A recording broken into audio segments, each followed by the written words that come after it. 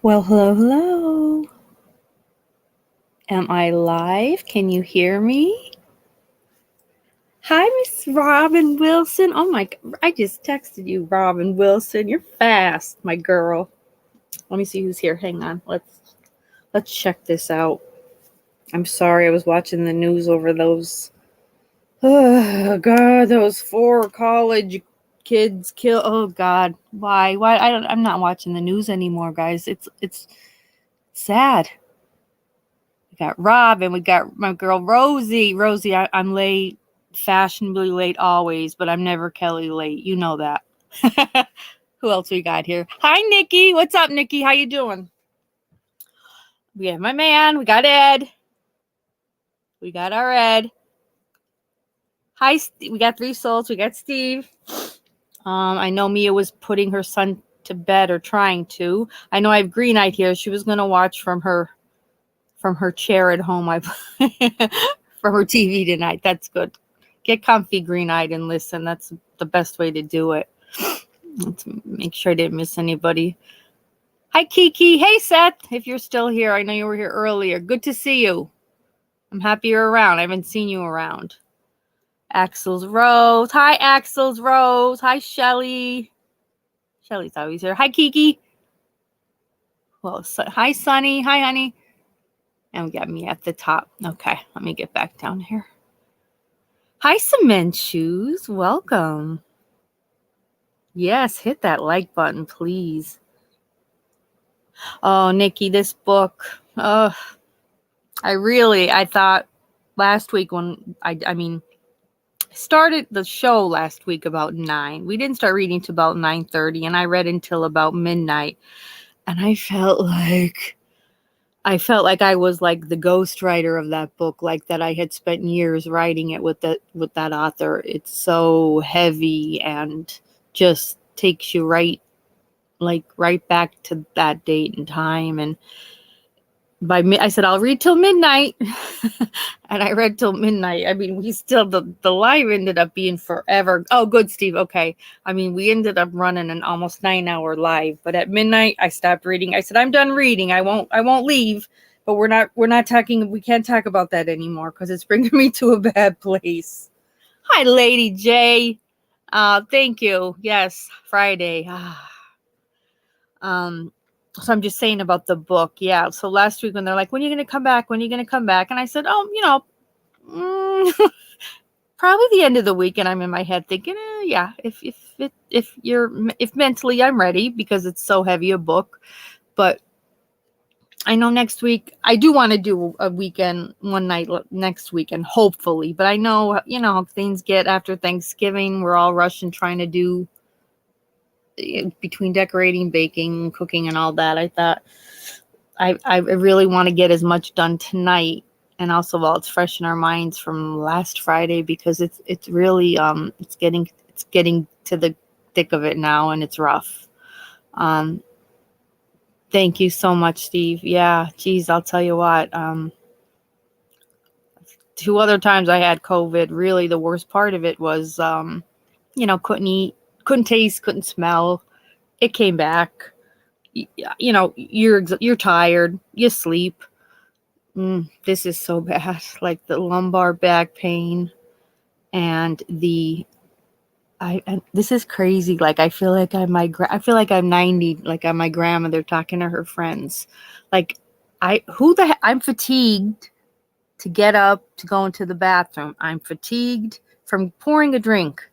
I'll come back in my room as if I had just finished a marathon. And I'm out. I'm done. And I've never, ever in my life witnessed I had mono when I was 16. And I thought that was bad. Like I remember my mom having to walk me to the bathroom. And I thought, wow, this is, now I know what it's like, to be sick or you're so exhausted. No, this is pre-fatigue. Like, oh, geez, God, I probably should go to the bathroom. And then it's like, oh no, that's not going to be good.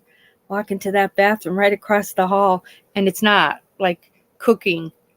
Not good. Having to sit down while I'm boiling pasta. That's not me at all. at all. In bed. And even it's just where I'm at, down if I'm downstairs, like my dad, I call it the locker room, but he hangs out in the television room. Like we have another room, which is a really pretty room. Like the Christmas tree will be in there. So I'll hang out in there, but I don't just hang out and sit at my kitchen table during the day. So I'm in my room, whether I'm at my, whether I'm sitting at my desk, I'm on my bed, regardless, I'm tired. So if I'm upstairs, I'm staying upstairs. Yeah. Oh, yeah, I do great. First of all, my son is fantastic. Thank you, God. Hi, Frank. My son is great. I mean it. Like, cause I don't, along with this, and I never was a good sleeper the past few years, but, 4 or 5 a.m. rolls around. I'm just looking around like, what next? It'll turn light out and I'll get confused. Like, all right, is it, where are we? Is it 5 a.m.? Is it 6 a.m.? Is it 6 p.m.? Like it puts you in the worst fog. Like I don't, I don't know who I am. I miss working out. I miss working, but I know it could be worse. And I know a lot of people that are going through this same thing. I really can't, my cousin is, they're calling us COVID longs. So we have what's called COVID long. She's losing her hair to the point where like they're telling her, she may need to consider getting a wig. I'm like, nope. I mean, I have a ton of hair and it's long and it's thick, but at one point in this, maybe in September, I did notice to me, it seemed thinner, or I don't know. It didn't feel like my hair. That's how weird this virus is. Like the texture. Yeah, Nikki, the texture didn't even feel like my own hair. Yeah. It's like, you have MS. So anything autoimmune knocks you on your ass. I feel as a nurse, like this virus is mimicking a lot of different autoimmunes, truly is mimicking, definitely, like your MS, your, myasthenia gravis, your possibly even your lupus, where you just don't, like I have a ton of good intentions. I have so many friends. I have such a big family. Let's do lunch. Yes, definitely. Let's do lunch. And the damn lunch, I'm like, thinking in my head, I didn't even sleep last night. Like how am I doing lunch when in reality, I didn't even sleep last night? And that is really what it, the best way to describe it. You can make all the plans in the world, but without any sleep too, even if you wake up like wanting to go places, if you don't have sleep, you know what a piece of crap you feel like. Thank you, Live, Love, and I love that. Thank you so much. I'm happy you're here. Yeah, Nikki, it really does. And I wouldn't be surprised if along the line there are going to be, I don't know if there's going to be some familial links to this, but I just feel like COVID and autoimmunes, they're going to somewhere down the line come up with some research where they're almost like they're sister viruses. Hi, coolest review. I texted you too. What did Rosie say? I was here 7 minutes ago, but on my dumb phone. Oh, you're dumb. I hate phones, please. I'm not getting another one though. But yeah, how's everybody doing? Anybody right now have COVID? First of all, I hope not. But if anybody does, what is right now the worst symptom? Now, I know also as a nurse what we were seeing in the nursing home when we had our breakout, which I ended up with. But I'm, as a nursing director, you're not on the floor really asking patients their symptoms. But when CDC then called me because they had to do their tracing, and I told her, for the past 2 weeks, I've had like a bitch of a migraine. I said, which I just summed up to like, the job is like, I'm here night and day, and it takes everything out of you. I said, but geez, I'm having like sciatica pain that is literally stopping me in my tracks. Like I could be walking down the hall at work and I would have to dead stop because it felt like someone was like electrocuting me. And she said with this new strain that the top two new symptoms were lower sciatica, and the second one was migraines.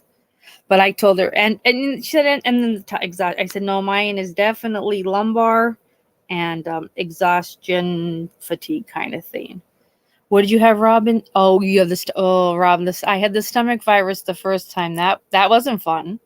That wasn't fun.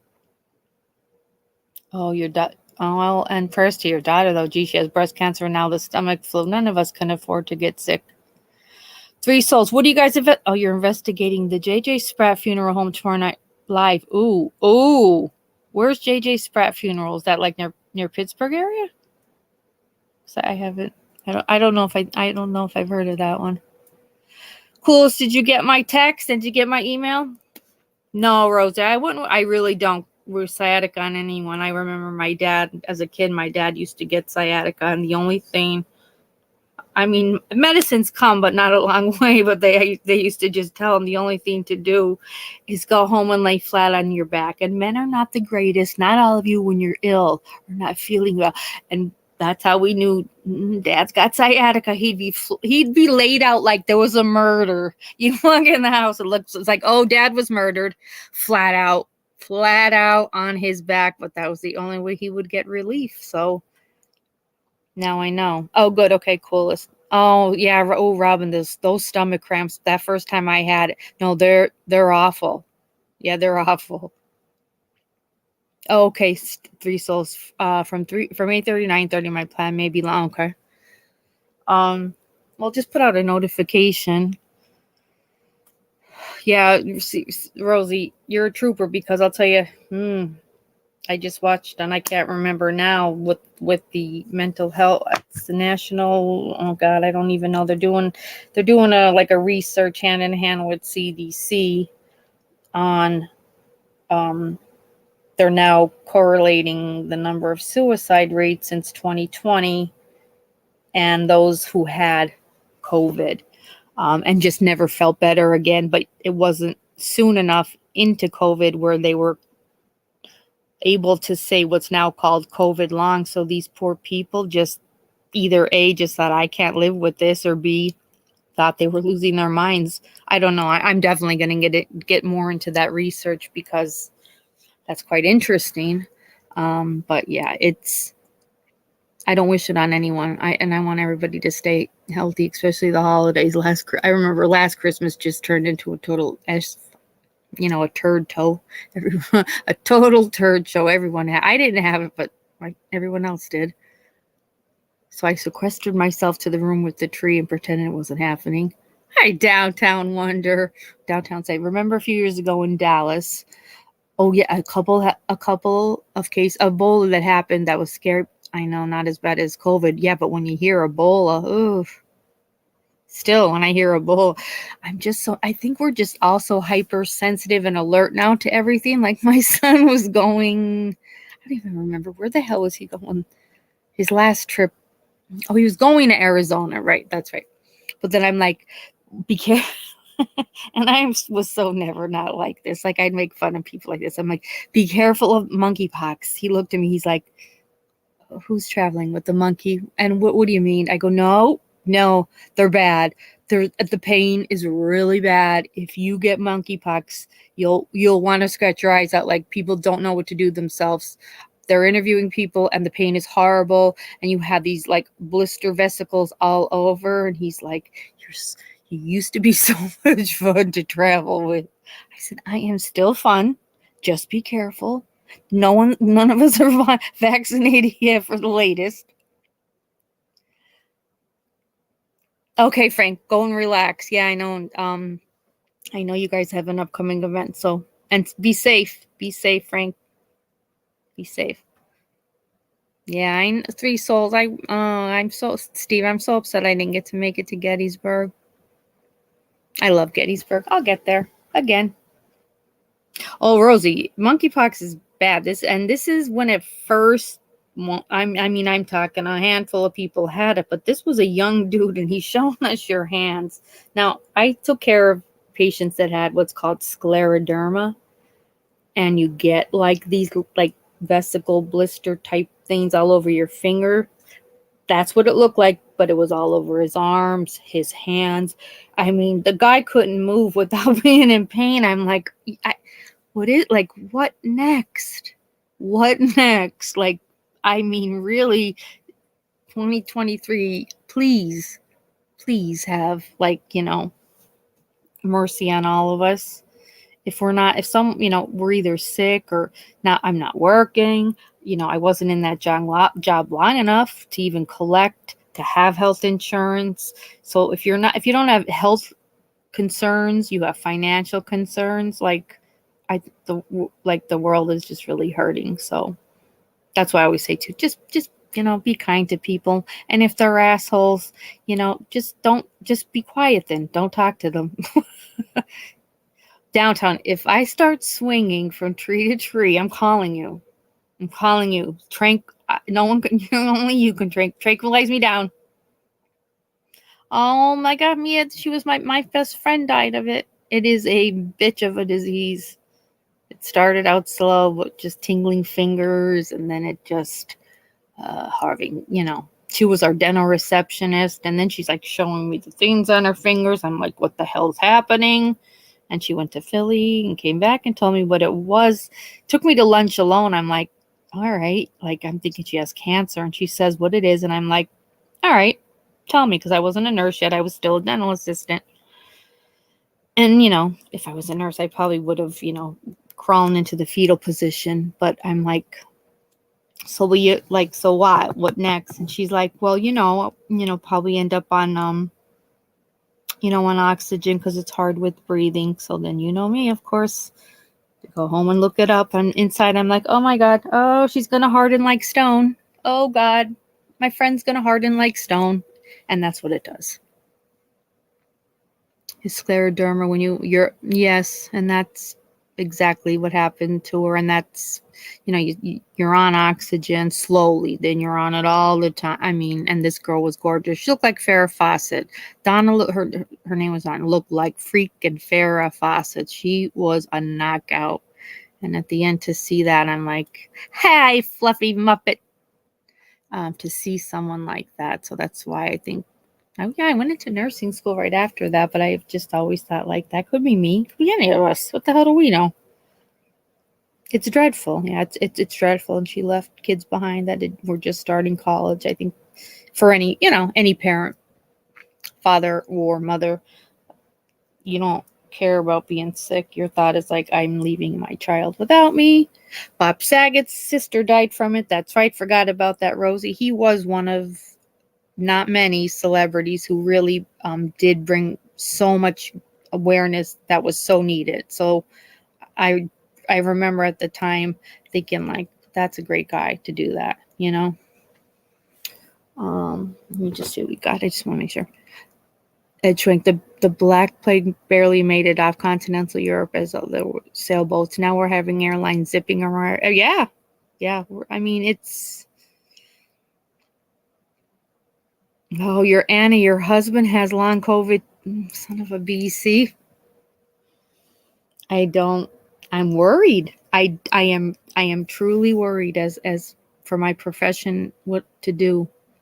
I have to work. I've gone through all my savings, but I also can't set myself up, for the jobs that I've normally done and where I make the best money as a single. No, I don't know what I'm going to do. I'm at the, people say I'm at a crossroads. Yeah, this is a crossroads where I have no answers. I'm just happy it's Friday and you guys are all here and we're chatting. Yeah, Bob Saget. His daughter just got married. That's weird. You said that too, Rosie. I just saw that in the paper. Bob's daughter just got married. God bless his soul. God bless his soul. We all know something. We all know his death was suspicious, okay? We all know it. He was creepy, yeah, but let's not get into that. Let's just keep it with the scleroderma because he did love it. They said he really loved his sister.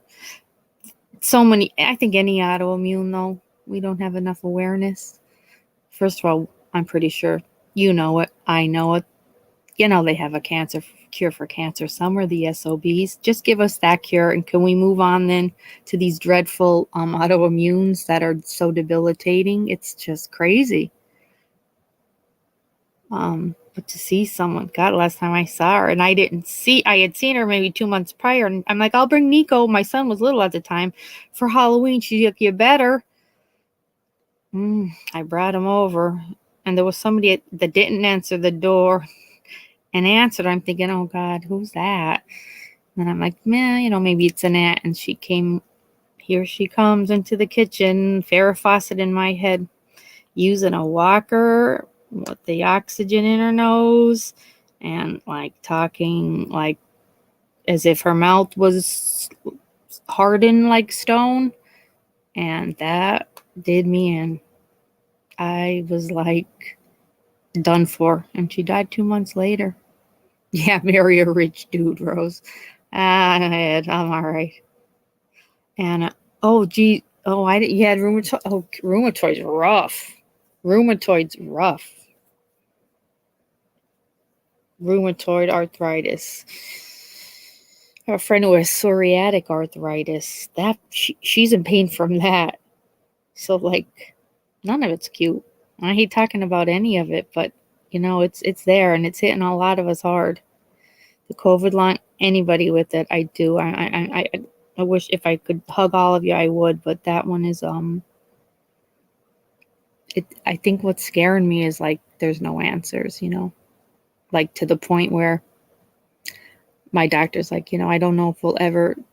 I don't think, and he's real. We're good friends. He's like, I don't think we'll ever have a vaccine all encompassing. And I'm like, I'm not doing 4 different vaccines a year because there's 4 different strains. I didn't said it at the beginning, but and I'm a nurse. I'm not an anti-vaxxer, but come on. Do y'all have wrenches? I don't know. Let me see here. Well, you guys are all my friends that are here now, so I don't see any strangers. You're all good. I try to make as many of you because also a lot of you have channels. So rather than saying to another mod, oh, can you drop coolest, link? Just please remember to always drop your links when you're here. Aw, Green Eye, thank you. Yes, Mia, that's sciatica. And when you feel that pain start like your lower back, buttocks, and it goes down your leg and it kind of stops you dead in your tracks, yeah. Hi, True Crime Paralegal. I'm happy to see you too. Thank you. Yeah, Mia, that's sciatica. I hope you don't have COVID, Mia. If you haven't had a history of sciatica or back issues, I don't know. I just double check. Hi, Delilah. Is that my ex-husband in the behind you? I hope not. Where was that picture at? That's at I don't know who he is, but that was my ex-boyfriend was in a wedding, and that was like the rehearsal party afterwards at a really nice restaurant in Philly. So do you live near Philly? And do you know Stephen Lippitt? Because it was his wedding. So if you know them, then that might be your husband, which would be funny. Miguel, great. How'd I get it? You don't get sciatica from sleeping wrong. I mean, usually it's like a history of back issues or COVID that's the number one new is the lower back pain. So don't you have any, can't you get free tests? What I meant to ask if that is my ex-husband's trying to do in your profile. I know what you meant. Delilah, for a minute, I'm like, oh my God, I'm not going to turn around. Is Delilah psychic? And there is a man behind me. But I'm like, no, I see the guy in my avatar picture. He was sitting at a table behind us, but I don't think so. They're from Pennsylvania. Unless you're from Pennsylvania, hey, you never know. Or you could have maybe you need a new mattress. Do you maybe need a new mattress? Jacob sleeps with you. You could just be having, just a couple of rough days from that. That's all. I always just, I don't go crazy. I don't check don't test myself for COVID. I only did because I was in a new position as the director and we had an outbreak. So that's the only reason I was tested, and bingo, you have COVID. Wood Green, I say, I know someone with sciatica who was a paramedic, and while he was treating someone on the roadside, oh, Jesus Christ, he got hit by a car, and it was a struggle for him. Oh, my gosh. You okay, Green-eyed? That's awful. God bless our, Jesus, especially our EMTs, our paramedics, our firemen, our policemen, our ambulance driver, the first on scene. Woof. Delilah, I'm joking, but it does look like him. Hey, you never know, Delilah, right? It's a small, us girls got to stick together. Oh, you live outside of Philly, Nikki, do you? Where are you at? My son was living right in downtown Philly, with my ex when he was first went into college. He's back here now in school, but I had lots of family. They were in like Plymouth Meeting area. I like Philly. Philly's fun. True crime. I had god awful. Oh yeah, that's another. Yeah, unless you're pregnant too, Mia, because a lot of women get that with sciatic when they're pregnant. True crime. I had god awful sciatic when I was pregnant with my oldest. I couldn't. You can't walk. It's the worst. Oh, Bluebell. I know where Bluebell. Yeah. Okay, Nikki. Cool. I didn't realize we were that close. Yeah, the sciatica. My girlfriend Chrissy was it was her first and only. No, that's right. She had a later in life baby. But she had pretty rough sciatica, like in bed all day. She's a nurse too. Last 6 months were pretty much in bed for no other reason but she could barely walk. Mia in front, in the midst of all this, Mia writes, "Firemen are hot."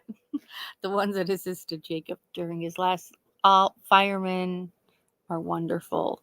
Policemen, EMTs, paramedics, the drivers, thank God we have them.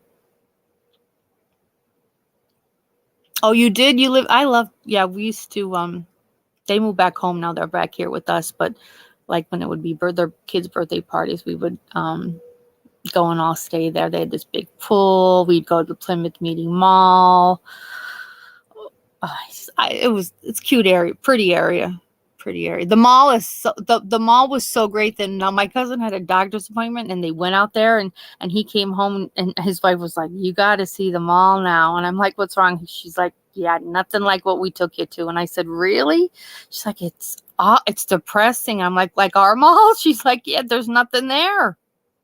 I said, I just think that's everywhere. A lot of stores just did not make it after COVID. They just could not. They didn't make the comeback, which, we kept saying, "Oh, I hope everybody comes back and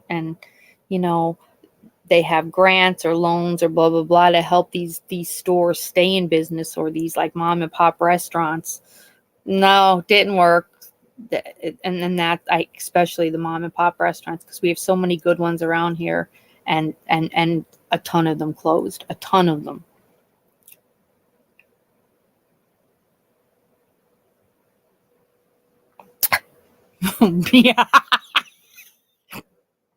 Mia, listen. I'll talk to you later afterwards. I'll show you what I've got. Yeah, really, you don't need a date. Yeah, come on now, Mia. You're a girl at the time, so you don't need a date. Oh, Nikki, I am in. Wait, where are you? So you're in Philly. I am in. I could say Scranton, which you might know, or I could say the Poconos. John McSmith, you're okay in my book, buddy. That's all I got to say. So I am about 10 minutes, from Scranton, and probably about 35 minutes from like the Poconos. Like we have Mohegan, Mount Airy, which is a beautiful casino. We have like outlets. So yeah, I'm in the like Northeast PA area. Thank you, John. Yeah, smash that button, guys, if you don't mind, and just like and just sub if you haven't yet. I appreciate it. Happy you're here, John. Mia said it green. I do not do, I don't either. Sometimes I do. I miss it. But right now I just, doing, I have a lot of hair, long hair, washing it, drying it, doing it. Oh, God. I feel like an old woman. Green Knight said, oh my gosh, Mia, when I had to call paramedics to my parents' house to help out my dad, there were like 7 men that showed up, and this was 2005. I was like, oh my God, these guys are gorgeous. John, no, Scranton, like is in the television sitcom The Office. Did Dumb and Dumber show up in Scranton? I don't know. I couldn't watch. I love Jim Carrey, but Dumb and Dumber annoyed the crap out of me.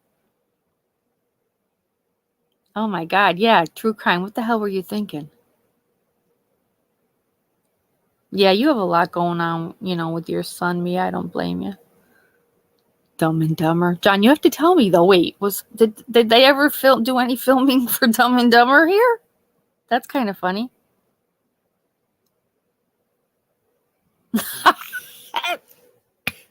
Fluffy.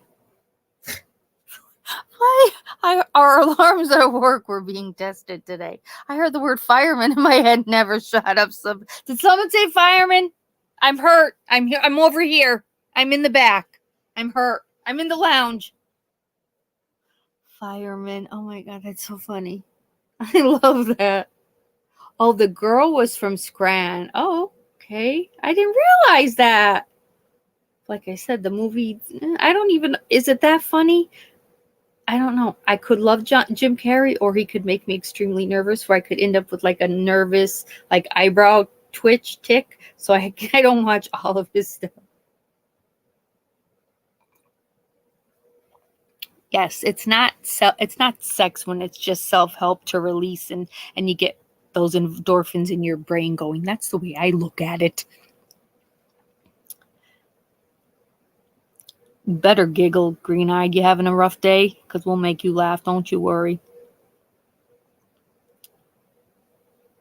I like 5 paramedics came, and I had my bamboo pajamas on, no bra. Why is there always the no bra? I had a call last year for Nico. They show up. Oh God, no. The no bra makes it look like we're we're in the middle. We're in the middle of the rough, like as if I'm in the middle of a rough hood. My dad can't hear. He's yelling. Who's at the door? I don't have a bra on. My hair's up. I look crazy. Mia and I can't menstruate. God, oh Jesus Christ!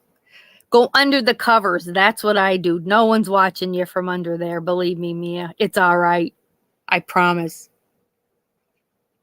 Poor Fluffy.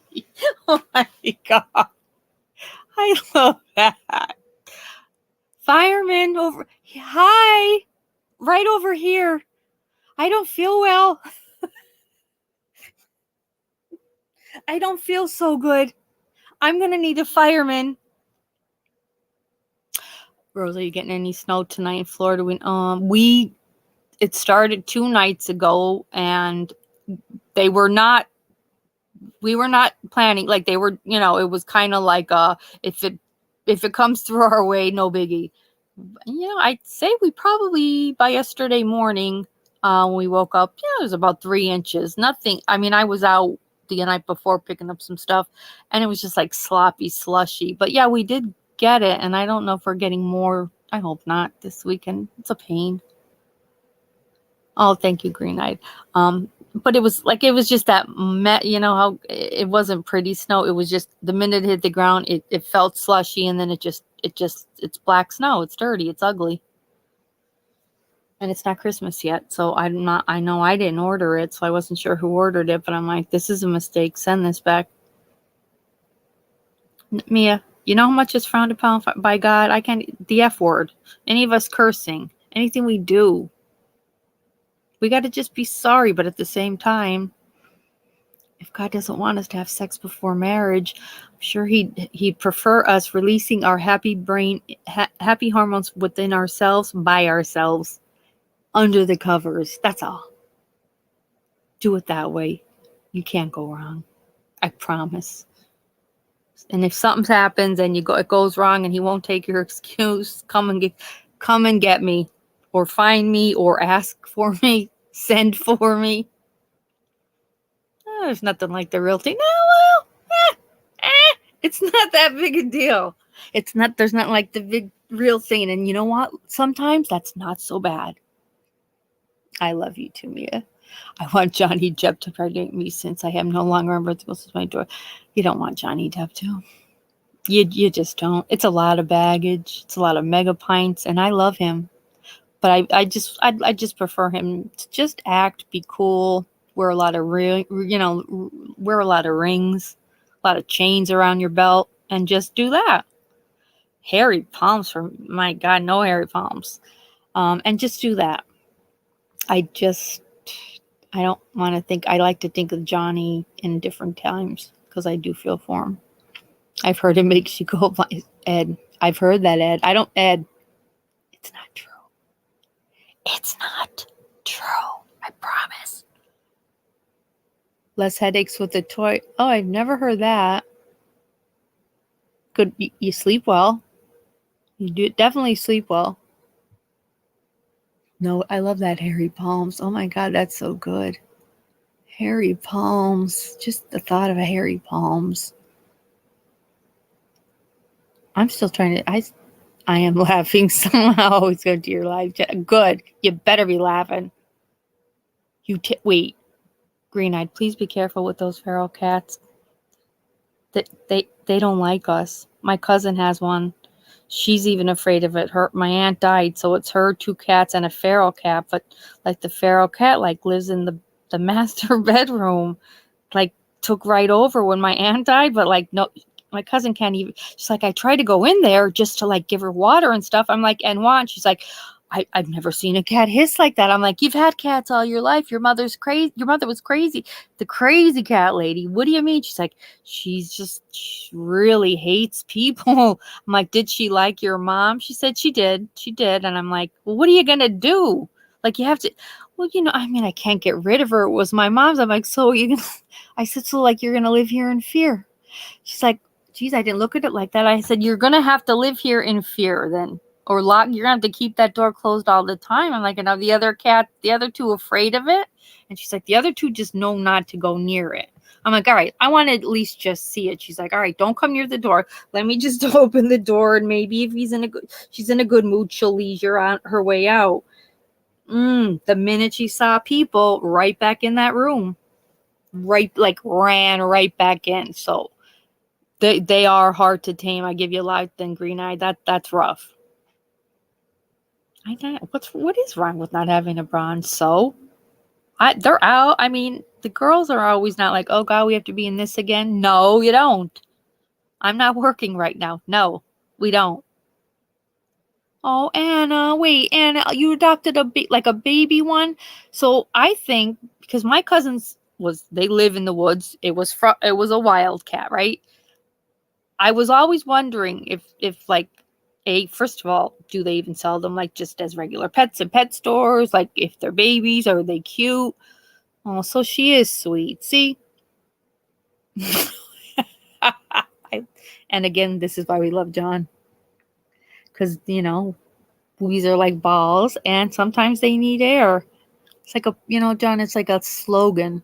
It's like a slogan for us girls that when we're home, we don't need them on. I don't need it on. I sometimes after work would be taking it off in the car. Oh, Anna, I love that you adopted a little one too. First of all, would you name it? And if you have any other pets, how's that going?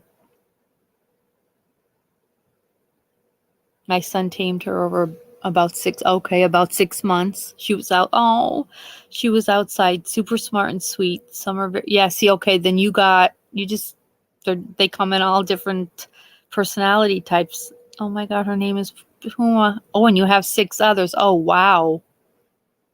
Oh, thank you, Mia. I so appreciate that. Thank you. Wow. That is, first of all, and she's able to, deal with being around all your other cats. So that's a lot. Like that's like definitely just a really good disposition cat. I'm happy you did that. That's a beautiful thing to do. And yeah, next cat I get, I'm not cat, dog. I'm allergic to cats, but I would love to try to adopt. Coolest. What is it like wearing a shoulder holster? You mean a boulder holder? I mean, it depends. What's that? I mean, we're not Dolly Partons over here.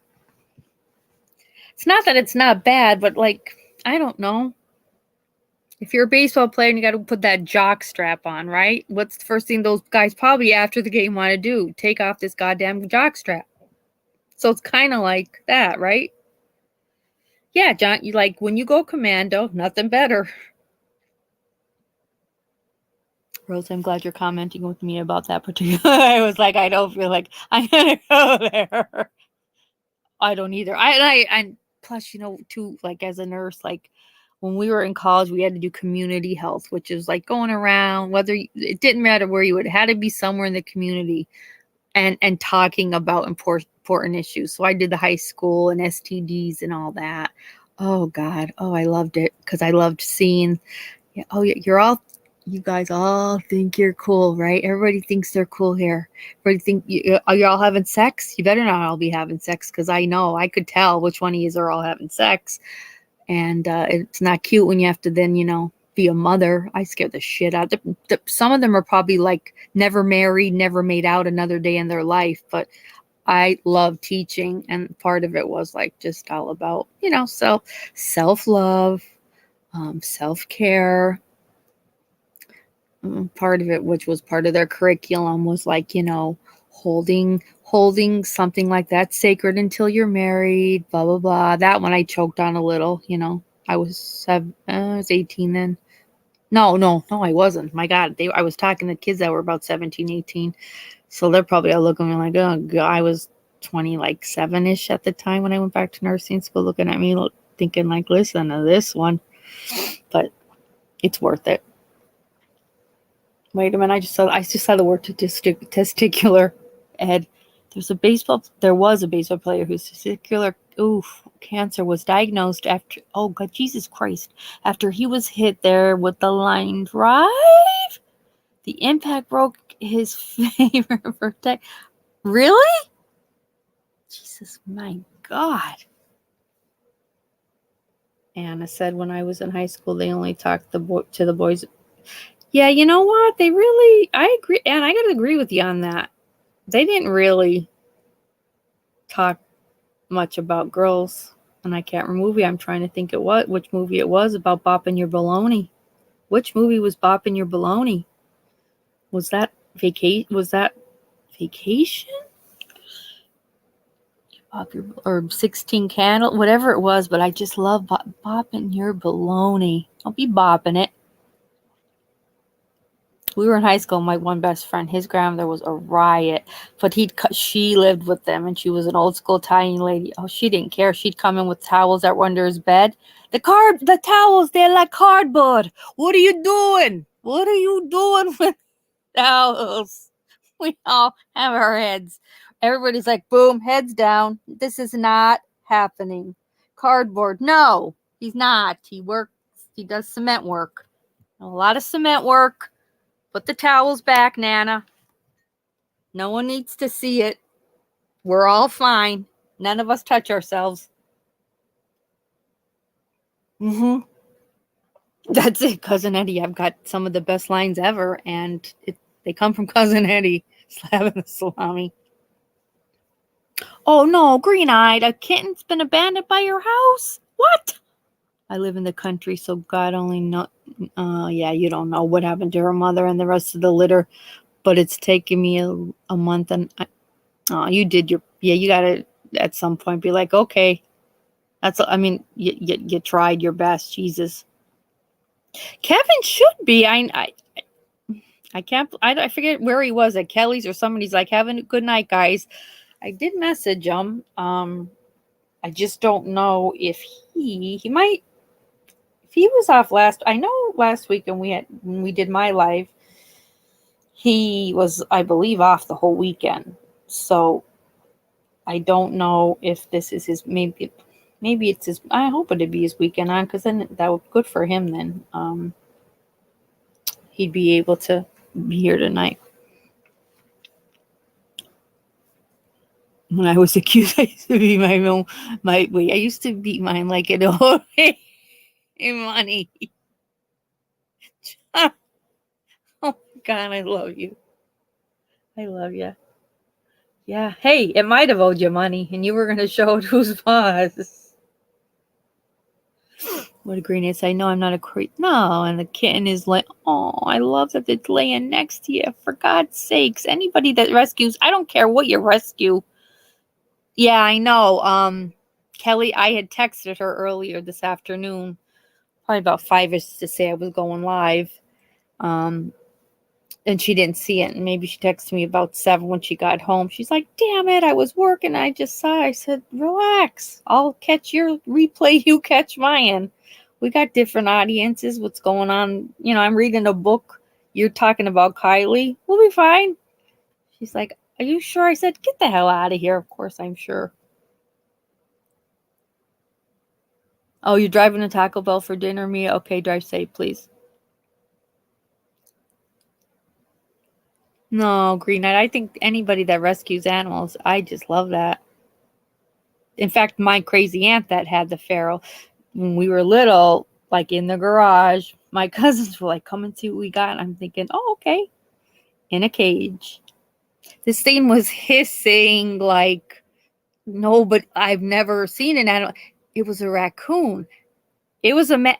He wasn't mad. He was mad. He didn't want to be there. He didn't want to be there. He didn't want to be in a cage. I'm like, that's a damn raccoon. Look at I'm like, those claws alone will kill all of us.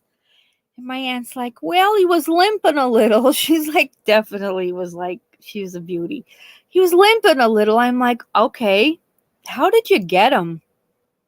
And my uncle, my mom's brother, he was a big dude. He played college football. He was enormous. She goes, well, I put on Uncle Charlie's gloves. I'm thinking regular, like, what do you mean gloves? Regular gloves? And yeah, and I put on high boots and I just kind of snuck up behind him. And I'm like, oh my God, Aunt Jan, like, what does he have? She's like, well, you know, I got him in the cage, but he's so mad. I haven't been able to check him out. I said, you're not gonna. What do you think you're gonna do? Tell him lay it out on his back so he can check out his foot? I'm like, you're not doing anything. Give him some water and let him be on his way. These are wild animals. They'll figure it out. This animal will kill us. And my mom's brother was so funny. He's in the kitchen. Oh, her name was Jan. Oh, that Jan. She just loves those animals. I'm like, that I'm not sleeping over tonight like I planned. Like, that raccoon's going to kill all of us if it gets out. She had no fear. Not one fear. And she's like, I'll let him out tomorrow. Oh, God. I remember giving him pasta because she made pasta and we had it. The stupid thing. Please picture a stupid raccoon hissing. It looked like it had rabies, but eating pasta like as if it owned the house, like as if it had requested pasta and meatballs. I'm like, only here. I love this, but you got to get rid of it. She didn't even put the gloves on to get rid of it. Opened the cage. The stupid thing left. It probably looked at her like, I'll be back, lady. The pasta was pretty good. Raccoons are a member of the bear family. That's his first. Wow. Yeah, and when I saw the claws on that, I looked at them, and were my cousins. They're 4 girls. I looked at all of them like, are any of you a little sane like me? Anybody?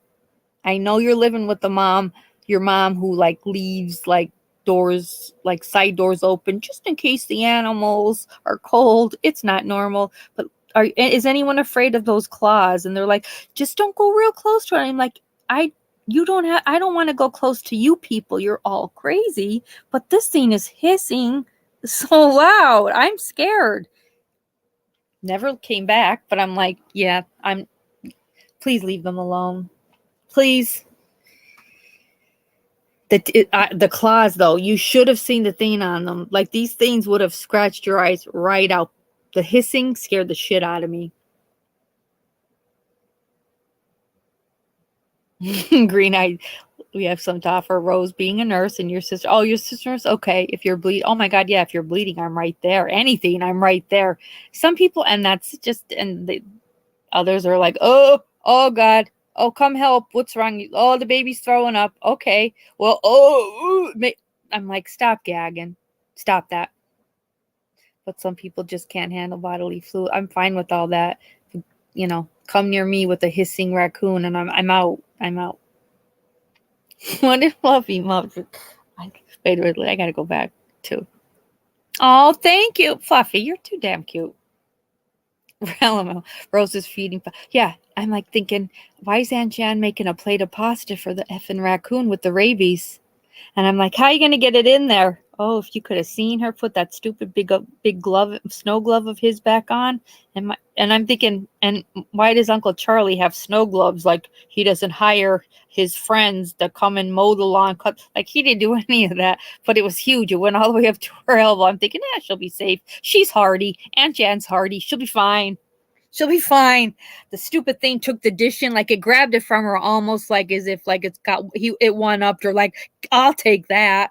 And it was spaghetti, like just like, scooping the spaghetti out of the bowl. But then the stupid thing was like holding a meatball in the other hand, like as if like if any of you bitches even try to take this meatball, you're down. I'm already in a cage. When I get out, I'm killing all of you. But the meatball's mine. Yeah, she was so happy. She's like, oh my, look at that. He loves it. In my head, I'm thinking he's probably in the woods eating other animals, Shit, what do we know? What you're so happy. Should we give it a 5? You're getting a 5-star. I'm like, Aunt Jen, your food is always 5-star. Does it take a fucking raccoon with rabies and a bum and a bum knee? Yeah. The best part was when she freed it, and me and my cousins were like, younger. We were probably about, I don't know, 15. We're like, come on, get up. It's the freeing of the raccoon. Oh God, the stupid thing. She lets it out. She took it out to the end of the driveway, opens it up, and it's like limping away like an asshole. But it's kind of turning around, looking at us like as if like I'm still watching you fools back there. But it was slow, like it was walking slow, and I'm like, oh wow, it seemed so much more feisty last night. Guess what my aunt says? I miss my aunt. She just passed away. It's probably all that pasta I gave it last night. I hope I didn't give it too much. Now we're going to worry about portion control. I hope you didn't either.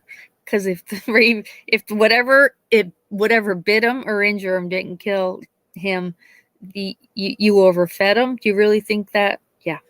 She worried then. Never saw him again. She'd be like, did anyone see the raccoon? I'm like, God above. No. Did anyone see your youngest child, my cousin Christine, who's 5 and runs around this house like she owns it? Like the priorities. Oh, I loved her. That's right. Green Eye. Let's not forget that. I had a woman's finger in a cup right not at the nurse's station, on my desk in my office. So even if I had to pull a nurse in to discipline her, or I had to have a doctor's meeting, my office was huge. Yeah, the fingers were there. They were good black fingers that didn't look real, and it was Halloween time, and it was fitting. It was fucking fitting as hell. I was so clever with that. Oh God, even the doctor walked by. He's like, wow, that's beautiful. I can't believe you did that. I'm like, I can't believe you said the term like bone crusher in front of her. I go there. He's like, in my head, when you think of something, but you can't remember the name. I go, He's like, I just couldn't think of the name of that. I go, but you knew you've never ever used something called a bone crusher. He goes, I know. He goes, and I was mad at her because I kept telling her to stop smoking. So when she comes in with 2 black fingers, that's what we're left at. I'm like, we were left at crushing her bones. And instead of discarding them, I said, you're the one that said get a specimen cup. So I'm just obeying doctor's orders. I'm the only one obeying your orders. He's like, look, and he was funny. He goes, look at them just sitting there. I'm like, well, let's hope they don't do anything but, or I quit. What do you want them to do? I keep meaning to see if you did remember. I just started. I filled it all out. It is a real pain. YouTube, I see what they do. They make it like not easy to get monetized. doesn't help. I forgot to get my new photo ID, and when I went to get it done, it was Veterans Day and they were closed. So I have to go this week, and then I could just send them. They just need a picture of my license, and I think otherwise everything is set. So that'll be fun. Yeah, and it's just the fingers on my desk. But then I was like, oof, I hope like nobody told, like I had really cool nurses, but you know, sometimes if you couldn't give them a day off, they had a bug up their ass. And then I'm thinking, you know, my luck, like CEO is going to walk in. He's going to ask me, what is that? I'm lying. I'm saying decoration. He's going to say, no, I've heard worse. And then I'm going to have to just blame my medical director who loves me and say it was all Dr. Beetzel's fault. Him and that goddamn bone crusher that doesn't exist. What did it say? I just remember the time Fred Flintstone brought home a saber-toothed tiger kitten. 6 months later, it was eating all Fred's brontosaurus steaks. Oh my God, thank you, green-eyed. Brontosaurus steaks costing him a fortune to keep this animal fed. Well, I don't know if any of you guys are hunters. Now, we're not in my family. I don't know if it's an Italian thing. They don't want to go out and hunt it. You know, just bring it on over. Call the butcher.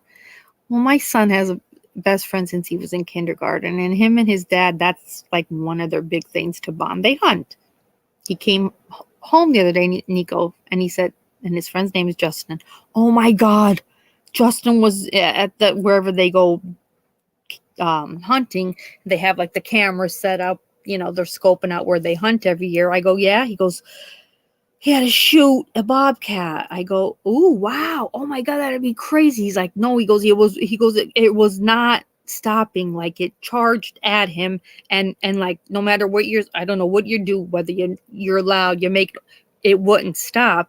He had to shoot him. I said, oh my God, that is so scary. Did he kill him? He said, yeah. I said, what? He's like, well, he has him in his truck. He's taking him to the taxidermist. Well, it's illegal. And I didn't know. It's illegal. So it's illegal. And I don't know if it's Pennsylvania, to kill a bobcat. And I'm like, well, I don't know about how could it be illegal? Like if it's coming at me, what do you like? Unless you tell me some extremely effective way that it's going to stop, to which it wasn't. And Justin's a good hunter. What else do you do?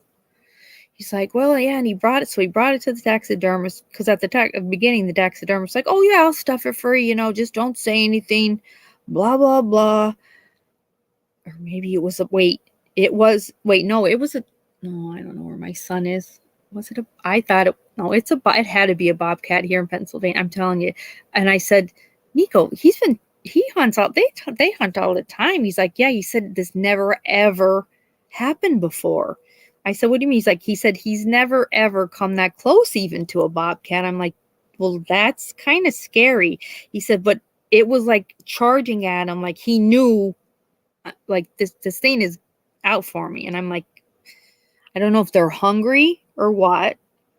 So I'm like, so the taxidermist is illegally going to stuff it for him? He's like, yeah. Then he calls the next day. He's like, oh, Justin got bad news. I'm like, what? He's like, oh, the taxidermist, I guess, slept on it, thinking about it. He's nervous. He doesn't want to get in trouble with it. Justin, he's not going to stuff it. And Justin has to go pick it up, figure out a way to get rid of it. I'm like, can he just not bring it? Can he just bring it back to the woods, and maybe other animals will like just eat it? He goes, I don't know what he's going to do. I said, oh, well, it's an interesting story. That's weird. Yesterday I go, how's Justin? What happened? Like with the bobcat and everything, did you get rid of it? Oh God, he got rid of it. I go, what do you have to do? What the fuck? Talk about more of it. He goes, he sawed his head off, or he did. I go, what? Like he dismembered. I go, his head?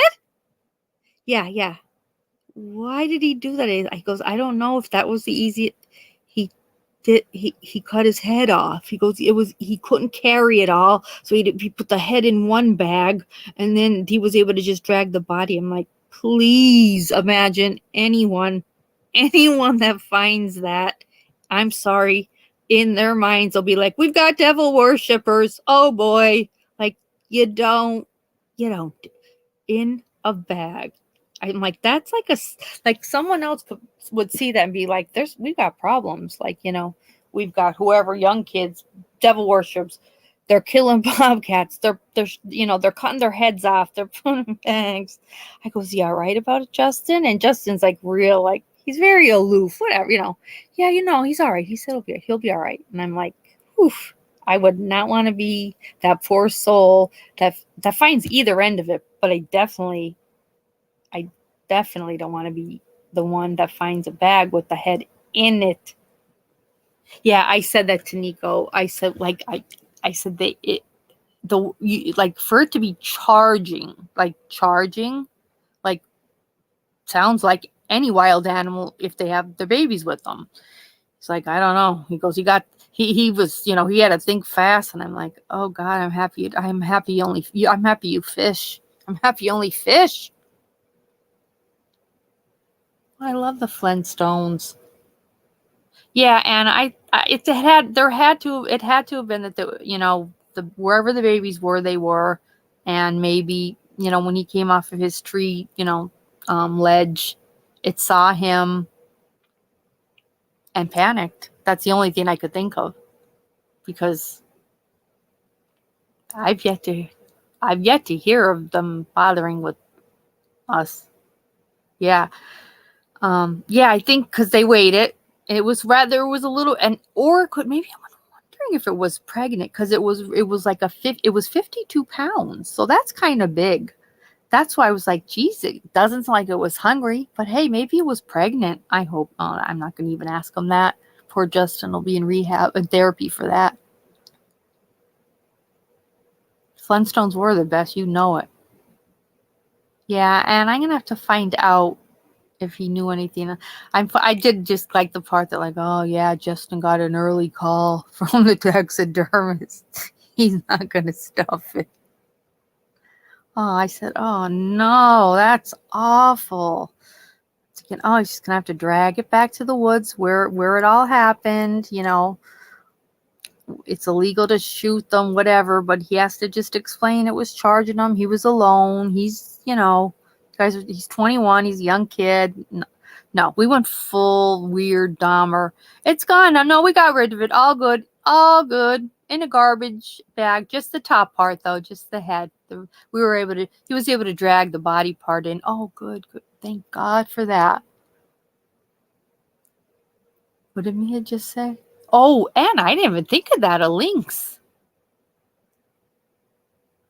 It was really, because he told Nico, he goes, it was coming at me like not normal speed, like Olympian speed. So maybe that is a lynx compared to a bobcat. When Green Knight say, can we all gather together and sing the songs themed? Gilligan's Island is a good one. You know that. Gilligan's Island, that was such a good show. I loved it. That was a staple in the house. You had to watch Gilligan's Island. I miss all those kind of shows. Land of the Lost. Remember Land of the Lost? Land of the Lost. Was it the father, the daughter, the son? Remember the hairy palm creature? What was his name? Umchucka. Umchucka. I miss those shows bad. Like, we don't have stuff like that anymore. We were talking about shows the other night with my cousin's kids, like 8 is Enough. Remember 8 is Enough? 8 is Enough was Lynx 20. You know what? To me, it might have been a lynx then. It might have been a lynx. I mean, Justin's good though with animals. I don't know. I don't know. I think you might be right with the baby part of it. Because he in no way, was scoping out anything other than deer. So and was alone. So he was just might have been unaware. And like you said, the babies could have just been not too far behind her, and you're just not seeing them. And the slee stacks, yes, the slee stacks. Those were all just.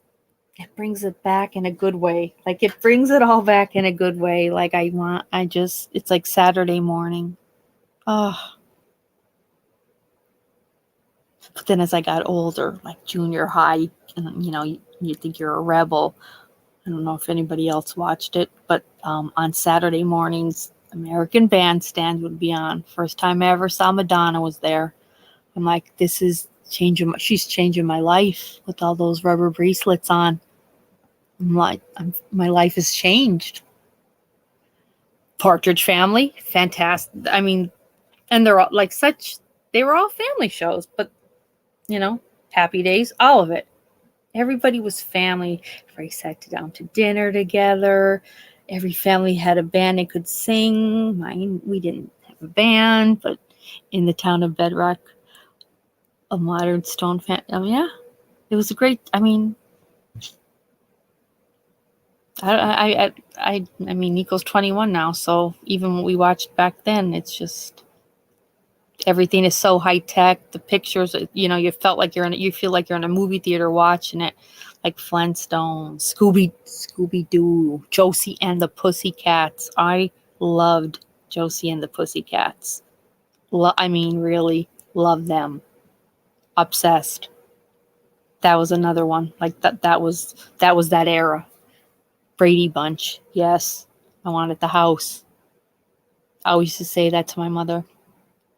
Why can't you and Dad be divorced? And then we have I have more brothers in a big house. She'd be like, well, they didn't divorce. Her husband died and his wife died. And I'm like, but look they're never alone. Look at because I thought this. I'm like, look at their stairway. Why can't Dad be an architect? And Josie and the Pussycats, long tails and ears for hats.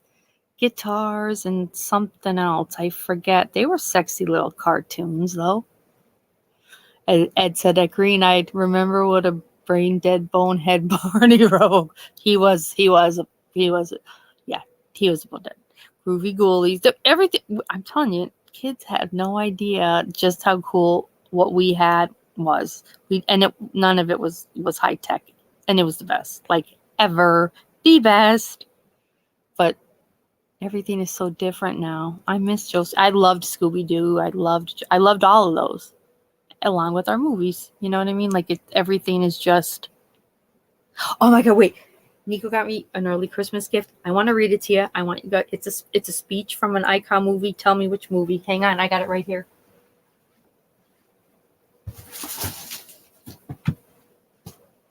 I didn't frame it yet. I did not frame this yet because I wanted to read it to you guys. Because I know you're going to get what it is. But it's amazing. I love my son. He gets me the coolest gifts. Ready? So this comes from this is one of our icon movies of our day.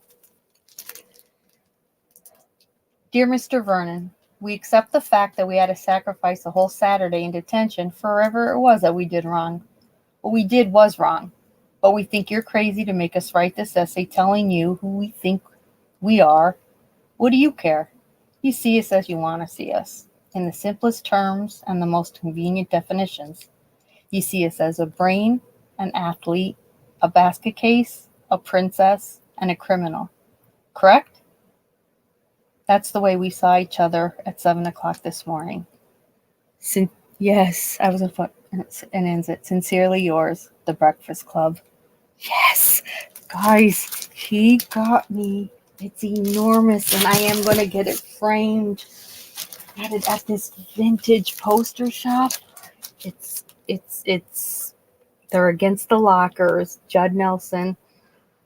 On the floor is Ali Sheedy. Then standing up is Emilio, and then Molly, and then Mike. Oh, it's perfect. I'll post it. But just the way it's written, I'm like, oh, I gotta read this to the group. This is just. It's beautiful. It is so beautiful. It's one of my favorites, but I just remember that towards the end as he was writing it, when he brought it. Did he even bring it home? Oh, this past summer after he'd been away all summer, I was crying because he was home, but I didn't want to say anything, but I think I was crying more because of the gift. Don't say that to him. Don't tell him. I was like, oh, I love him. I love you. I missed you. Give me that again. Can I have my gift? So good. It's amazing.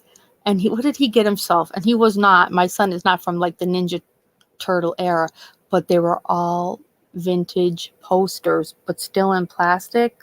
He got a Ninja Turtle one. He got like a Pokemon one.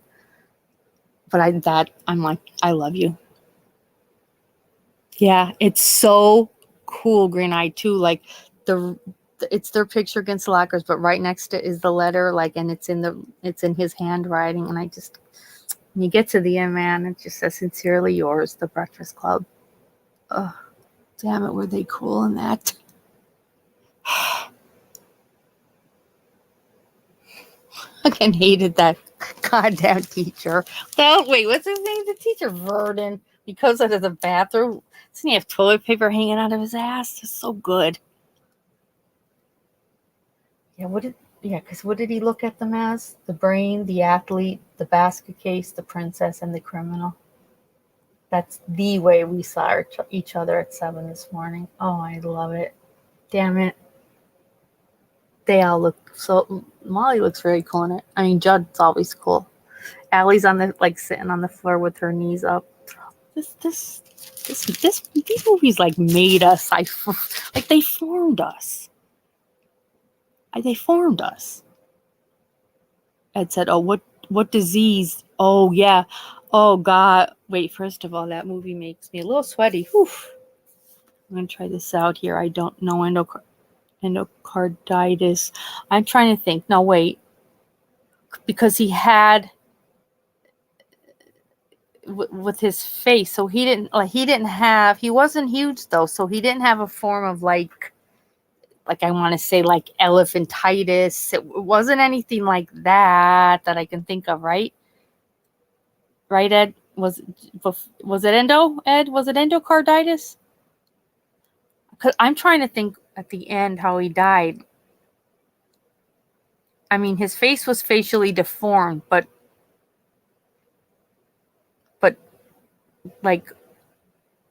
didn't he die? Did he die at home, or did she find him dead? How did that go? Man, is that a great movie? Jesus Christ, Sam Elliott in that movie.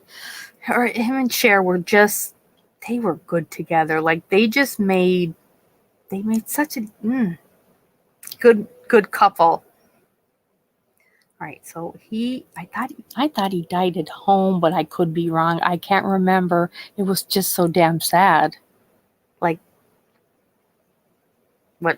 Then you have a cool mom who has a cool boyfriend who has a cool motorcycle, and then everybody loved them. Yeah, no, it wasn't elephantitis. What? No, don't say an IOD, Ed. Please, no. Really? I hope not. Because he lost his... Oh, I hope not. Oh, please, no. Please, no. Please. My heart can't take that. No. Did he have a girlfriend in the movie? I'm trying to think if he even had a girl in a... Did he have a girl in the movie?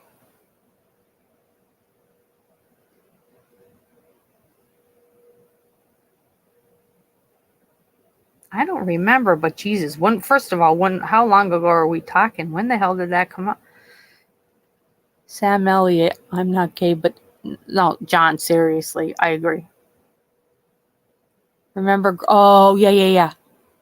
Let me wait. Hang on here. Okay, here. Roy Dennis, October 4th, 1978, at the age of 16. Complications of cardio, diaplegia, dysplasia. Parents. Ugh. I mean, his death scene. I don't want to see his death scene. Okay, so he was born with an extremely rare bone dysplasia, which caused his facial bone features to contort and grow it at a normally fast rate. Doctor told his mother the boy would suffer multiple disabilities because of his disease and would most likely die before he turned 7. Oh, wow. So he made it, the teen suffered from dysplasia, sometimes and commonly referred to as lionitis, because their face takes on the structure of a lion, which, yes, that is exactly what his face did look like. It is an extremely rare autosomal recessive bone disorder that causes calcium to build up in the skull, disfiguring the facial features and then therefore reducing life expectancy. Oh, like who played him? Who did we just say played him? Because he played a good role too. Who was it? Oh, Eric Stoltz. Jesus, I just can't. I mean, Sharon, Sam Elliott did it for me. Green Knight said, "Oh, Edward, it's a cranial something." Yeah, where the calcium. Yep. Yeah, so that's, wow, it's extremely rare. Yeah, craniodiaplegia dysplasia. So you just have, what happens is just as you end up having abnormal deposits of calcium into your skull, and then it just basically crushes your face in towards your face, distorting it, and it ends up making it grow twice its size, if not bigger. Oh, Jesus, criminaries. God bless them.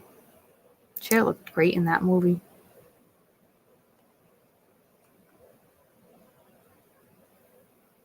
Oh, here's a little trivia with this. The saddest character death movies in history. That's number 1. That was number 1. Isn't that sad? That's very sad. Oh, the next one is Dr. Spock. Why? How sad was his death? Oh, dear Jesus. Dr. Spock. After you have that, we don't need Dr. Spock. Yep, I still haven't gotten over it. John Coffey in The Green Mile. I don't remember how he died, but that's a bad one, they said. Oh, God. I just want to... And then the number 1 saddest was John Merrick, the real Elephant Man. Sad. Oh, good night, honey. Good night, Rosie. I'll talk to you tomorrow, honey. Yeah, in fact, I was watching the news earlier, so please catch me up on that. I'll call you tomorrow. Thank you, honey. And feel good. John said, whatever happened to Shannon Doherty and the night? Well, that's a good question. Shannon Doherty, because she's had cancer so many times, and has, she seems to, keep beating it. They did a really bad, I didn't even watch it last year. They did like no, you're not a downer. We're talking about all kinds. Ed, come on. This is us.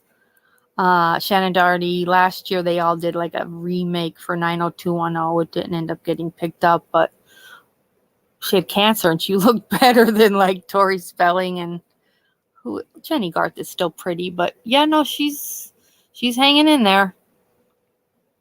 She's definitely hanging in there. It's whatchamacallit died. Remember when Luke Perry died? That was rough. Forget how the hell he even died. He was so young. They were devastated too because it was right before they were going to film this like remake of it, 90210, that he died. Was it his heart? I'm trying to think if it was his heart. I can't remember if it was heart. It is metastatic, but she's just beating it. She's beating it. I don't know how, but she's beating it. I know, Ed. I hate it. When you see them get sick, like, I don't know, because Luke Perry's was cardiac. That's what I'm thinking. I was thinking something cardiac, Ed, too. Like, I know he wasn't a cancer. It was terrible. It was out of nowhere. He was dead. They were all devastated. I just remember it being rough. I mean, yes, Elephant Man, and I mean, they're all good, but I mean, The Mask did me in. That was a rough one. Other than Luke Perry, I think they're all still around. They're all around. Yeah, I hope I do love Shannon, I must say.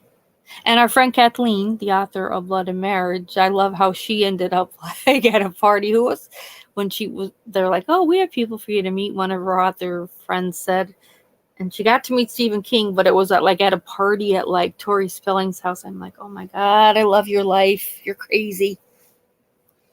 Green Knight said, okay, well, for a turn-up, I served dinner to Rusty Wallace, Dale Hart, Kyle Petty, Bill Simpson from Simpson Gear while I worked for... That is so cool. You worked for the NASCAR Yacht Club in the early 90s. I'm sure you have some pretty interesting stories. Was it a stroke, Rosie? Oh, that's so awful, too. Does it say how young he was? God, that was a rough one. Only because, like, when they die, like, suddenly, no one's prepared. The yacht club, that had to be pretty I would think that would be a cool job. Not so bad in the early 90s to be working at the NASCAR Yacht Club.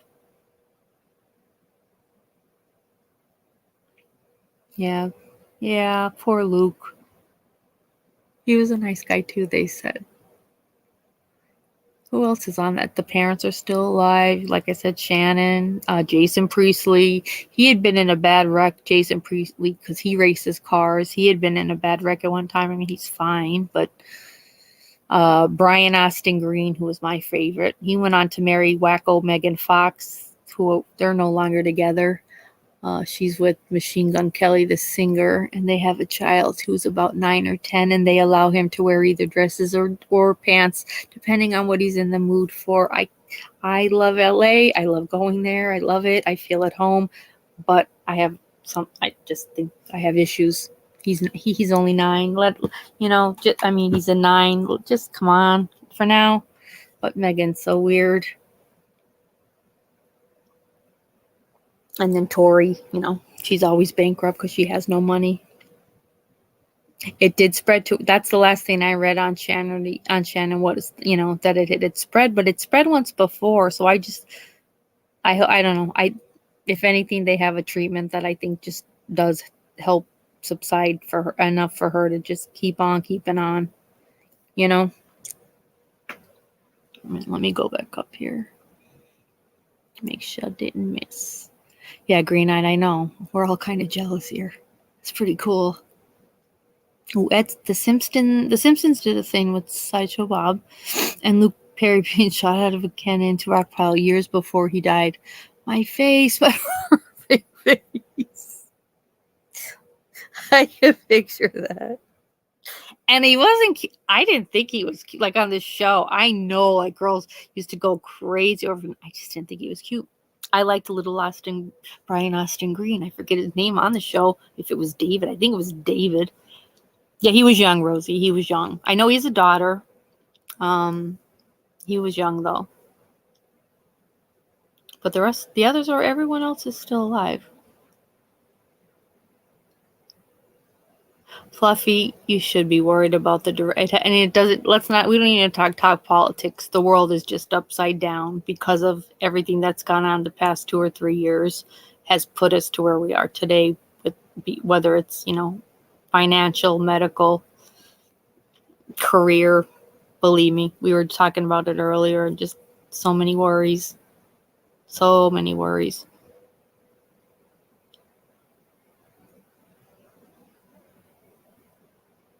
Wait, I want to ask Green Eye. Wait, hang on. I got to go back to that.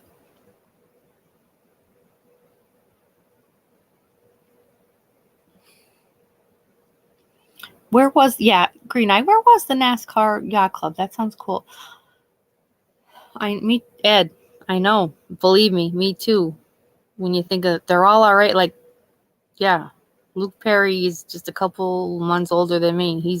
When you see... When people our age die, it takes it to a totally different level. It scares the shit out of me. Luke was on life support, had a second stroke. So they decided to remove him from the machine. Oh, that had to be so awful. So awful. Oh, what did Mia say? My cousin would wait on William Shatner at her old job called Wood Ranch in Simony Valley, and she said he was a mediocre tipper and would play dumb like he didn't know them. Oh, No, Shatner could be cocky, but I don't know what it is about him. I love me a good Shatner because he's freaking funny as shit. I love his Priceline commercials. I just love Shatner because Shatner loves Shatner. I know, no, Rosie, I know it. At one point years ago, I think it was too, but it does, my mother died and she had no lymph, it didn't hit one lymph node, and my mother died of metastatic cancer, 10 months later. It's in the cards, what's going to be, Yeah, no, that's just dick cool. It's like, there is nothing's promised. So, whatever, when we go, we go. We're lucky we're here right now, all of us talking about all this, you know what I mean? It's I just think I shouldn't have watched the news today. I don't ever normally, and all I did was turn on for the hell of it. I don't know why, and then I see whatever happened in Idaho or Iowa or wherever, and I'm like, go turn that off. Yeah, go watch her. Good night, Rosie. I'll talk to you soon, honey.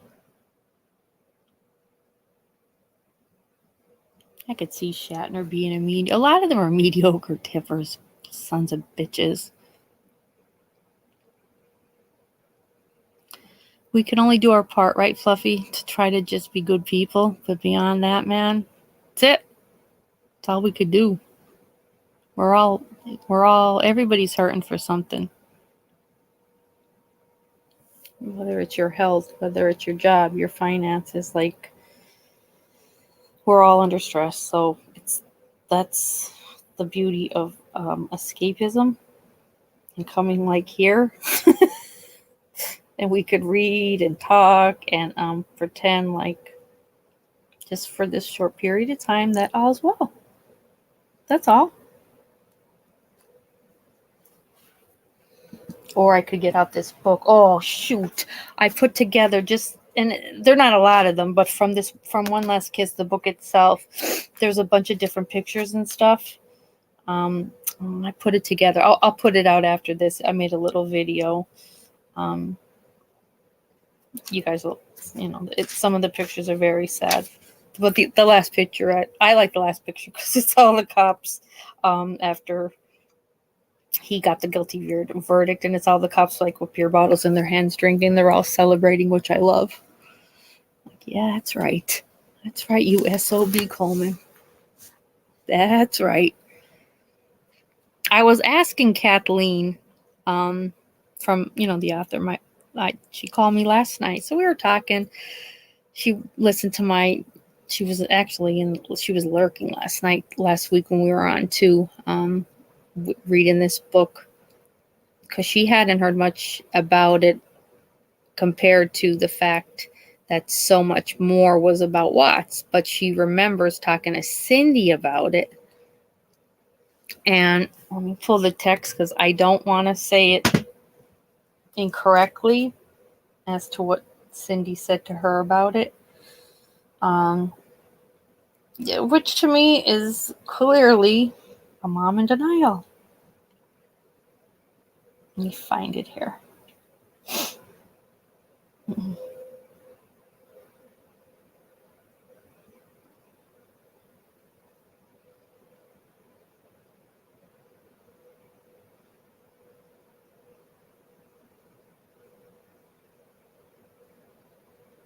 Yeah, okay. So Kathleen had asked, first she had texted me about it because she's like, your live was great last night. She said, but it's a terrible, heartbreaking story. She said, I just find it odd that Coleman's in general population of course she doesn't, because she doesn't say Chris. She said at Penny's prison and not in protective segregation. So hopefully maybe somebody will kill him. And she puts a question mark. And I said, no, I don't think so. I said, he's pre-Penny. He's been there before. I said, this guy just somehow flew under the radar, as far as anything coming up, making of anything on him. And I don't know if the ministry had anything to do with it to get any negativity off of them, that, because, in a way he was, in relation to their business, it could have really done them in. she said, and I said, this guy, he is horrified the way he was able to just get by. And she said, he did it. And she said, I just remember, talking to Cindy about it. And oh, no. She said, Cindy was sure he is innocent. Nope. Those boys, nope. They could not go there. They would not do that. I said, really? She said, oh, she said there was no talking to her about the Coleman case. He was innocent. I said, wow, that's quite interesting. There was a whole nope, didn't do it. He's not, just like my Chris, they did not, there is no way. So what? Basically what? The same as like we're supposed to believe, these mothers killed their kids because they were going to lose their marriage. Get the hell out of here. Kathleen said the book that she'll never do she said she'll never do another true crime that has anything to do with children because it does take its toll on you. She said the Joyce Meyer Ministries angle though was very interesting. And I said, after the Murdoch, she wants to come on to do her book was released. She wants to come on any day now. But I said, you think we can just do a panel, just a discussion about the whole with the ministries and how they're able to kind of keep a lot of things quiet and like basically just like, don't ever talk about that again. Not my boys. Nope, didn't do it, never. And she said, absolutely. She said, if anything, it still opens up conversation. I said, yeah. I'm like, we don't. I don't want to have it to fight and argue with people. I think it does. I would love to investigate, not even just talk about just how deep the evangelical veins run and the protection they have from anything. Just about anything. They have their ways of keeping their nose clean. No matter what. So, we'll see. Kathleen is up for anything. The paperback of her Murdoch she wrote just came today. She sent me the Kindle yesterday. So, I told her after Thanksgiving we'll figure out a date and stuff. So, what did Green Knight said? Yeah, I said, yeah, I said, and it is weird the way his family, Chris Coleman's family treated her family, not even a phone call to say, I'm sorry.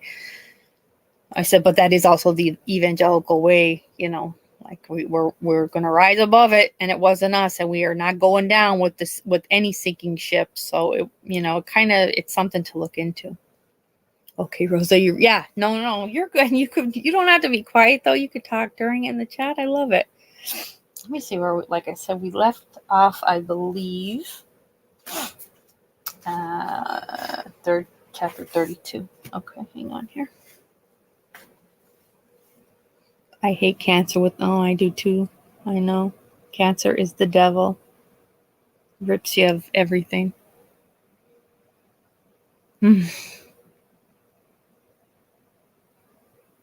Oh, so Green and I were talking about Cindy Watts because she kind of argued a little bit with Kathleen over Chris Coleman. Nope, he didn't do it. Nope. Like there was not even a discussion. Like, we're not talking about this. He did not kill his children. Okay. No, he did. He did. But Cindy, she's like, okay. And I just shut my mouth. She said, but yeah, there was no telling Cindy anything different. And I was like, wow.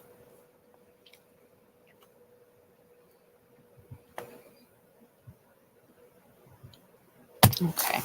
All right. Let me see where we at with checking. Because I can't even remember what we left off at because it was just so damn deep. Shit got deep. Just move this over.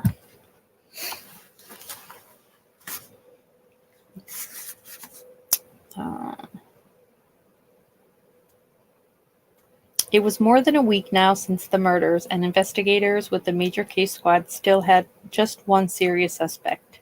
So far, nobody other than Chris Coleman had really grabbed their attention. However, there was somebody else with whom they'd not yet entirely ruled out. This was Chris's younger brother, Keith. Though they weren't quite ready to pronounce Keith as an actual suspect in the case, he definitely qualified as a person of interest. Hang on, I'm just going to stop for 1 second. Cindy saying that now, John? No. So this would have been when Kathleen and Cindy were speaking, which was 2019. So not now. No, 2019. Several things worry the investigators about Keith. In November 2008, Sheri's name had been removed from the deed of the house on Robert Drive in some sort of a refinancing maneuver. According to several people, Keith had played a pivotal role in this.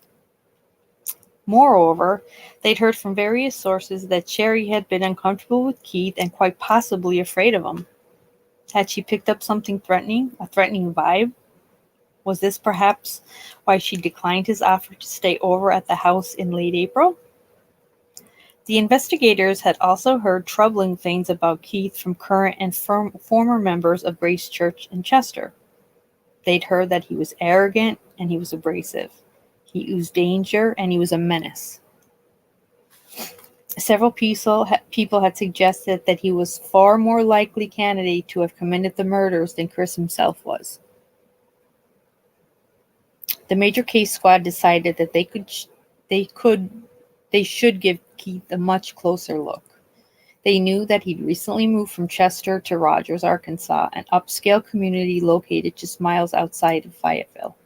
So early on Wednesday morning, May 13th, 4 investigators, James Newcomb, Carla Hine, Dave Bivens, and Dave Reed, made the 8-hour drive to Rogers. They tracked Keith down at a nice townhouse where he was living with his girlfriend and her younger daughter. They preferred doing so at the Rogers police station. Keith seemed less than thrilled with this idea, but finally agreed. He followed them in his souped-up Jeep Wrangler. Carla Hine and Dave Bivens conducted the interview while Detective Newcomb and Reed watched the proceedings on a monitor in an adjoining room. Keith was cocky and belligerent. He was totally uncooperative. Hine and Bivens couldn't get anything more than a yes or no response out of this man. Hine finally decided that she'd had enough. "Listen, you got a problem?" she said. "A problem?" "Yeah, you got a problem with us coming down here to talk with you?"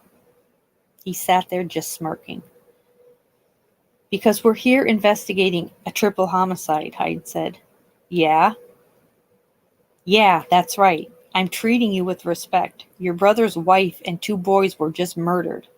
You got a problem with us investigating that?" Just then a detective with the Rogers PD walked past the room where Newcomb and Reed were sitting. She did a double take when she saw Keith on a monitor. "Hey, is that Keith Coleman?" she asked.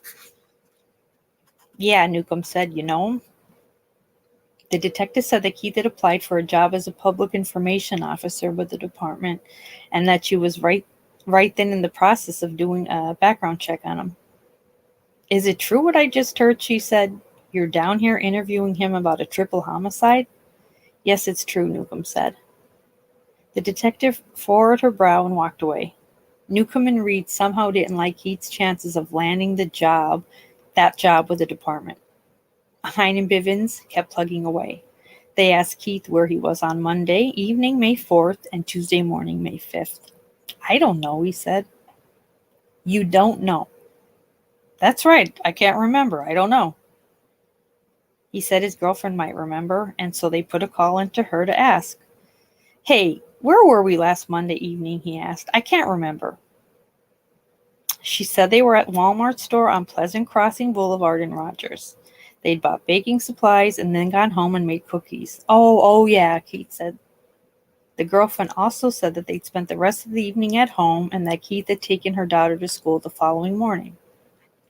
The investigators went to the Walmart on Pleasant Crossing and inspected their surveillance. They saw Keith, his girlfriend, and her daughter come into the store at 8:10 p.m. on Monday, May 4th. Then they confirmed that Keith had indeed taken his girlfriend's daughter to school on the morning of May 5th. The guy's alibi checked out. It would have been physically impossible for him to drive all the way to Columbia Lakes after 8:10 p.m. on May 4th, commit the murders, and return to Rogers, Arkansas in time to take the little girl to school. The investigators drove back to Illinois in a persistent rain. Newcomb was especially anxious to get home. Earlier that same day, Wednesday, May 13th, Chris visited Evergreen Cemetery in Chester with his parents. Oh, here we go. The caskets had just returned from Chicago, and the three Colemans stood arm in arm and gazed at them for several minutes. Major case squad investigators and unmarked cars watched their every move. Chris resigned his position at Joyce Meyer's ministry the following day. He seemed to have been pressured into doing so. Joyce Meyer spokesperson Ruby Walker told the news that an internal inquiry found that Chris had failed to follow a ministry policy. Walker wouldn't say precisely what policy that was. On Thursday, May 14th, Mario and his cousin Jimmy drove to Columbia Lakes from Chicago. They arrived at mid-afternoon and met Justin Barlow at the front door on Robert Drive. Barlow let them in. Several days earlier, Mario had seen a news clip of the Coleman family emptying the house of furnishings and so forth. He'd watched as one family member carried Sheri's winter coat out and loaded it into a trailer. He immediately called his cousin Enrico. "You won't believe this," he said. "It looks like they're ransacking the place. They're taking her clothes." Enrico and Jack Carey had then gotten a court order permitting Shering's family access to the house with police protection. The family was primarily interested in recovering one item. This was Sheri's wedding ring, which had previously been her mother's wedding ring, and before that her maternal grandmother's. Once inside, Mario and Jimmy saw that Coleman had indeed ransacked the entire house.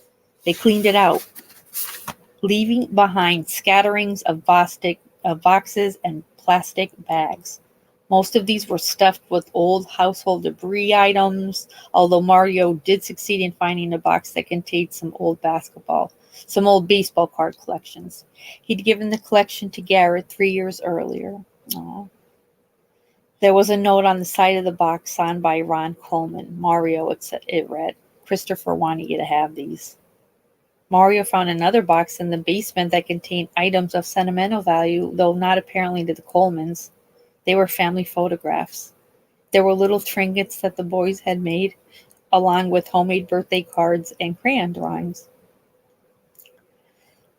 There was an album with pictures from the surprise party that the DeSico family had thrown for Mario and Sheri's maternal grandparents, Dominic and Josephine, on the occasion of their 50th wedding anniversary in 1983.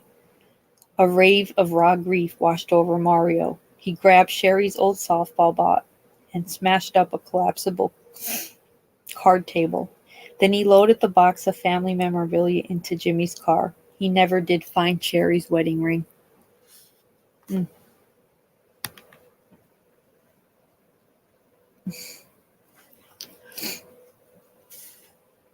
It was now Friday, May 15th, and the major chase squad had been going strong for 11 straight days in a row. Detectives had conducted hundreds of interviews. They'd followed up on everything imaginable.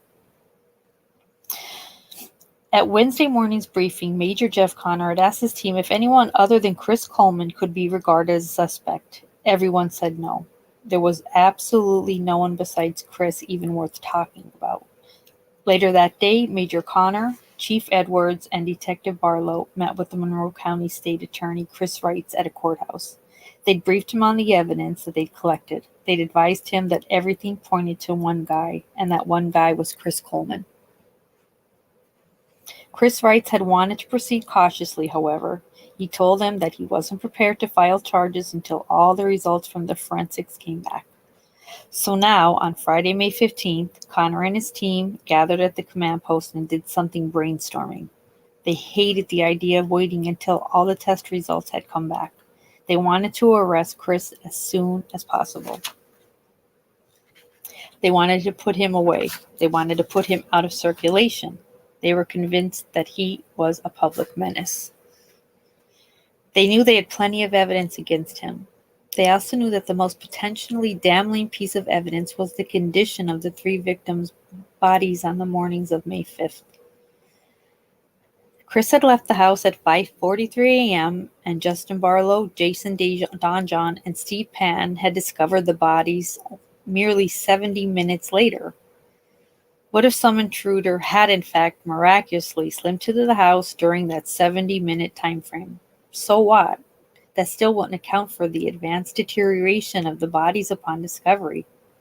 There seemed no question about it. Sheri and the boys had been murdered before Chris left for the gym that morning, and this meant that the only person who could have murdered them was Chris himself.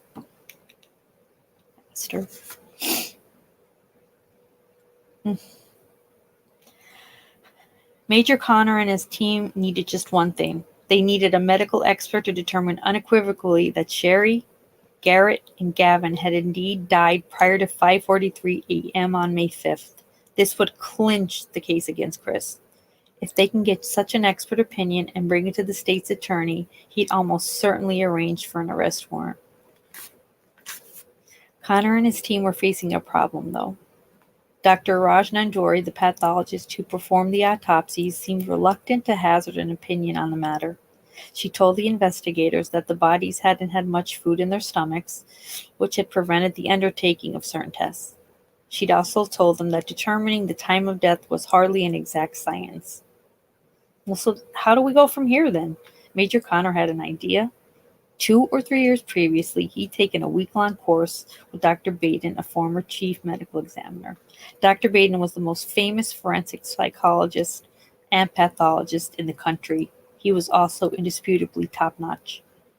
Major Connor had chatted with Dr. Baden during breaks and told him about the major case squad.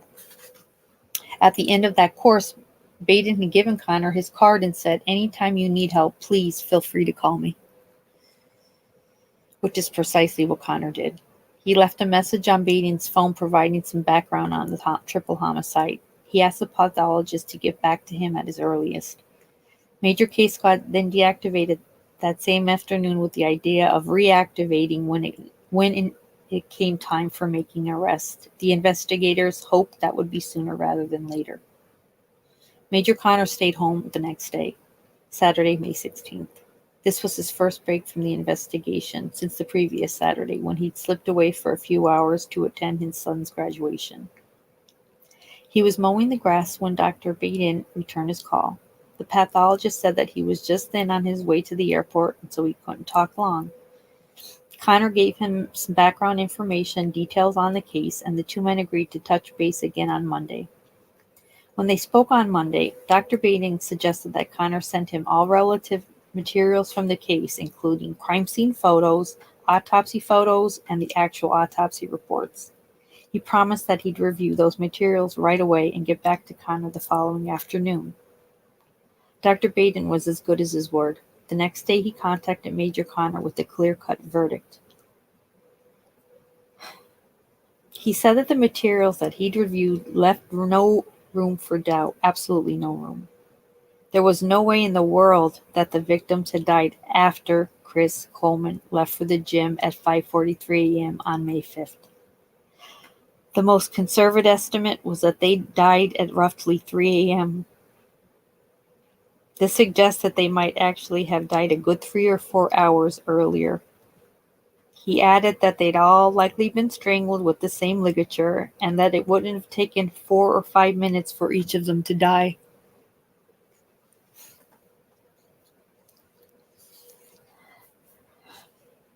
At 4 o'clock that afternoon, Dr. Baden spoke with State Attorney Chris Rings on a conference call. Major Connor, Chief Edwards, Detective Barlow, and Detective Bivens also were on the call. Baden told Wrights exactly what he'd already told Major Connor. Sheri and the boys died no later than 3 a.m. on May 5th, and quite possibly as early as 11 p.m. the previous evening. They died while Chris was still in the house. There was absolutely no question about it. This was all that the state's attorney needed to hear. A warrant for the arrest of Chris Coleman was issued within an hour. That's the end of chapter 33. Wow, okay. Just to recap, because Coleman tells them, so according to Coleman, they died sometime after 5:43 a.m.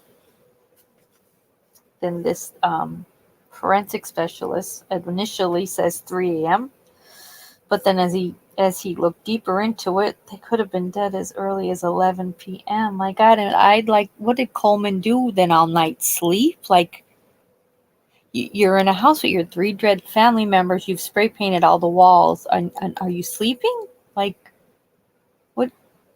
what are you doing? Like, while everything else around you is dead and trashed. Ugh. Just from us reading the autopsies last week, I must say that I thought that they were probably dead about 6 or 7 hours. So the 11 o'clock p.m. thing to me sounds spot on. But what do I know? Okay, let me have some of this apple cider because my mouth is dry.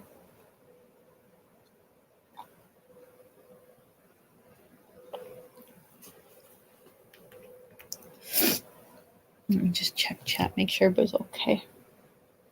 Yeah, cold-blooded. Yeah, that's the nicest thing you can call them. All right, chapter 34. Major Case Squad was reactivated at lightning speed. Detectives in unmarked cars watched Ron and Connie Coleman's house in Chester. Other detectives waited in the wings, ready to pounce on any new leads. Major Connor assigned detectives Hine, Kelly Coleman, and Dave Bivens the job of actually taking Chris into custody. He knew that they'd handled it deftly, and he also wanted to reward them for their diligent efforts over the previous 2 weeks. Dave Bivens rang the doorbell at Ron and Connie's house, and Chris answered. He was barefoot and wearing gym shorts and a t-shirt. His head was freshly shaven. Bivens thought of an idea for getting him out of the house without incident. "We have some mail for you," he said. Chris took the bait and stepped out onto the porch. "You're under arrest," Bivens said. Kelly Cullen slapped handcuffs on him, and the 3 detectives escorted him away in a waiting squad car. Before heading off, Carla Hine returned to the house. The front door was open, and Ron Coleman was standing in the doorway. As a courtesy, Carla wanted to let him know what the immediate game plan was. We'll be taking Chris to the Columbia Police Station for processing. Then he'll be held at the Monroe County Jail in Waterloo." She tried to give him her card, but he stuck an arm out and pushed her away. Oh, wow. Do we hate this family? Oh, God. Okay, hang on. Yes, Green X. The way it looks, according to that expert, it had to be somewhere between like 11:30 and 3:15, and he didn't leave the house till 5:30, so he still hung out in that house with them.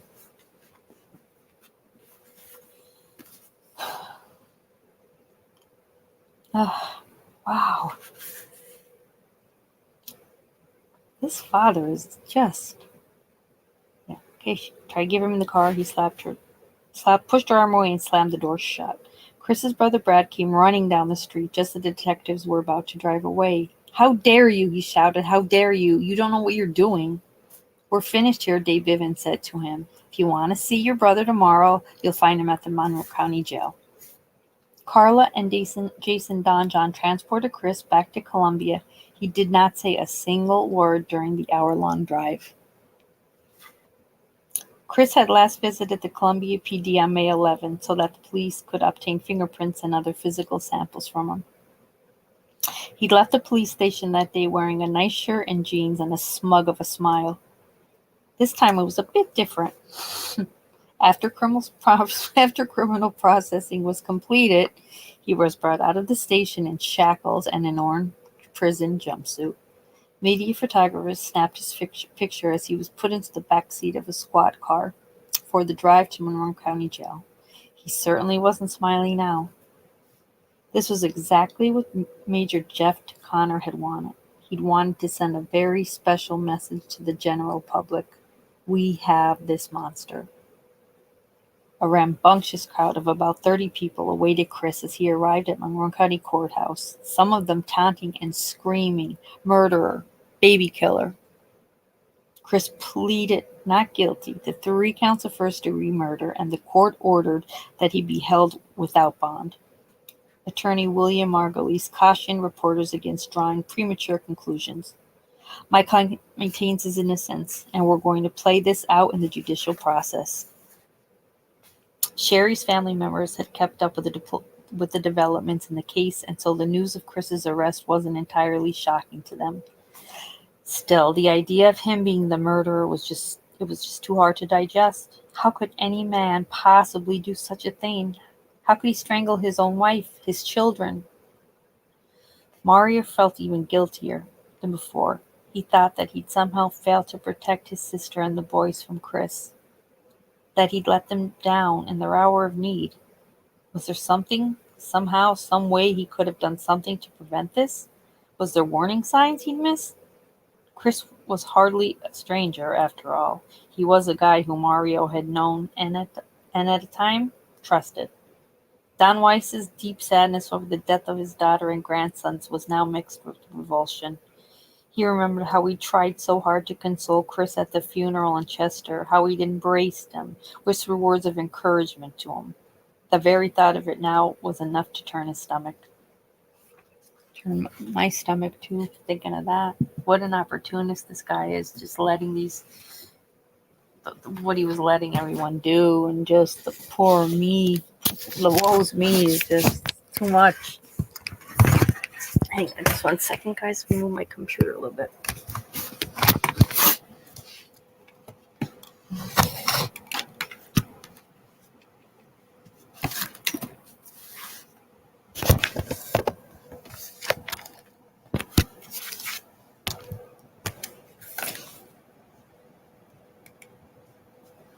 Okay, here we go.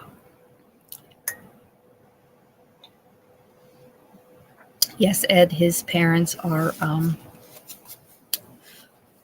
piece of work, for sure. Don't forget, he's the son of a preacher man. Gotta love that part. Son of a preacher man. It's him. We don't believe in divorce. We do believe in murder, but we don't believe in divorce. Unreal.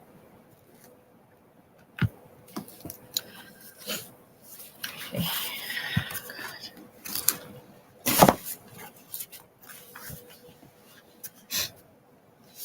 Don Weiss's okay. Sheri's friends were pleased simply to know that Chris was being held accountable. Megan had believed all along that he'd committed the murders. Vanessa herself had resisted believing it at first, but she was now fully convinced.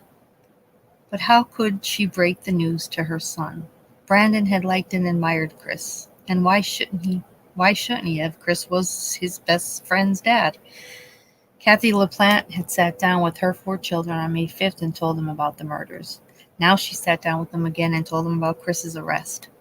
Her son Austin stared at her in disbelief. He thought that the arrest, it must be a mistake. He couldn't accept it. It was Chris, Kathy told him. Son, listen to me. It was Chris. Austin saw the look in his mother's eyes. He knew that she was telling him the truth. Chris's preliminary hearing took place at the Monroe County Courthouse on Wednesday morning of June 10th. It was a hot and humid day with the threat of rain in the weather sky. The small gallery at the rear of the second-floor courtroom filled up half an hour before the hearing. Chris's parents were on hand, along with about a dozen friends and supporters. They were clustered in for the first 2 rows of the gallery next to the main entrance. Ron Coleman seemed quite jovial, as if this was all just a lark. He laughed, he smiled, chatted with friends. Friends laughed and smiled back with him. A casual observer would never have guessed that they were here to hear evidence on a brutal triple homicide. God. Mario, Angela, and Joe Miglio sat at the opposite end of the gallery. They stared straight ahead. Their faces were ashen and somber. 2 sheriff's deputies escorted Chris into the courtroom. He was shackled at the hands and at the feet, and he was wearing an orange jailhouse jumpsuit. One of the deputies uncuffed his hands, and he sat at the defense table alongside his attorneys, Arthur and William Margulies.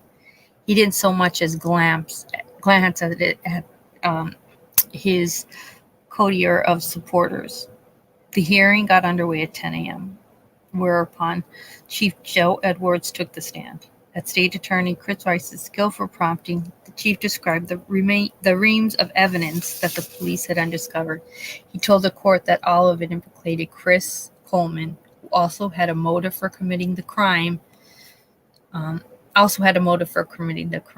He wanted a divorce. Sheri, he could no longer be married to. He wanted to marry a Miss Tara Lentz, but was fearful of jeopardizing his high-profile job with Joyce Meyer Ministries. The ministries frowned upon employees getting divorced, especially under morally dubious circumstances. Ron and Connie exchanged glances. They smiled and shook hands, shook heads. All of this as if they were just patiently waiting for this ridiculousness to be over. Chris spent his time scribbling notes on a yellow legal pad. Chief Edwards told the court that Chris had left home for the gym at exactly 5:43 a.m. on May 5th, and that the 3 victims had most certainly not been alive when he'd done so. The inescapable conclusion was that Chris Coleman himself murdered them. Ron and Connie made a quick departure when the hearing ended. Mario spoke briefly with reporters on the courthouse lawn. He said that he'd come close to vomiting while listening to all of the evidence against his brother-in-law. 2 days later, while checking her email, Megan Turgan noticed that somebody had logged into Sheri's profile in a Yahoo Messenger chat room. "Who is online here?" Megan wrote. "Chris, is this you?"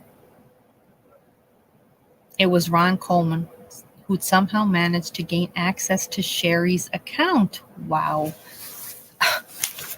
Wait. Yahoo I don't even know what Yahoo Messenger is. "Oh, hi, Ron. How you doing?" he said. "How you doing?" There was silence. "Hey, you still there?" "Yes." How you doing?" "We're all doing okay, I guess. We're chasing a lead.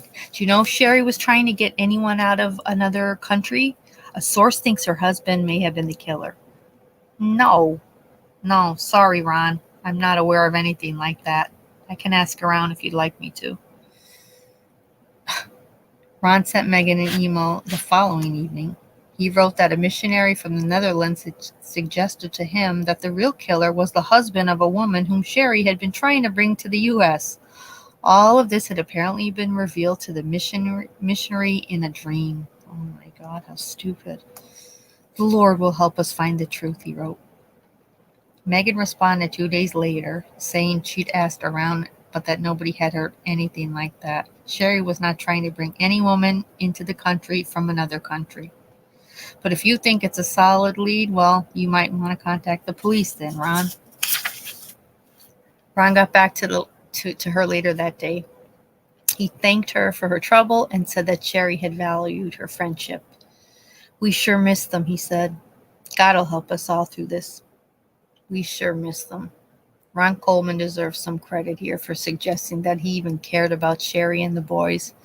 As often as not, over subsequent months, he'd conveyed the impression that he cared only about Chris, that the murders of his daughter-in-law and grandsons had scarcely registered with him.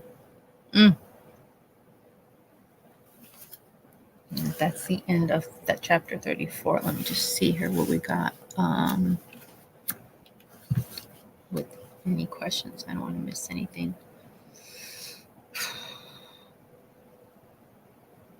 Yeah, they are. Yes, so somewhere. Yeah, that's right.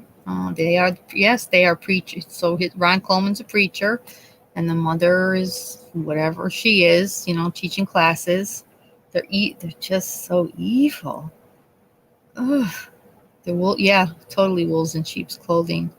Yep, the preacher man somehow was able to log into Sheri's Yahoo Messenger and was snooping around. Like, who does that? What's Yahoo Messenger? Like Facebook Messenger, but for Yahoo? I don't even know what this is to even think about doing it. But like, what a bunch of creeps! Like, these are the creepiest, lowest people. everybody's dead, but like, what are you doing, Ron Coleman? Like, oh my God, your grandkids are dead, and you just want to blame it. You're going to try to somehow blame it on Sheri for trying to help a woman get into the country, and it's her husband. Like, that's so dumb. Oh. Chapter 35. The major case squad deactivated once again following Chris's arrest. However, this didn't mean that the investigation was finished. There was still plenty of angles to explore and loose ends to tie up. Major Jeff Connor would stay with the investigation as well as several others. Chief Edwards, Detective Barlow, Detective Hine of the PD would continue to make it their highest priority. They wanted to be certain that the case against Chris Coleman was as convincing as possible when it came time for trial. James Newcomb traveled again to Florida in mid-June, this time with Carla Hine. They made contact with Shannon Douglas of St. Petersburg PD, then spent a couple of days again interviewing various acquaintances of Tara Lentz. Before heading back to Illinois, they also had a lengthy interview with Tara herself. Nothing earth-shaking came of the trip, although the detectives were able to confirm just how obsessed with each other Chris and Tara really were. The marvel was that the obsession had set in so quickly. Ring a bell, guys? This is too eerie, like kind of their crime family. The marvel was that the obsession was so quickly. They'd resolved to make a new life together almost immediately upon becoming romantically involved. Forensic scientists with the Illinois State Police had been going strong since May 5th. Examining potential pieces of evidence from the crime scene, and the results of their tests were just now beginning to trickle in. Oh, this is going to get good. Michael Laval specializes in the microscopic analysis of hair and fiber samples. She'd examined the loose strands of hair that were recovered from Gavin's body and had determined that they were indeed consistent with Sheri's hair. The strands were 14 inches long and artificially colored. Michael Brown specialized in the analysis of biological samples. He'd examined fingernail clippings from all three victims and also articles of bedding, and had found absolutely no genetic markers that could be attributed to anyone from outside of the home. Suzanne Kidd, who specialized in DNA analysis, examined the same items and came to the same conclusion. In other words, neither Brown nor Kidd had found the slightest evidence indicating that an unknown intruder could have committed the murders. Thomas Gambo specialized in the analysis of both tire tread and footwear impressions. He'd examined the footprints that were found in the house on Robert Drive after the murders and had determined that they matched the shoes of only the investigating officers. Again, there was no evidence of some intruder having entered the home. Toxicology test results were made available to investigators in early July. No traces of alcohol or drugs had been found in the bodies of any of the victims. This meant that Sheri, Gavin, and Garett hadn't been rendered artificially submissive at the time of the killings. It likely also meant they'd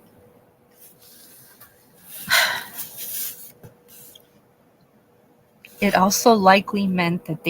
a horrific suffering. And there was much more. Chris told the investigators that he'd locked all the doors and windows to the house just before going to bed the night before. Yet on the morning of May 5th, Justin Barlow and Jason Dodgen found an open window at the rear of the house. Was it possible somebody had broken in through the window, and that it was this same intruder who had committed the murders? The very idea, of course, it was just outlandish. There was not one trace of physical evidence whatsoever of an intruder, and Dr. Baden had already determined that the murders had been committed long before Chris had even left that morning for the gym.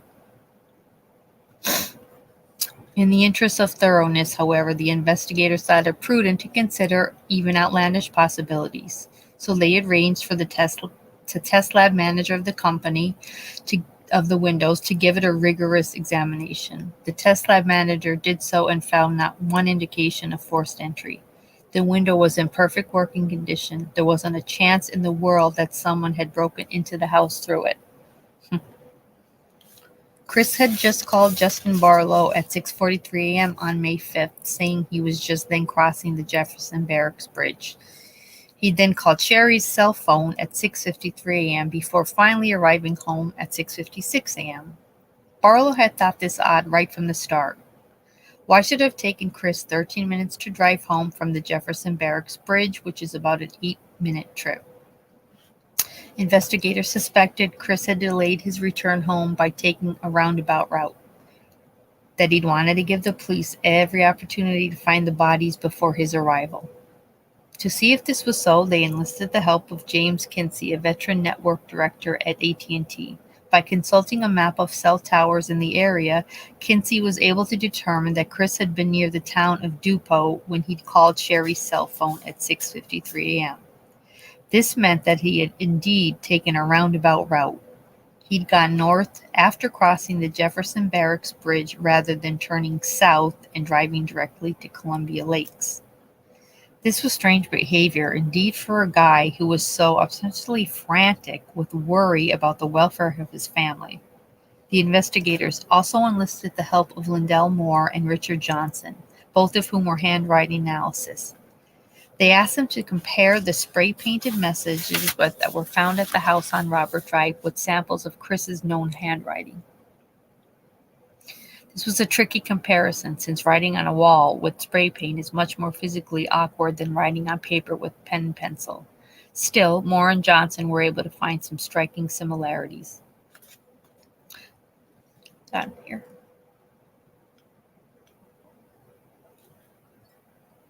The letter I in Chris's known handwriting was made with a continuous strike, and so was the same letter in the spray painted message.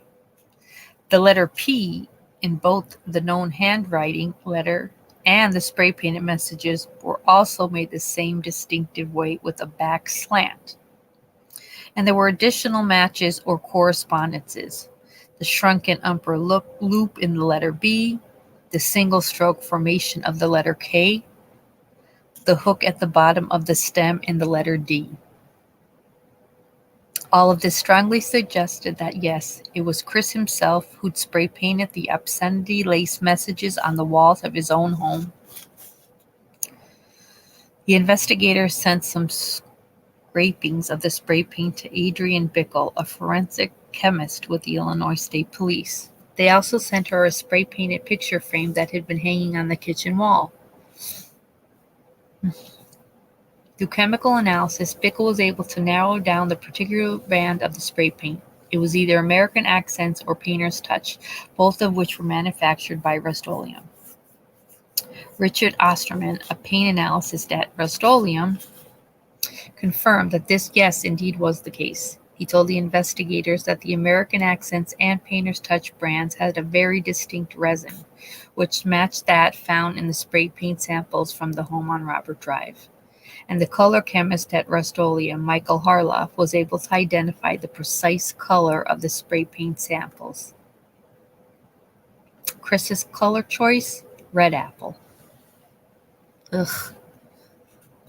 The investigators hadn't yet found the actual aerosol can that had been used to spray paint the obscenities at the Coleman's house. But they now knew that the spray paint was Rust-Oleum product, either American Accent or Painter Touch, and its color was red apple / apple red. Shortly after the murders, the investigators found the faceplate to Chris's DVR on a lower platform of the Jefferson Barracks Bridge. They'd assumed that he tossed it over the side of the bridge while en route to the gym on the morning of May 5th. They thought it quite possible that he tossed other items of eventuary value off the bridge as well. However, the river had been so high for them to undertake a thorough search, they were unable to do that. The river finally subsided during the first week of August, and so Carla Hine and several other officers, including Sean Westfall of the Columbia PD, went out and searched beneath the bridge. Excuse me. At one point, Carla climbed atop a dike that was piled with rocks, thinking that maybe a piece of physical evidence had landed. Almost at once, the dike caved in and a big rock smashed against her left ankle, fracturing it in 3 pieces. A week and a half later, Carla hobbled on into the Columbia PD on crutches. She felt guilty for having missed time on the case because of the injury, and she was frustrated. She asked Justin Barlow if there was anything that she could do to help. Barlow suggested that she comb through a passel of credit card statements. Who could tell? Perhaps she'd find something of interest. Carla got right down into it, and after a while she sure indeed did find something of interest. It was a purchase for $3.77 that Chris Coleman made on February 9th, 2009 at a hardware store on Telegraph Road in St. Louis. Carla drove to the store and asked the clerk for more specific info. What exactly did he purchase, and what cost $3.77? The clerk punched up the information and numbers on the computer. Oh, that's a can of Rust-Oleum spray paint. That's apple red. At Carla's request, the clerk retrieved the credit card receipt for the purchase. The electronic signature on the receipt read, Christopher E. Coleman. Wow. Let's see, another trip to 35. Let me just check progress. Make sure we're okay here. These people are unreal.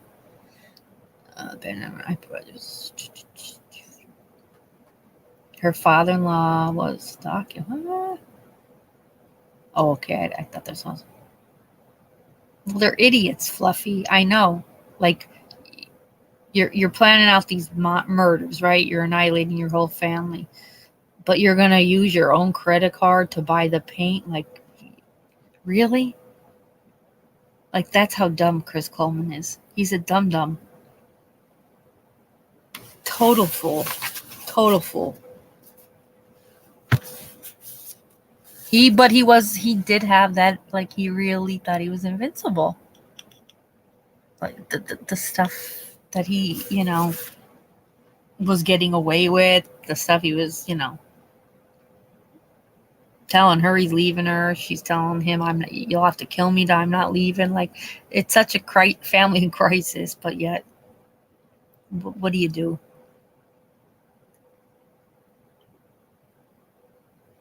I'm sure all of her friends live with guilt every day. But okay, chapter 36. Here we go. Our favorite reverend. The Reverend Ron Coleman was accustomed to calling the shots at Grace Church in Chester. He'd tell his flock what to believe and expect them to fall into line. Now he was telling them in no uncertain terms that his oldest son was being railroaded. Wow. After Chris's arrest, Ron reportedly stood before his congregation and gave an ultimatum. Anybody who believes my son did this, leave my church and leave right now. Wow. As the months passed, he pounded away at the subject. He proclaimed Chris's innocence at almost every service.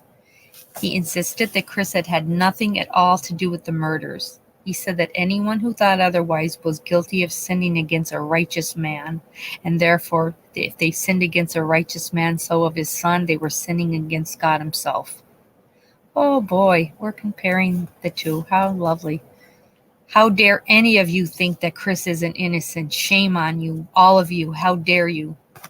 He forbid his flock to follow the case in the news media.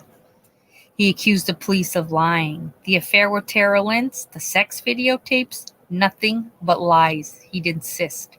Lies and distortions for the sake of portraying my son Chris in an unflattering way. That's all. He reportedly said that Chris was born again, and that he was a member of the holy elect, and that once the case came to trial, the judge would be cursed for life if he permitted him to be found guilty. Everybody involved in such a miscarriage of justice would also be cursed. Jeez. Most churchgoers apparently bought into all this. They were convinced Chris was innocent, that it was preposterous to think that he might have even been involved in such a horrible crime. Most of the congregation was with Ron all the way. He had brainwashed them, completely brainwashed them. I believe that. If the media reported something negative about Chris, they were convinced that it was a total lie. Tara Lynch could have waltzed into Grace Church herself and told them about the affair, and they would tell her she's a liar. And so it went. During church services most Wednesdays and Sundays, the Reverend Ron would stand up and proclaim his golden boy's innocence. He'd rail against the police and the media. He'd rail against anyone who so much as hinted that Chris might actually be guilty. However, very rarely would he mention Sheri, Garett, and Gavin. He would go on and on and on about Chris. But about his daughter-in-law and his 2 grandsons, it was as if they never existed. He never once spoke of them again. My God. On August 14, 2009, Monroe County State Attorney Chris Wright filed paperwork signaling his intention to seek the death penalty against Chris Coleman. This posed an immediate problem for the defense team since Arthur and William Margulies were based out of St. Louis, Missouri, and therefore not certified to handle death penalty cases. The judge who was scheduled to preside over the trial, the Honorable Milton Warren, wasted little time settling the problem. In September 2009, Judge Warren appointed attorneys John O'Gara and James Stern to the case. Both men were highly respected defense attorneys, and both were certified to handle death penalty cases in the state of Illinois. William Margulies became similarly certified not long after, which meant that the defense team was now all set. With O'Gara serving as lead attorney and Stan and Margulies assisting, no one could reasonably suggest that Chris Coleman was heading to trial with anything less than the first-rate legal representation, that of his own dream team. There was a certain advantage for Chris in having his case designated a death penalty case. This gave him access to the Illinois Capital Litigation Trust Fund, providing he could convince Judge Warren that he was indigent. Which is exactly what happened. Judge Warren examined Chris's finances and determined that he was essentially broke. This meant that the taxpayers would be footing the bill for the bulk of his legal expenses. Wow. The investigation into the triple homicide received a major boost in November of 2009 when Kelly Cullen rejoined it full-time. As a detective with the Illinois State Police and a member of the Major Case Squad, Kelly had played a critical role during the first 3 months of the investigation. Then in August, having just turned 50, she'd retired from law enforcement with plans of finally leading a more sedate life. 24 years of endless murders and mayhem had been quite enough. Chief Joe Edwards of the Columbia PD had different plans in store for her, however. In early November, he contacted Kelly and asked her if she'd come out of retirement and help once again with the Coleman case. Kelly agreed to do so. Chief Edwards wasn't the easiest man to turn down, and she was grateful in any event for the opportunity to see the case through to its conclusion. The investigation still did have plenty of work to do, sifting through evidence, conducting follow-ups, making sure that every single detail was in order. They wanted to make sure Chris Coleman didn't wriggle off the hook. They already produced enough evidence that Chris had written the threatening emails and the threatening letters, and that he'd also written the spray paint messages that were found on the walls of his home.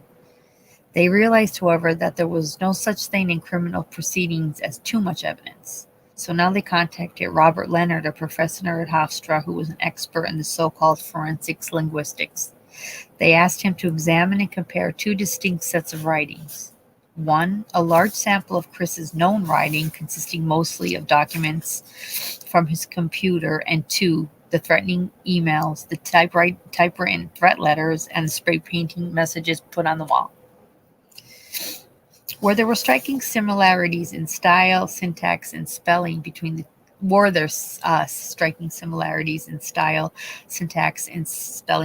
these two sets of writings? Was it likely that the same person had written it? Professor Leonard responded in the affirmative. He said that both sets of writings featured similar contraction patterns. I'm spelled as I am then with an apostrophe instead of the correct way to spell it, which is I apostrophe M, for example, was one of Chris's best. Both featured similar focus type spelling errors. Good time written as one word, whereas the proper way of writing it is two separate words was another. Don't. Once again, he would put D-O-N-T and then the apostrophe instead of D-O-N apostrophe T was just another. And this, Professor Leonard said, was just the tip of the iceberg. All of this strongly suggested that Chris himself had written the threatening emails and letters, and who had spray painted lurid messages on the walls of his own home. Investigators also reached out to FBI criminal profiler Mark Safrick. They asked Safrick to review all of the evidence they gathered. Did he likewise think Chris Coleman could be the murderer? Mark Safrick seemed not to have much doubt about it at all. It was almost holiday season now, and everyone was anxious for the case to go to trial. They'd worked hard on it. The case had gotten under their skin. It had become intensely personal to them.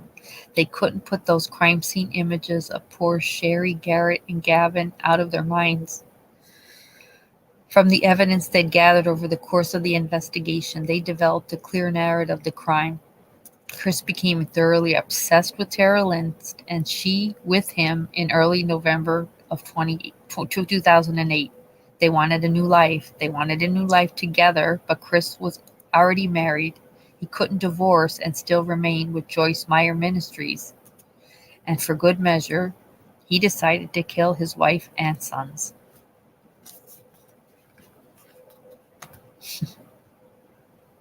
The challenge was to pull this off without getting caught. So he devised a plan. What was Chris's plan? He'd cast suspicion in advance by some mysterious enemy of Joyce Meyer. He began to implement the plan in mid-November when he sat down at his laptop and wrote threatening emails. Then in early January, he reported having received threatening letters in his own mailbox. In early February, he purchased a can of apple red spray paint, and in late April, he reported having received a second threatening letter put in his mailbox again. He might not have known at first exactly what he'd commit. That he might not have known at first exactly when he'd commit the murders, but his hand was forced to when Tara gave him an ultimatum, a deadline. Serve Sheri the papers. So on May 4th of 2009, he helped tuck the boys into bed and waited until Sheri had also retired for the night.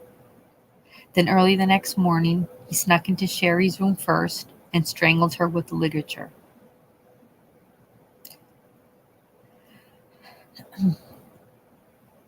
When she struggled for her life, he beat her.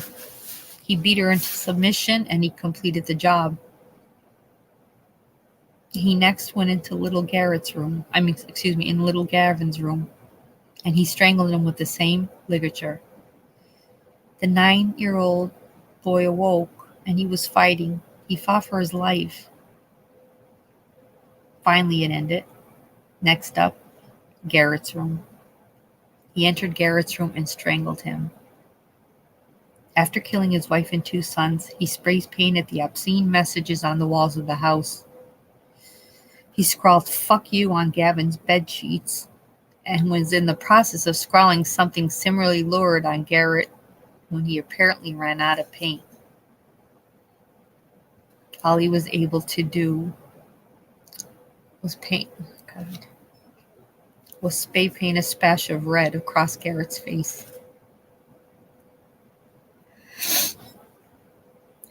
Hang on, guys.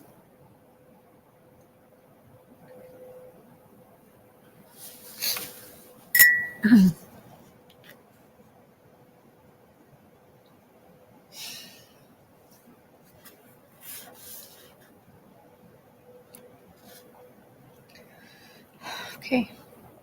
Somewhere along the line, either before or having committed the murders, he removed the rear basement window from its encasement, disabled the DVR to his home security system, and left for the gym. He left at 5:43 a.m. He phoned Justin Barlow at 6:43 a.m. Took a roundabout way home, knowing so that the police would have every opportunity to find the bodies prior to his arrival. Investigators have no doubt that Chris was the murderer. The principal difficulty in winning conviction at trial was that their evidence was entirely of circumstance. They hadn't been able to get a confession or admission from Chris.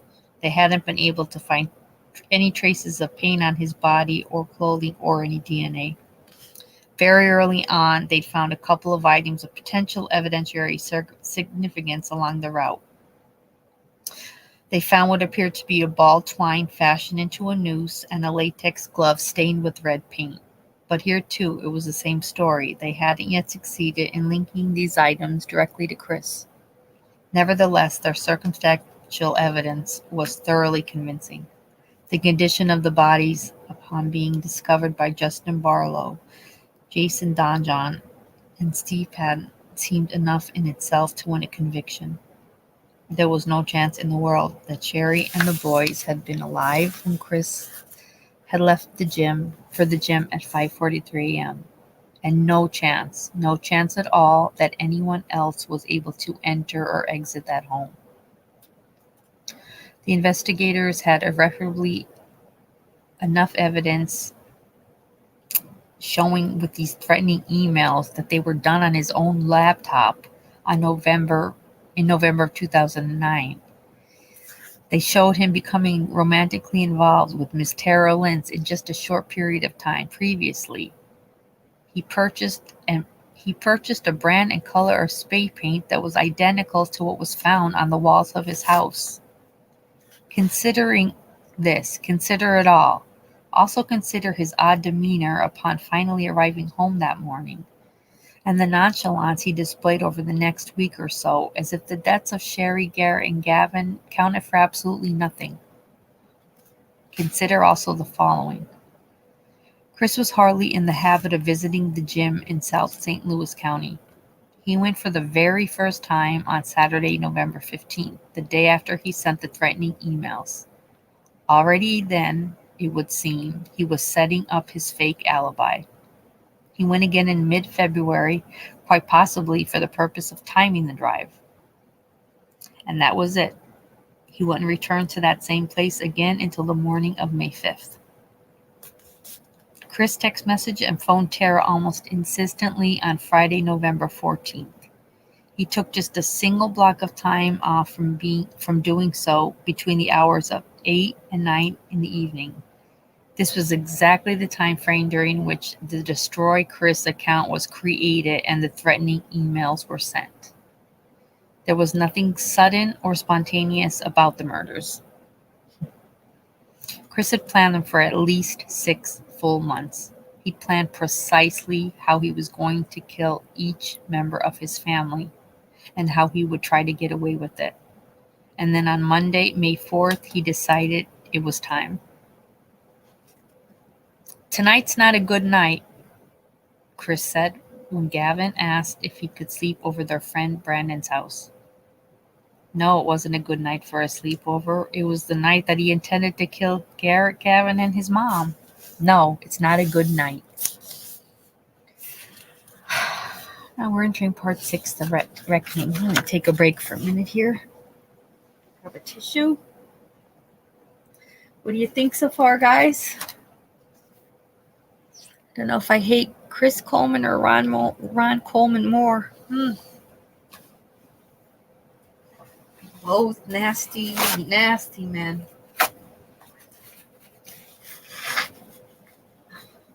God.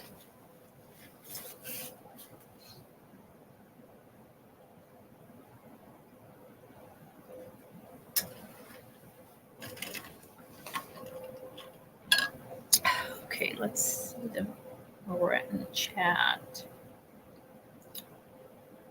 Yeah. Feral cats don't like us because of people like Chris Coleman. He served her papers all right. That, poor Sheri and the Angels. I know. And they say, because the reason they do say that because the neighbor, that Kathy Plant, I think it was Kathy Plantain, one of the whoever friends and they always slept over their friends' houses, like never a problem ever. No one ever said no, you can't sleep out. So she had always, even that night, Sheri's friend, that mother, found it odd that he was like, nope, tonight's not a good night. Like it just, that always sat with her weird, because she also was Sheri's close friend. But she's like, oh, maybe, they're just trying to work it out as a family. And even though tomorrow's my son's birthday and normally like the boys would stay over, the last thing any of us really, even, with our own friends, would be thinking something so horrifying. Oh God, Ed, his parents are totally a world apart.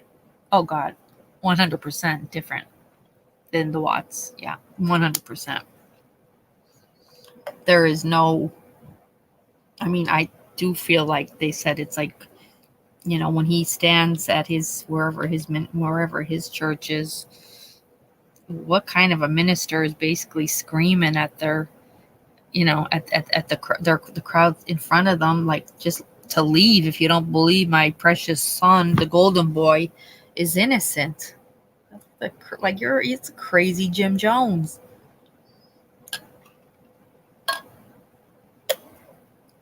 But then when you look at lying, that you go in a million different parts with this, and you're seeing her text to her friends, it's like if you close your eyes or you block out the top of like her name, it's like, wait, is this who's texting? Is this like a text Shanann had sent one of her friends, or is this a text Sheri sent one of her friends?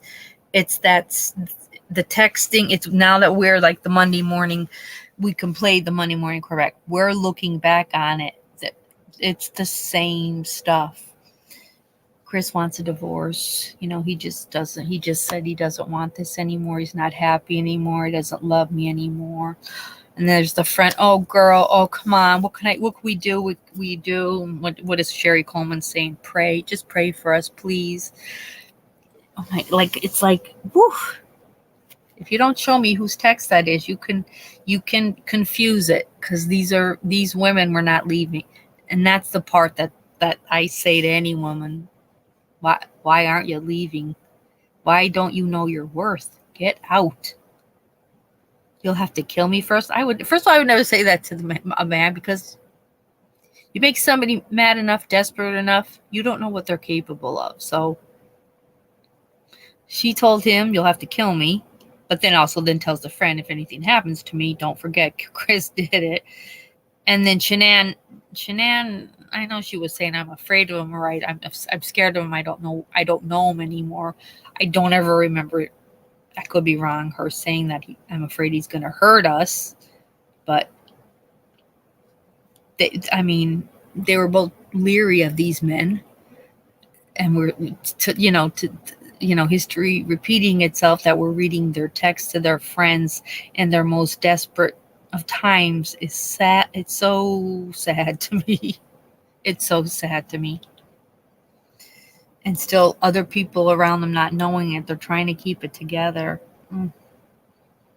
I am too, Ed. Like, I'd be like, first of all, don't be screaming at me like that. I'm here giving you my church envelope every Monday, you whack job. I'm out. Whereas the congregation, those kind of, but it's that group. It's a lot of those type of ministries. They're in it they're in it till the end, and like Green Eye, what was in the Kool-Aid? Yeah, they're gonna, if Ron Coleman says, and after services, I've made us all Kool-Aid, they're drinking it. They're totally drinking it. Now, they said Connie Coleman was like subservient to Ron. Who knows? She could have been abused for all we know. And one of the subs, and I can't remember who, just read, she died not long ago. So, ladies on the lookout. Ron Coleman's single. Wouldn't he be great? Wouldn't he be a catch? Yeah, they're totally they're totally different than the others. But I just think Ron repulses me. Ron really repulses me. He's bad. Ugh. Make sure. I will have to definitely also look up, like, I wonder, I don't know.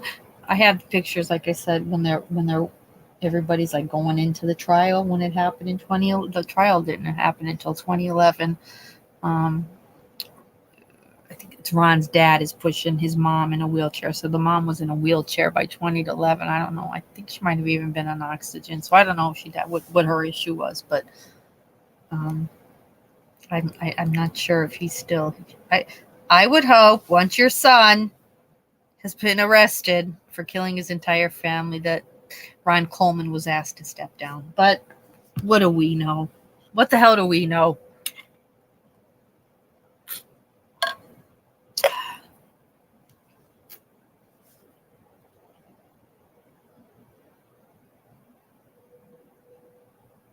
Yeah, exactly. He's a real catch. Only if we can catch him and not release him and put him in the cage with the raccoon my aunt captured. And it's every man for himself. And guess what?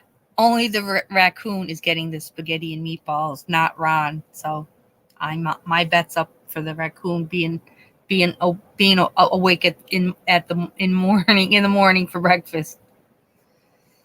Because he's an animal. He's like this guy is an animal. I'll tell you from this book, there are two dudes other than Chris Coleman that give me awful creeps. One is Ron Coleman and the other one is Dave Meyer, Joyce Meyer's whatever, her son. He's a bully too. He's a big bully. I don't like these people. I don't like these ministry people. These men just, they really push women around and they want you to be afraid of them and just listen to whatever they say.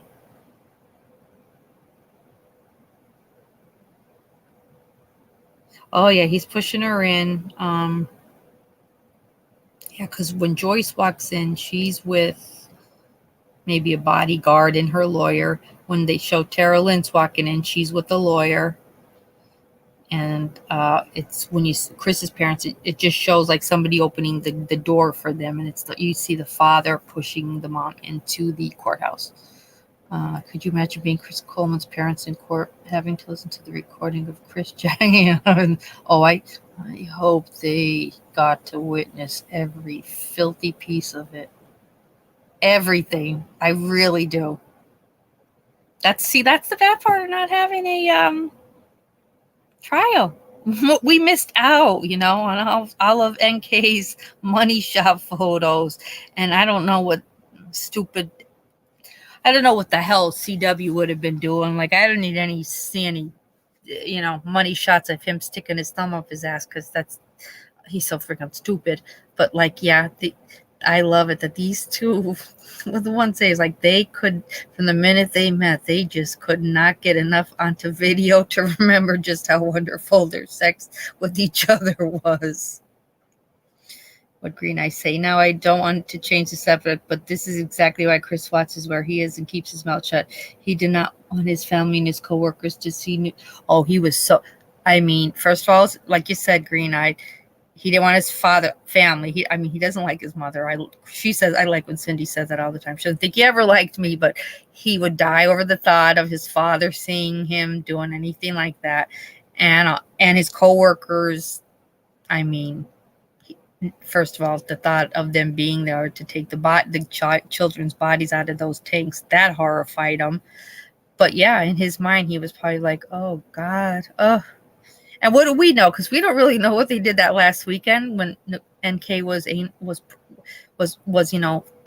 prepping her back door. So like, we don't know what else could have possibly been shown.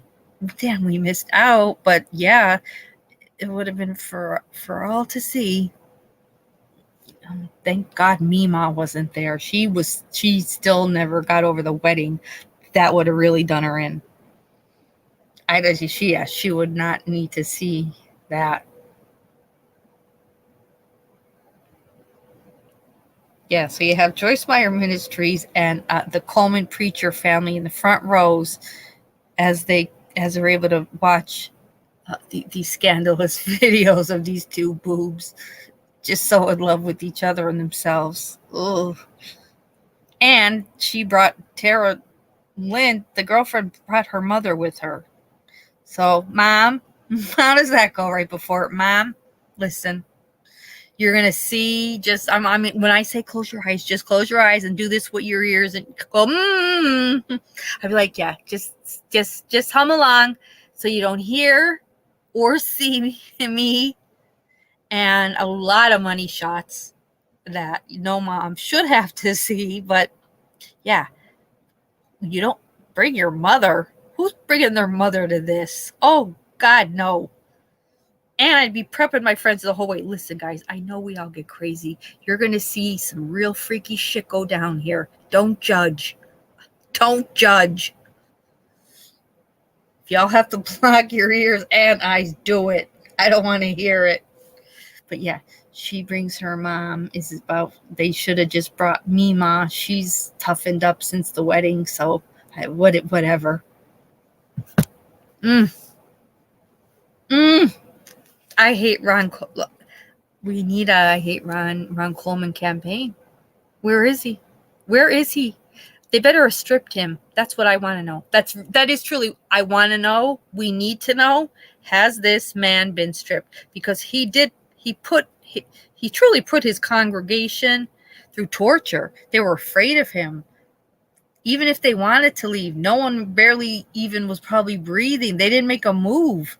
They followed him, like militant style. You're like, yeah, nope, son's innocent. No one's asking about, poor Sheri, even though she worked for the ministries for how long. Nobody gave a shit about the boys. Yes, there is. The son of a preacher man. Yep. I forget who the hell the females that sing it. I think John probably fell asleep, but it's like a slower, kind of like it's an easy breezy song, but it's, yeah, the total opposite of what this asshole was. And the brother Keith sounds like an asshole too. Let's just put it out there. He's pushing hands away, or people trying to get what? Ignorant people. You have to, yeah, I know, but we got to get through this book, Green Eyed, and sometimes I have to laugh because otherwise I start to get like tense as I'm reading, and that's when I'm like, all right, take two, like take a minute, give yourself a minute, stop. All right, Ron knows you hate him. Ron Coleman knows you hate him. I think my heart breaks. I'm heartbroken. Yes, I am heartbroken for her mother 100%, but I am so heartbroken for the father. Because, I mean, they just divorced. It wasn't anything horrifying, but Sheri Coleman was so mad that her father broke up their family and like the way they stopped talking. So my heart is broken for Sheri's father, who, as you read the book, he never stopped trying to get a hold of her, get her to just answer the phone. It's all just so much. And I'm going to have to go back and look. I don't remember if I don't remember seeing pictures of him at the trial. Now that I'm thinking of it, I have it right here in front, but they kind of, it was weird. Who they did put going in the trial was Joyce Myers, the Coleman father and mother. But Tara, you just don't. Brad Coleman, Keith, the brothers. You don't see any. No, you don't see anybody else. So, I'll have to look into that. Oh, that's who sang that song. Dusty Green. That's right. Dusty Springfield. That's Dusty Springfield. Somewhere I read, but don't put 100% on me. But I heard that Chris Coleman and Chris Watts are actually incarcerated. Yeah, they are. Yeah, they are. Mm-hmm. Yeah, remember because I said it last week. I'm like, I wonder if Chris Coleman, because Chris, Watts says the only reason, because Chris Watts is, he served his time. According, I told you guys that I was a mod for a couple months for Kim Kaufman. He served his time. He's repented to God. God believes, God's forgiven him, and he needs to get out of there so that he could, spread the Lord's word across the world. But while he's there waiting, anybody that would like to find God or would like to be preyed upon, they send to Chris. Could you even imagine? Oh, you're having a rough day? Yeah. You killed those 8 people on that bus. We got a guy for you. He's fantastic. Yeah. Don't panic. I mean, the first night he was here, he saw his grandparents with the red eyes, but he's well now. He's done well. His name's Chris Watts. He killed his whole family. You'll love him. Yeah, that's what he does now while he's waiting. He works in the cafeteria, in the kitchen. He has a small job in the kitchen.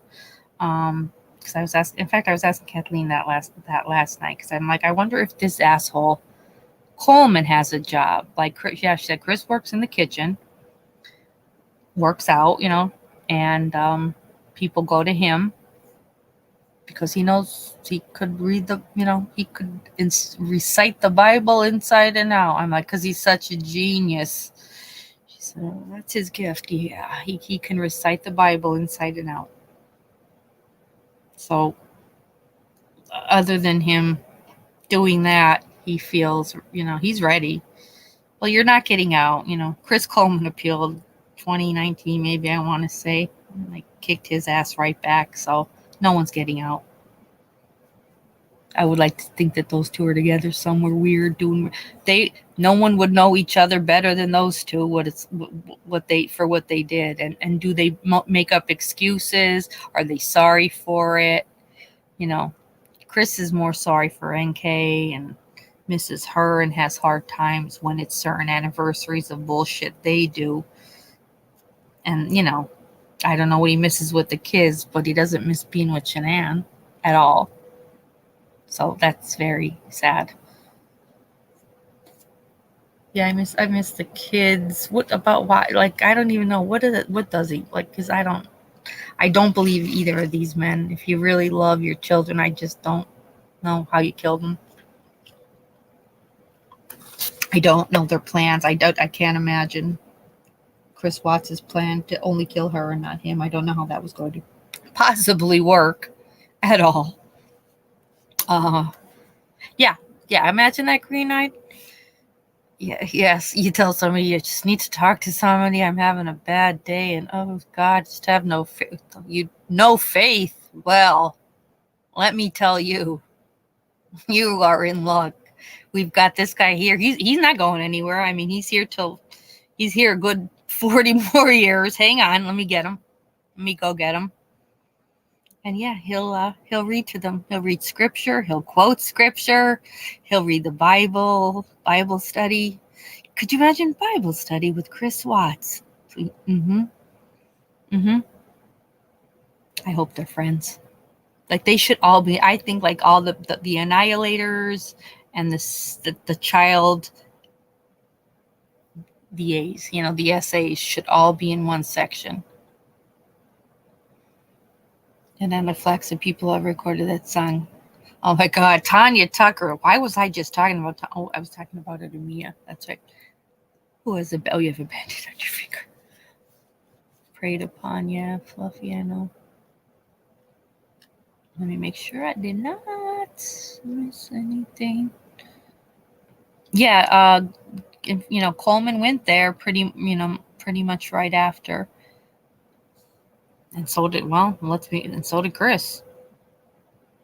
And Ron Coleman's father was so mad that they drove him an hour in a cop car and nobody talked to him. And I clearly remember how mad Chris Watts was when they drove him in the middle of the night from Colorado to Wisconsin, and they didn't even tell me where they were taking me, and it was hours, and we'd only stop to pee. Oh, you poor thing. Are you okay? Are you okay? What? They didn't talk to you. No, that's all. Oh, Chris, I'm so sorry. They were playing country music. Oh, you look, what? You're a Metallica fan. I hope they blared country music. Green Eyed. Oh yeah, Edward. Yes, Tanya Tucker also sang "Son of a" featuring your absolute thing. Probably up to no, not at all. I needed a little break because I think we're gonna get into some heavy stuff. That's right, Fluffy. Extra everything. It's a sleepover, Fluffy. Don't you bring your extra honeys and Vaseline. Oh my God, I hate myself. I did get Chris Watts' address if anyone does want to mail him weekly nasty postcards. You know, my girl, Haley V, who lives over in London. Oh, God, I just talked to her yesterday. I sent her, I told her we'll be on tonight every week. Oh, God, you got to see the postcards. They're so good. They are the best postcards ever that you would want to send to somebody that's not doing their thing. Yeah, we didn't mean on panel. Anybody, always Green Eyed, anybody could come up on panel with me. Yeah, that's why I told Haley, I said, we'll be here. I mean, she's how many hours is she ahead of us? 5? 5 or 6, I don't know. But I just said, when you wake up or whenever, just check to see if we're live. I gave her the StreamYard link. I just said, just come right backstage. Because her postcards are great. I love it.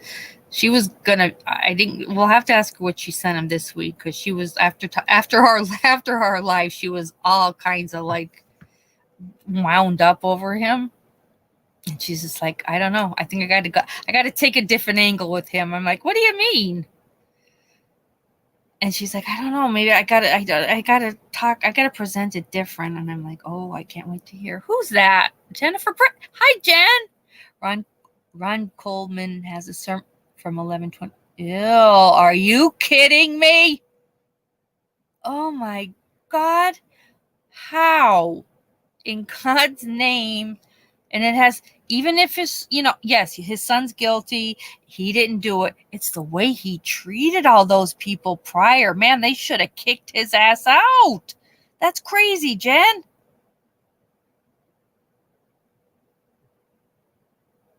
Oh my God, yeah, Green Eyed Gene. I love George Carlin when he does that routine.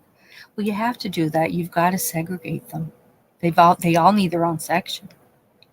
How did they not strip him of his whatever? I don't know how you do it.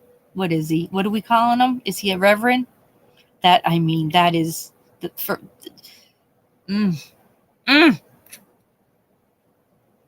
Green Eyed. I'm sorry, but this info. But I do watch some of these investigators where they have to deal with people like Casey Anthony and Chris Coleman. Yeah. Oh hell yeah. Yeah. I mean, what do you? I mean, if you're appointed the case, what do you do? Especially if you're the defending, you do. If they tell you he needs a public defendant, what are you going to say? No. I mean, you're out of a job. You take what you get. It would be very. When I was watching the past few months with the Parkland hearing with fucking that main bastard Nicholas Cruz and his 3 or 4 lawyers, they're all mainly women sitting next to him, but like I wanted, like, I just kept thinking, oh, I don't know how that one lawyer who we always would turn to and say hi, and like she's telling him yeah or no, I'm like you just want to hit the back of his head. Hi, Willie. I'm here. Hi, I'm happy you're here, Willie. No, Jen, don't listen to it. You get possessed. That's all we need. And if you listen to it backwards, no. Jen, where? Jen? If you don't have to look it up, but where is his family? Where are they preachers at? I can't remember. Are they Missouri? I'm forgetting where the Colemans are from. And it might have been you or whoever told me last week that the mom had just passed. Yeah, no, you won't get possessed. I can't remember if it was you or somebody who had said that Connie Coleman had just died, and then I had looked that up. Yeah, I could not. stay in that congregation. I don't know how it doesn't. Those people stick together, though. I'm telling you, they become like we're saying, like brainwashed, and then you're like afraid to flee. Illinois, okay, thank you. To like, you're afraid to Chester. That's right. We were just saying to like flee the flock. You're afraid, so you're kind of there in fear. Like, where else am I gonna go? Who will have us? No, well, I mean, plenty will. Church. That's what going to church is about. It's not anybody should be opening and welcoming regardless. But these people become so brainwashed, and it becomes such a tight-knit cult that they really do in their hearts think, there's nowhere for me to go. Right. Like a really bad relationship. Nobody else is going to love me. Nobody else is going to like us. They're not going to want us. So yeah, they stick around out of fear and stupidity, and this asshole keeps thriving as a reverend. Ugh. Would love to know if Joyce. Hey, Mary. Oh my God, it's catching. Holy cow, from South Africa. Welcome. Thank you. Thank you. Shoot, I forgot what that guy was just gonna say. Wait, let me go back up. Maybe I'll remember.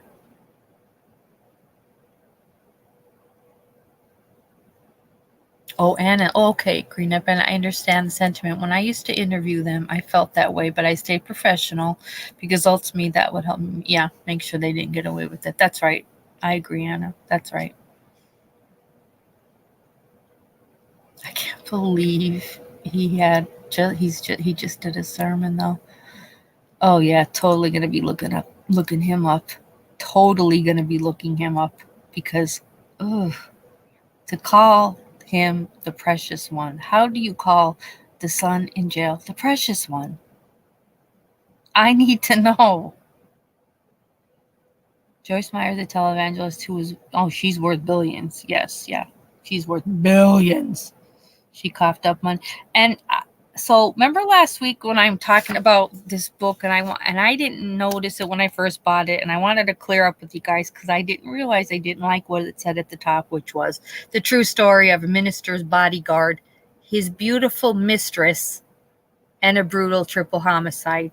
It infuriated me. I couldn't wait to come live last week because I don't think any mistress should ever, even if they are beautiful, should ever be referred to as the beautiful mistress. And then it's like they squeezed in and a brutal triple homicide instead of saying, and the family annihilation of a beautiful wife and two angelic sons.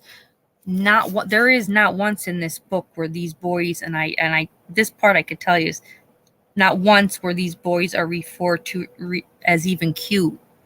So I'm not sure, but I'm pretty sure that this author has some type of ministry ties. There is absolutely, in my mind, no doubt.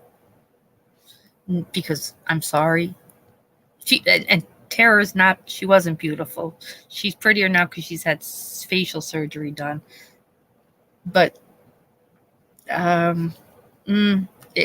like if you, I didn't read that top part. It veers towards a different picture, like painting a totally different picture. Like it's like almost like Tara's the damsel in distress, caught in this like such a mess. Get the hell out of here. Joyce has plenty of money, and Joyce was kept sheltered. Her son's the bully. He holds the strings.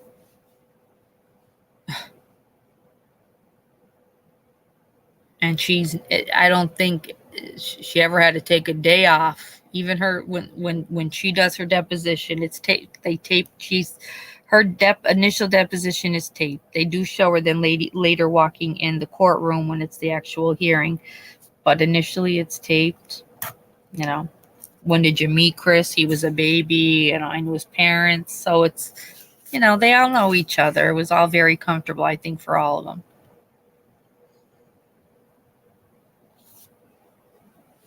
But, I mean, I don't really know much about Joyce. when you're flipping channels, and she just stands out because she's like she's a loudmouth. She's been around a while, and she's like a tough ass broad who stuck through this, because I don't even remember it. I don't remember this at all, which is weird to me. Why I don't remember, like 2000. What other weird, bad, like real high profile true crime case can we even remember? Let's say 2009ish, because other than that, I love true crime, but I don't remember a thing about this. So I think it was hushed pretty well, or something else kind of took its place. I don't know. 2009, I couldn't even begin to imagine what could have upstaged this. But something or someone paid enough money, so it did.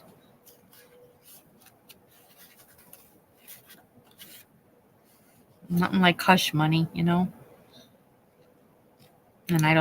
we'll get to see now with the trial, what if the girlfriend says or says nothing, like, there. Okay. 2008 was Jodi Arias and Casey Anthony. 2009 was, okay. So we had both Jodi and Casey in 2008, and Casey had seen went on for years. In fact, Kathleen from Blood and Marriage spent 6 weeks in Florida for that.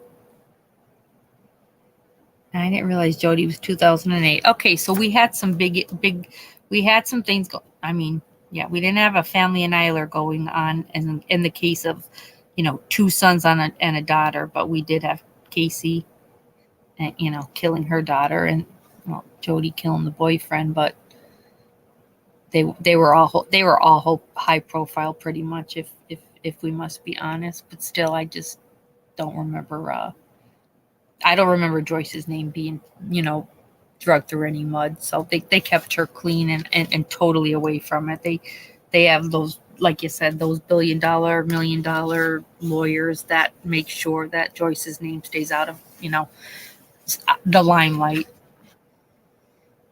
Let's see here. Where are we at? Chapter 37. Okay.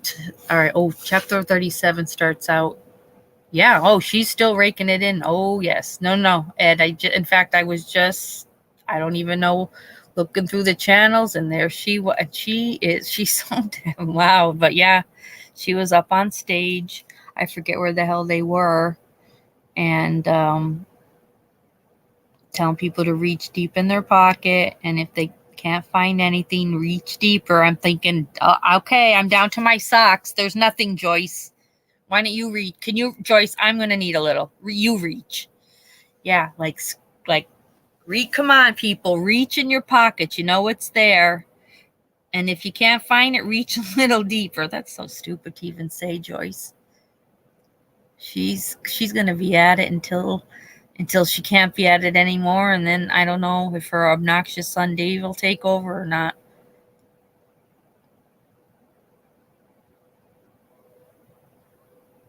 Yeah. She called remember when they first called her and questioned her? And then as things are getting bad and not looking good for him, she called him back and it's like, can I come and talk to you guys again? I'm remembering a little more. Oh, I'm sure you are.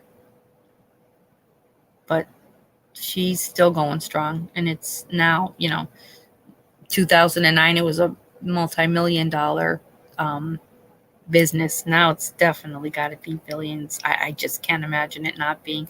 People are, once again, just by watching her on TV, become that drooling, brainwashed.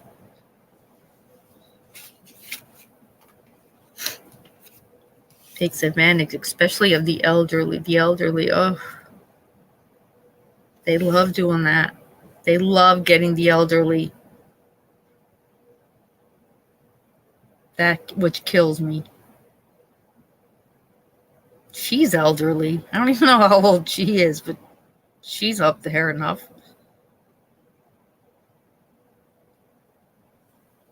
But that's what a lot of those do. They take advantage of the old, the isolated, and the lonely. No, and then if you go to jail, at least you have Chris Watts to talk to. Thank God for that small comfort for Chris Coleman.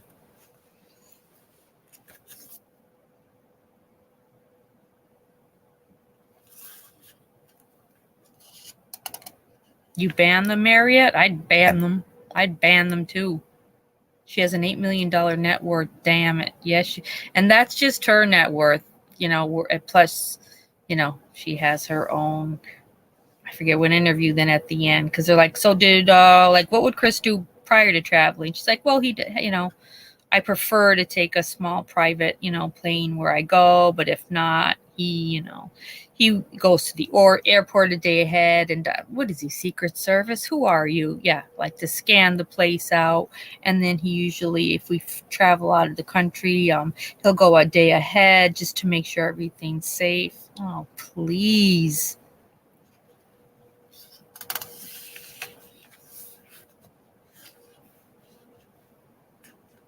Okay, chapter 37, Waterloo, Monroe County, Illinois. It was a sparkling day in late March 2010 with temperatures in the low 40s and sky blue and cloudless. Half a dozen reporters stood in a cluster on the sidewalk outside the Red Brook Courthouse, marking time until Chris Coleman's hearing was due to start. They were young and lean and casually dressed in jackets and jeans. So where's the lynch mob? One of them said, drawing bemused shrugs from his other colleagues. The reporters hadn't really expected anything approaching a lynch mob, not in a town as well behaved as this one. They were surprised, however, that the town seemed so quiet. Traffic was sparse, pedestrians few and far between, and the parking lot of the small motel on Market Street very, very nearly empty. Reporters had assumed that the hearing would attract a great deal more attention than this. At 1 o'clock, they went into the courthouse's spotless lobby, where an elderly woman at the front desk was knitting a sweater. They took a flight of stairs to the second floor and passed through security checkpoint. Then they filed into a dimly lit courtroom and sat in the spectators' gallery. They waited, pencils poised, notepads on knees, while the bailiff and the court reporter busied themselves up front.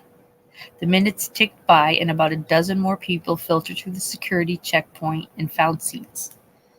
Mario and Joe Miglio came in and sat at the far end of the front row, directly across from the defense table. They crossed their arms and lowered their heads. A middle-aged man with thin graying hair was turned back for having a cell phone with them. He returned shortly afterward, having jettisoned the phone, and this time got through without any trouble at all. A reporter nudged a colleague. "Hey, Chris Coleman's father?" he whispered. That's the Reverend Ron. That's him. A hush fell over the courtroom when a door opened off to the side. Might this be Chris himself? It proved to be a false alarm, however. Just somebody wanting to talk with the bailiff. Defense attorney John O'Gara then entered the room carrying a thick stack of folders. Here was a rotund guy in his 40s wearing glasses and a rumpled suit. He plopped the folders onto the table and then exchanged greetings with the Reverend Ron, who was seated in the very front row of the gallery next to the main entrance. And then, without a whisper of warning, the door off to the side, the same one as before, opened up, and 2 sheriff deputies escorted Chris Coleman into the courtroom. There he was, shackled at the ankles and wrists with a restraining belt around his waist. He wore a bright orange jumpsuit, prison-issued flip-flops, and white socks. He glanced toward the gallery and spotted his father, who gave him a jaunting salute. Chris smiled in response before taking a seat alongside John O'Connor at the defense table. Then he shifted in his chair so that he was facing away from Mario and Joe Miglio. He looked very different from the photographs of him that had appeared in the media over the previous year, all of which depicted a strapping guy in his early 30s with a buzz cut and a confident smile. He looked worn. He looked thin and frail and startlingly pale in the gloom of the courtroom. And with his blonde hair grown out now and combed straight back, he looked scarcely old enough to walk into a bar and buy a beer. After almost a year in the Monroe County Jail awaiting trial, he looked like a younger, more fragile version of himself. State Attorney Chris writes, tall and in a gray suit, entered the courtroom from a side door. The Honorable William Warren entered from the opposite side and took his place behind the bench. Judge Warren was a trim man in his early 60s, with glasses and a silver mustache. He was also black, hardly an incidental detail in a community that see themselves as white as a 50s sitcom. The purpose of the hearing was to decide whether the trial, scheduled for late October, should be moved elsewhere. Defense attorney O'Gara insisted that it should indeed be moved, saying the public sentiment in Monroe County was already heavily stacked against his client and that finding impartial jurors would be next to impossible. As the lawyers wrangled, Coleman slipped a foot out of his flip-flop and tapped it nervously on the floor. Otherwise, he sat perfectly still at the defense table with his head tilted slightly. The two deputies, forearms crossed, expressions blank, stood behind him. Saying that he wasn't quite yet ready to decide on the matter, Judge Wharton scheduled yet another hearing for early May. He then flicked a hand toward Coleman and told him to approach the bench. Coleman got up and shuffled over, the chain connecting his legs clinging ever so slightly. He stood erect before the judge, the two deputies stationed by each shoulder. "Good afternoon, Mr. Coleman," he said. "Have they been treating you all right in jail?" The tone was kindly, the voice. Yes, they have." Compared to the judge, Coleman sounded tiny and insubstantial. "And your lawyers," the judge said, "are you pleased with them so far?" Yes, sir, I am." "They're doing everything you expect of them?" Yes, they are." "Okay then, Mr. Coleman, we'll see you in May." And with that, the two deputies escorted Coleman out of the courtroom and the hearing was over. Reporters hurried down the stairs, through the rear exit, around to the side of the courthouse where there was a port with a metal door. They knew that this would be Coleman's point of departure on his way back to the county jail. A couple of camera crews were on hand now too, and everybody stood in a loose circle on the sidewalk. Some of the reporters expressed surprise at just how thin and pale and boyish Coleman looked. "He looks like some poor boy, like a waif." The day was still bright and cool, and the area surrounding the courthouse was strangely still quiet. It was almost as if the local citizenry were taking special pains to stay away. Several women who worked at the courthouse appeared at a large window on the second floor and waved to a reporter from below.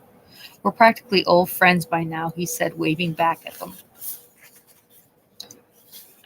The big metal door clanked open, and a sheriff's car emerged from the bowels of the courthouse and crept up a paved ramp toward the curb. Coleman sat in back, cuffed hands on his lap, staring straight ahead. The car reached the curb and hesitated for a moment before swinging onto the road.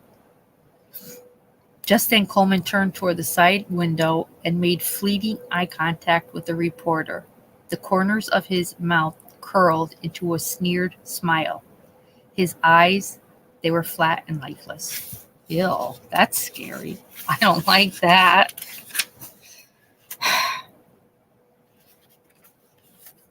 Chapter 38. There were quite a few more hearings over the ensuing months, most of which played out in similar fashion. Mario and Joe would attend, sometimes with Angela. Ron Coleman would sit at the opposite end of the spectators' gallery, usually with Connie or Brad. Reporters would settle into the second and third rows of the gallery and wonder why so few people were in attendance. Had the citizens of Monroe County already lost interest in this case? Why so quiet? Chris would be brought into the courtroom in shackles and his jumpsuit once again. He'd exchange glances with his father before taking his place at the table. He'd never so much as even cast a side glance at Mario or Joe Miglio. Then the lawyers would argue a point of evidence or some other matter of importance for the forthcoming trial. As might be expected, most of the hearings dealt with motions that were filed by the defense team. Besides seeking a change of venue, John O'Gara, William Margalis, and Jim Stearns sought to restrict the evidence that the prosecution could present. They wanted the Chris Tara sex pictures and sex videos disallowed. What materials almost certainly prejudiced the jury against their client? They wanted to prevent Sheri's friends, Megan, Kathy, and so forth, from testifying about things that Sheri had told them. They wanted to prevent handwritten letters, forensic linguistics, and anything else showing that Chris absolutely wrote them. Wouldn't this foster the mistaken impression among jurors that handwriting analysis and forensic linguistics were such precise scientific disciplines if they really weren't? In ruling on these various matters, Judge proved a master of the reasonable compromise. He ruled that the trial would remain in Monroe County, but that jurors would be selected from elsewhere. That a sampling of sex pictures and sex videos could still be presented to the jury, but certainly not the entire lot of them. And there was an entire lot. Several of Sheri's friends could testify about things that she'd ostentatiously had told them, providing that such testimony was duly presented to the jurors as hearsay, and that the defense would have every opportunity at trial to hold the prosecution's expert witnesses accountable. The judge also granted a request that the trial be pushed back so that the defense could more properly prepare for it. Originally scheduled for late October of 2010, the hearing would now be on further delay. Next up, April of 2011. Wow, that's a long wait. Throughout all the maneuvering, Chris remained confined in the Monroe County Jail. The jail was a low-strung structure located just several blocks from the courthouse in Waterloo. It consisted of just 20 individual cells, each with its own toilet and shower, arranged around a circular security pod. Chris was held in protective custody, which meant that he had limited opportunity for any interaction with the other prisoners. He took his meals and his recreation alone. He made no special dietary requests, indeed, no special requests of any kind at all. He rarely spoke with the guards, including those who were charged with escorting him to and from the courthouse hearings, and he caused no problems. By all accounts, he was a model prisoner. Gee, that sounds like somebody else too. This hardly surprised Sheriff Dan Kelly, the person ultimately entrusted with Chris's confinement. Throughout his long tenure as chief, the delightfully frank and witty Kelly had observed that accused murderers were very rarely problems. It was rather the jailhouse riffraff, the thieves, the drug addicts, the drug dealers, the wife beaters. They were the ones who made the most noise and created the most grief. Chris lost a good 20 pounds during his time in jail. This was likely a consequence of his not having access to his steroids.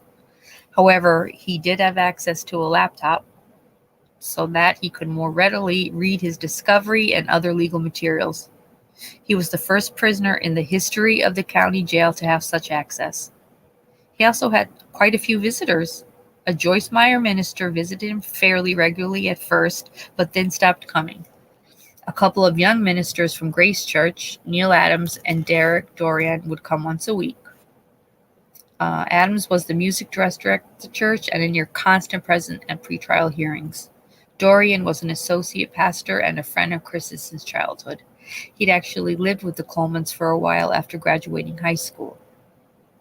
Other people, friends, family members, church supporters would drop by occasionally, and his parents would visit for about an hour every Sunday after church. Every single Sunday after church. Oh, thank you, Mariette. Yes, sit back and listen and just relax. So happy you're here. Ron and Connie Coleman would also talk with Chris over the phone almost every day. They discussed the case, though not in much depth. Ron was convinced that highly sophisticated international killers... Oh, my God. Wait. Ron was convinced that there were highly sophisticated international killers who were responsible for the murders. They'll catch those turkeys, he'd tell Chris. Don't you worry, they'll catch them. Oh my God. Chris could never quite bring himself to respond to his father. Ron would ask Chris about his jailhouse diet. He seemed concerned that his oldest son wasn't getting his daily requirement of vitamins. Only very rarely would Ron or Connie say something about Garett and Gavin. Bastards.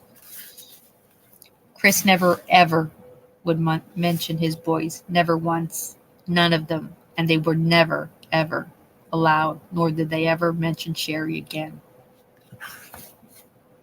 Jesus. Good night, Willie. I'm so happy you were here. You have a wonderful weekend. Get some rest. Thank you for being here, and come again, please. Take a sip of my drink.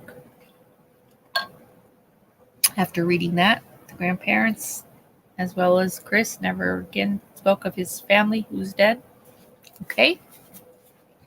As it turned out, Chris stood a good chance of avoiding execution if convicted of the murders. On January 11, 2011, the state legislature passed a historic bill to abolish the death penalty in Illinois. All that was required for the bill to become law was the endorsement of Democratic Governor Pat Quinn. At a hearing later that same week at the Monroe County Courthouse, Judge Morton denied a defense request to stay proceedings in Chris's case until the governor had decided whether to sign or veto the bill. It's in the best interest of everyone that the court move toward active resolution of this case, Morton said. On March 9, 2011, Governor Quinn did indeed sign the bill, and he also commuted the sentences of Illinois' 15 death row prisoners to life imprisonment. The only catch was that the new law wouldn't take effect until January 1st, and Chris's trial was scheduled to start in late April, which left open the possibility that he still might be sentenced to death if he was convicted of triple homicide. Might Chris Coleman be the very last person to suffer execution in the state of Illinois? The prosecutor wanted Joyce Meyer to testify at trial, mainly to bolster its claim that Chris might very well have lost his coveted job with the ministry if he divorced Sheri. But the famous evangelist apparently pleaded inconvenience, saying she'd been holding a conference in Hampton, Virginia at the time of the trial and could not cancel. And so the court afforded her a special disposition, permitting her to testify instead at a closed-door videotaped deposition on Wednesday of April 6th. Meyer arrived at the courthouse in Waterloo at 2 p.m. on April 6th. She wore a floral patterned jacket over a black top. Several ministry lawyers accompanied her, as did her son, of course, Daniel, who was also scheduled to give a videotaped deposition. Her new personal bodyguard, a young, lean guy in a gray suit, escorted her from her black Chrysler 300 sedan into the courthouse. She emerged an hour and a half later and spoke briefly with a scrum of reporters, none of whom were thrilled at having been barred from the courtroom for the deposition.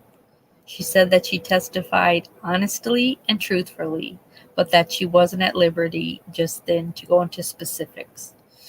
A reporter asked her if she was praying for Chris Coleman. Her answer, certainly.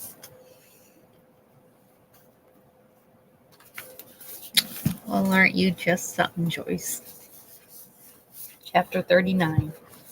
Jury selection got underway on April 12th of 2011 in Pickenyville, Illinois.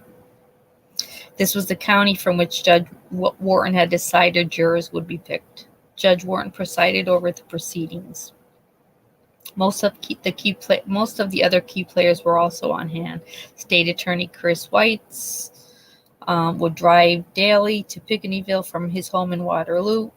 Similarly, sitting adjacent to Wrights at a long table toward the front of the room was Ed Parkinson, a special prosecutor with the Office of the State Attorney, who had been called shortly after the murders asking for help.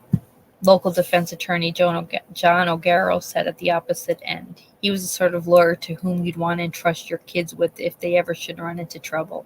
He was warm, expansive, and he was considerate.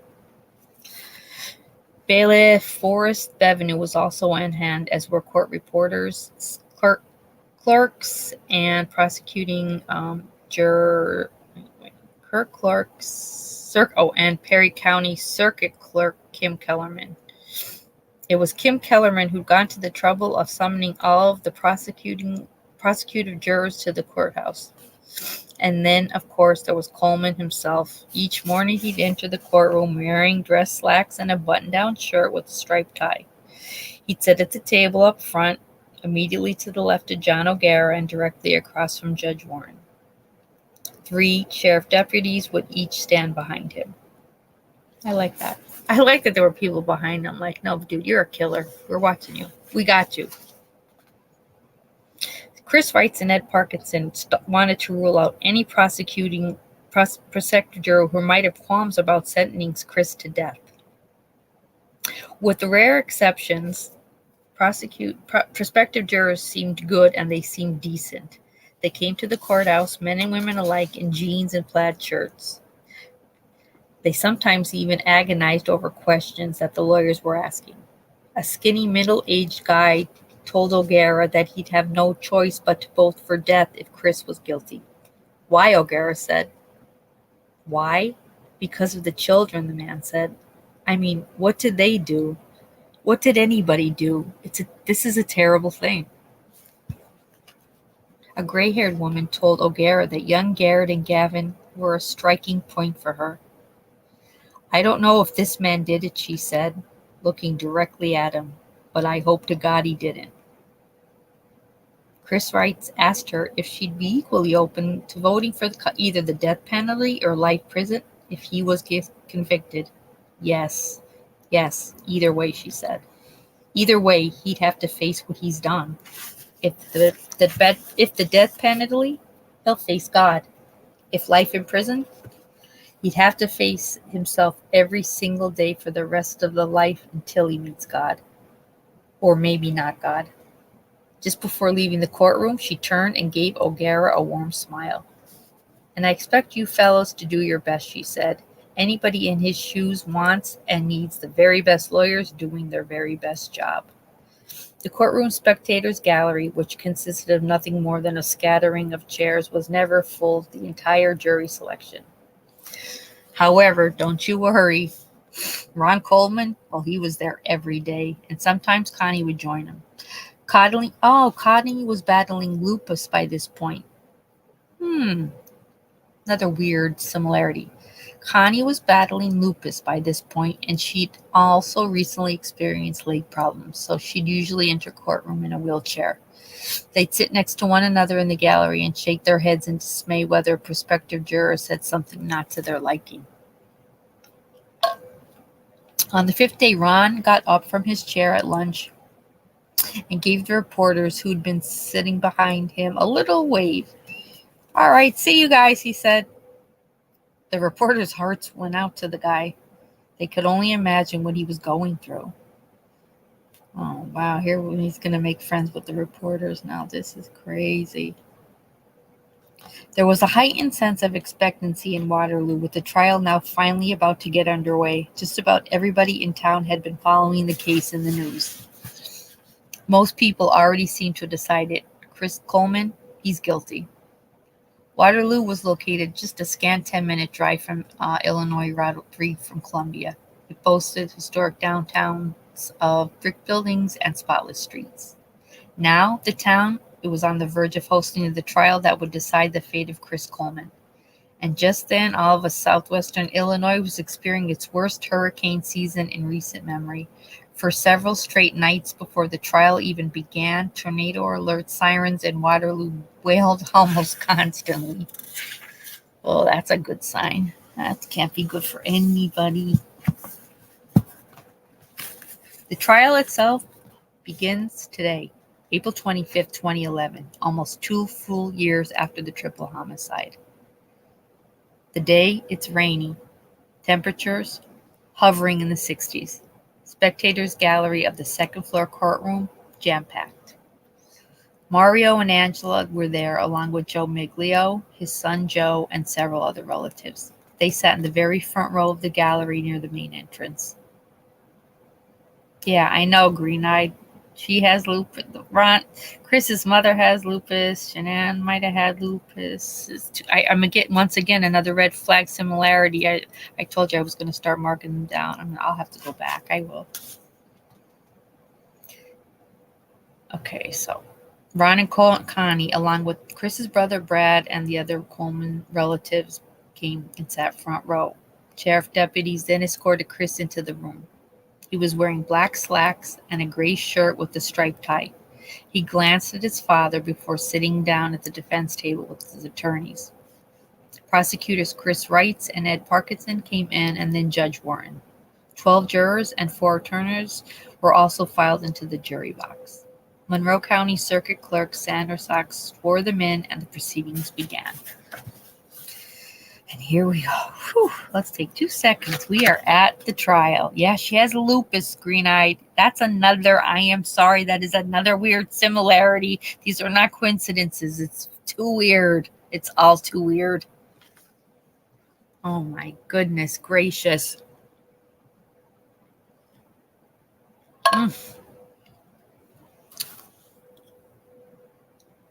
Wow. And that was in, what I say, this started 2011, and she just died.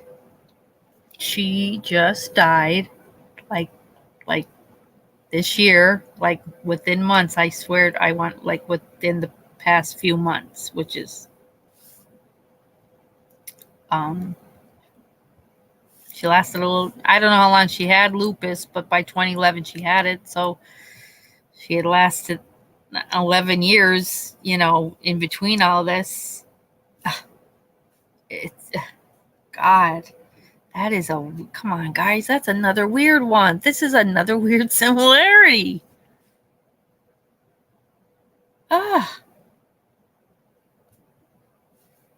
Wow.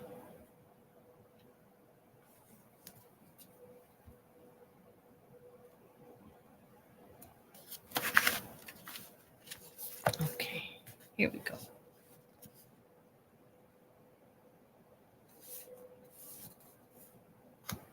Chris Wrights handled the opening statements, speaking directly for 25 minutes, summarizing the state's evidence against Chris.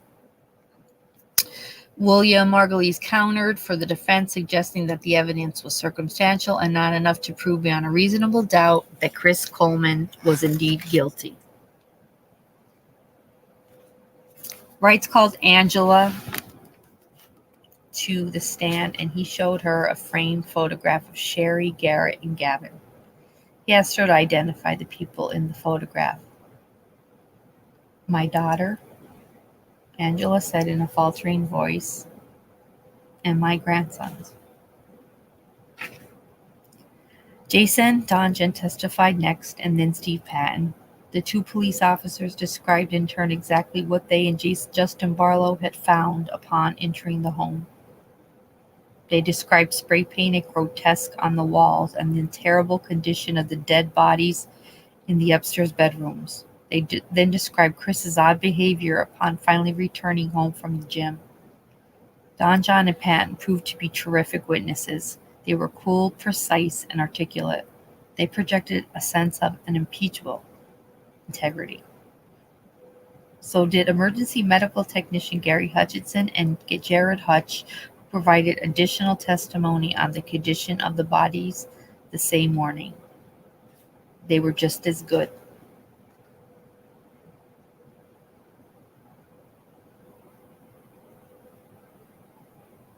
Oh, thank you, Green Eye. I love you. Oh, was it 2020? Okay, I couldn't remember when, but I didn't know she had lupus. How about that?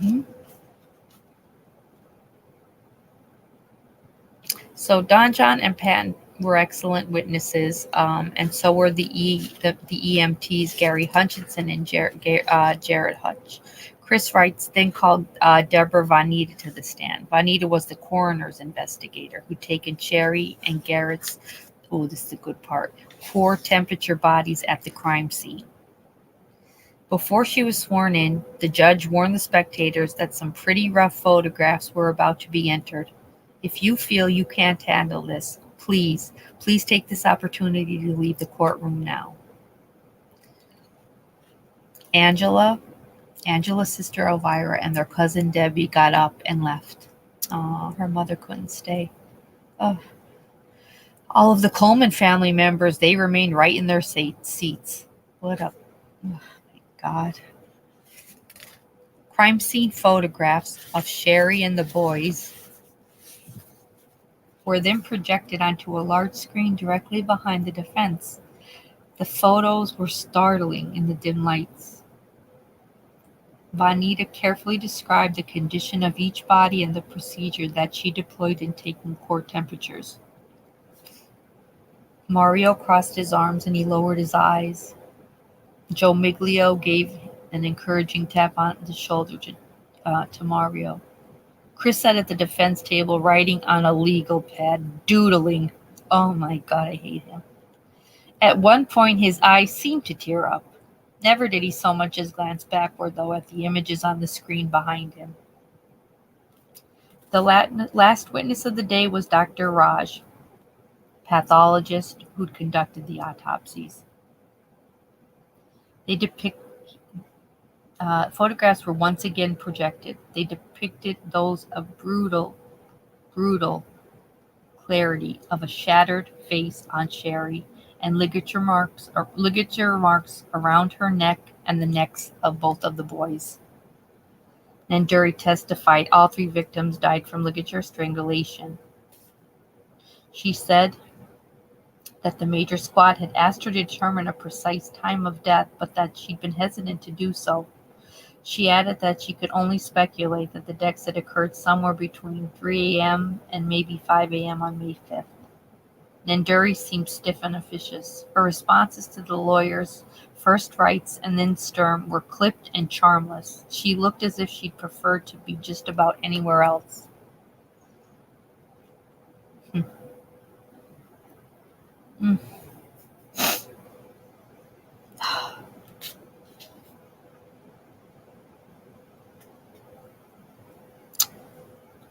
The prosecution's star witness, Dr. Baden, took the stand first.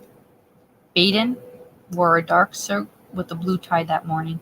With his silver hair and rimmed glasses, he looked like a kindly small-town physician. Some people in the courtroom knew him from the HBO series Autopsy.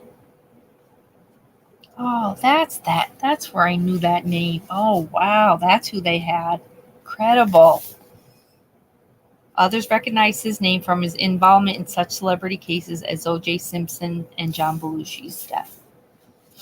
Angela and several other women on Sheri's side of the family had elected to skip Baden's testimony, realizing that it would feature yet more graphic crime scene photos and autopsy pictures. Ron and Connie, again, seated in their usual places at the far end of the front row. Oh my goodness. Okay. Baden, he didn't disappoint. He was lucid and congenial on the stand. As photographs of the victims' bodies were projected onto the video screen, he carefully highlighted the indications of okay, hang on.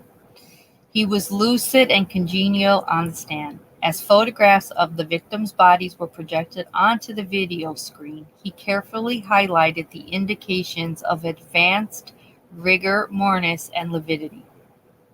He paused occasionally for dramatic effect.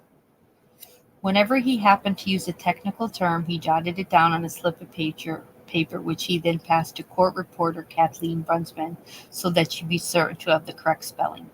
Baden was obviously an old hand at giving expert testimony. He said that the photographs left no room for doubt. 3 victims had absolutely died before 5 a.m. on May 5th, and quite probably even before 3 a.m. There was no chance in the world that they died after Chris had left the home. He added that it would have taken 4 to 5 minutes for the killer to strangle the life out of each victim. Jim Sturm tried his best in cross-examination to rattle Baden, but to no avail. The veteran pathologist was unflappable. He had science and evidence on his side. As a former chief medical examiner for New York City, he had also had more than enough experience on his side. Sheri, Garett, and Gavin had died prior to Chris leaving for the gym. This wasn't idle speculation, it was indisputable fact. The science is the science, Baden said. Chris took notes throughout much of Baden's testimony, never once glancing at the grotesque photographs that were projected onto the screen behind the table. At one point, he put his pen down and he closed his eyes. Could you? Oh my God. Sorry, this is so unreal to me. Ron and Connie sat perfectly still, lips pursed, arms crossed. One couldn't help but wonder what was going on through their minds. Was the grim truth finally beginning to dawn on them? Were they suffering terrible inner agony? While waiting for proceedings to resume after lunch, however, they seemed in fine fettle. They chatted with friends and family members in the far left-hand aisle of the courtroom. They laughed. They joked.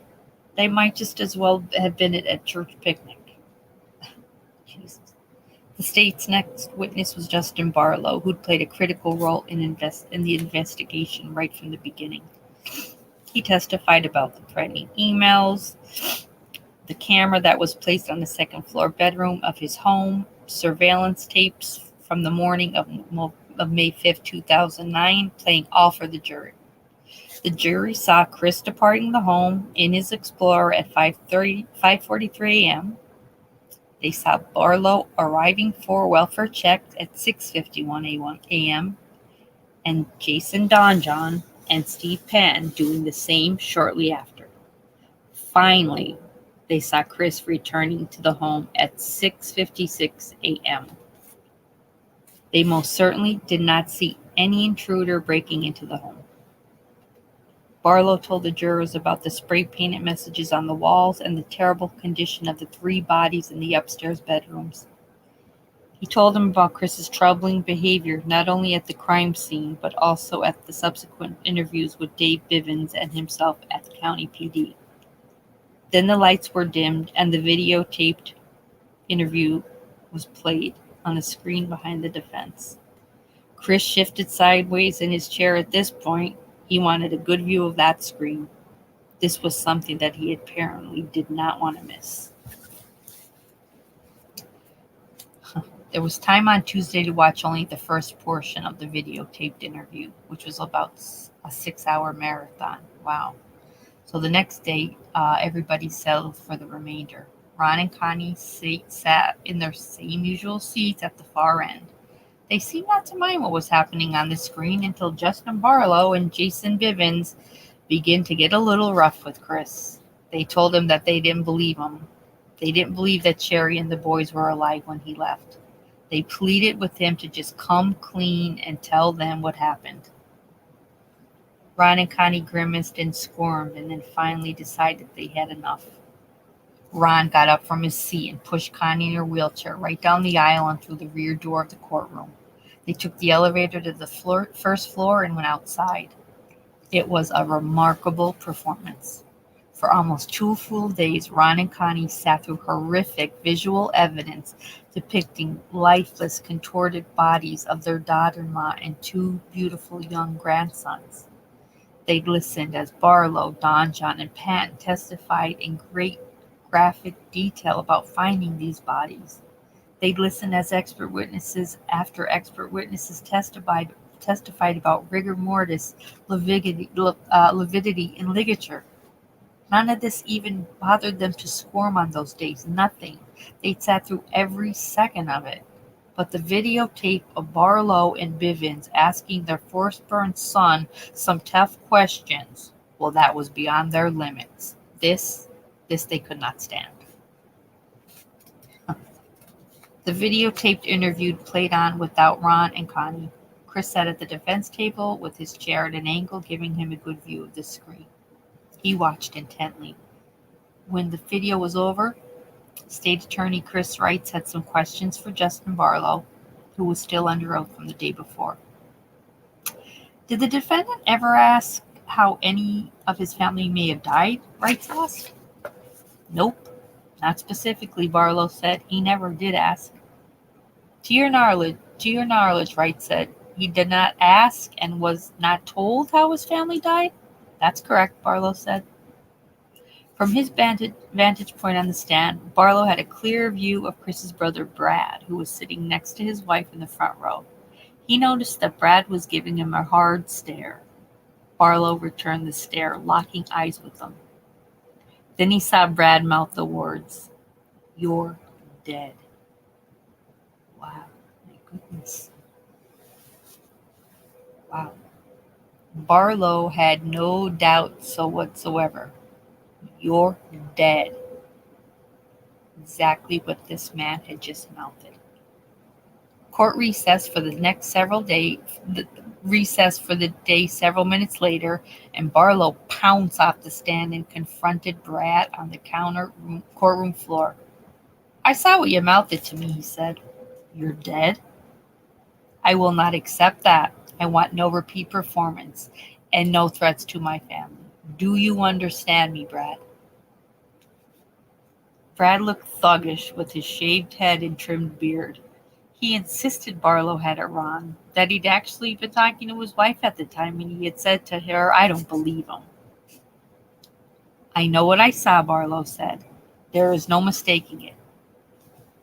Brad apologized for any misunderstanding and extended his hand. Barlow shook his hand, but he was still obviously displeased. "That's it, though," he said. "I don't want to see anything like that again out of you, ever again."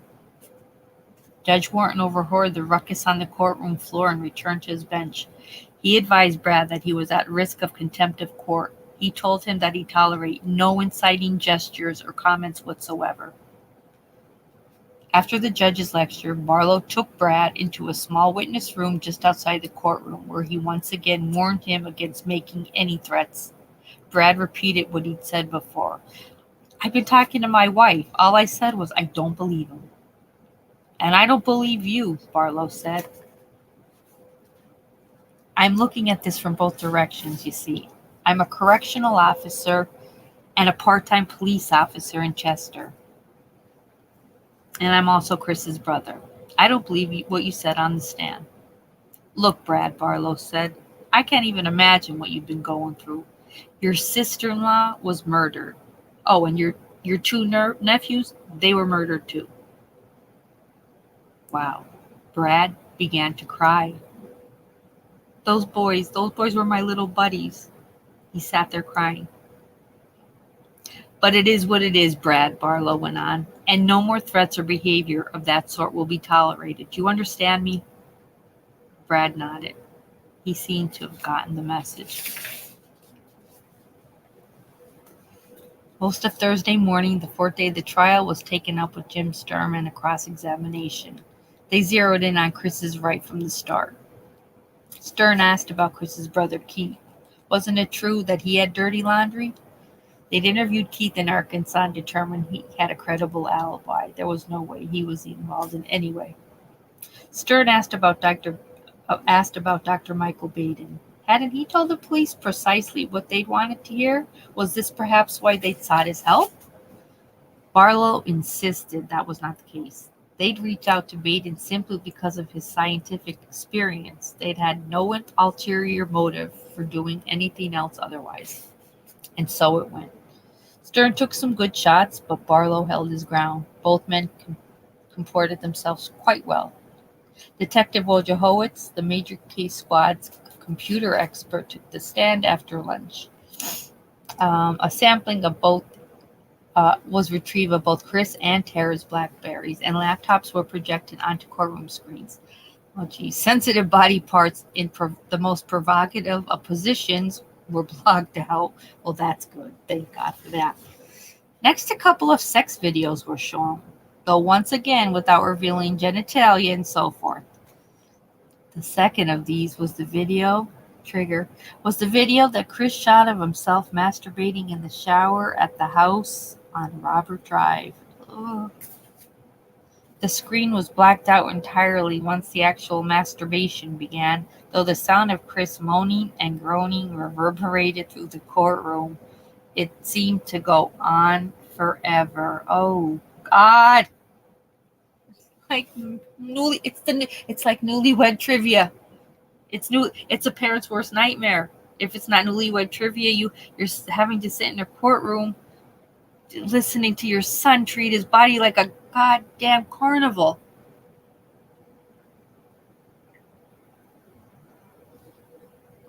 They had to get up and leave when he was being interrogated, but they're cool with listening to him jack off. Oh, come on. Oh my God, hang on. I gotta get a tissue. My ears are bleeding. I need sugar. Where's the Starburst? Hang on, guys. Give me 2 seconds. That's a lot to handle. I can't. First of all, he's so gross and ugly. He is just so gross and ugly. And I don't like the thought of gross and ugly people moaning and groaning, let alone in the presence of their parents. He was probably real proud of himself too, because he still thinks, what's her face? Tara is so damn gorgeous. So I don't think there's much shame going on. My ears are bleeding, John. Bleeding. Hang on, blow my nose. I'm crying, laughing. Hang on.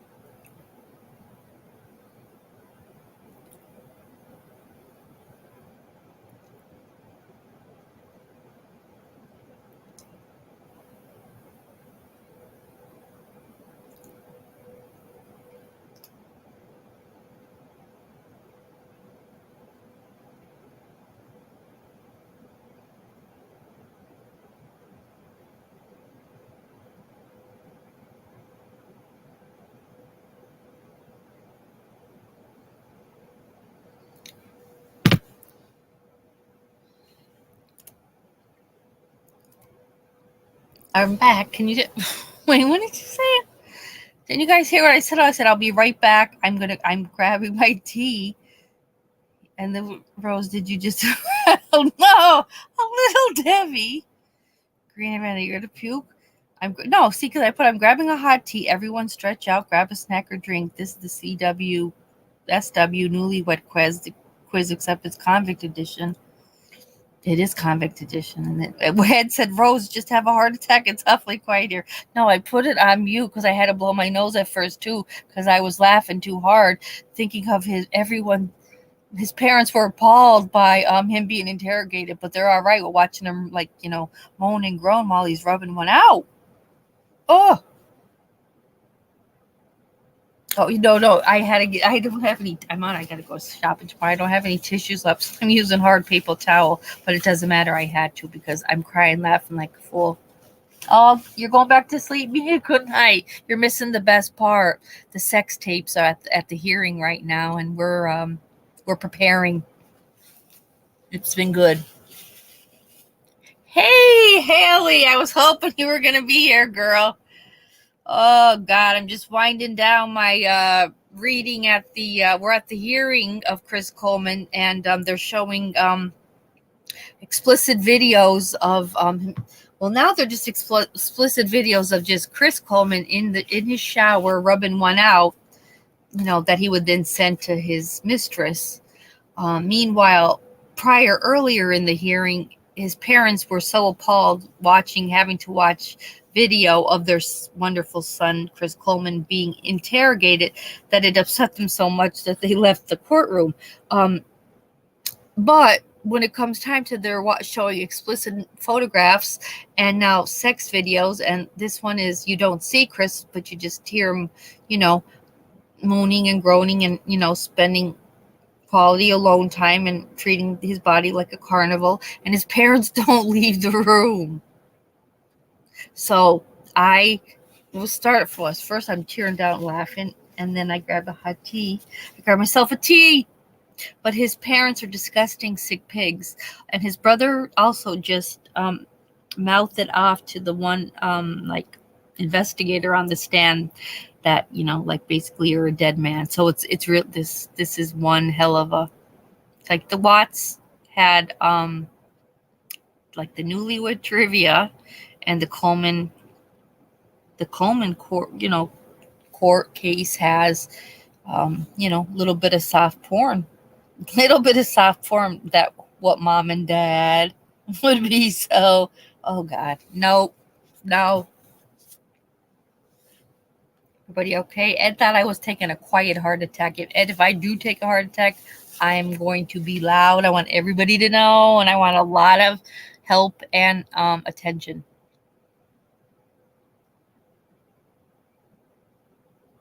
What did Green I say? I didn't hear that you can replay it. I'd like to hear the moaning. And I'll read it again, but I would like, just like Shanann and Chris had the obnoxious person at the Newlywed game, like saying he knew all the answers.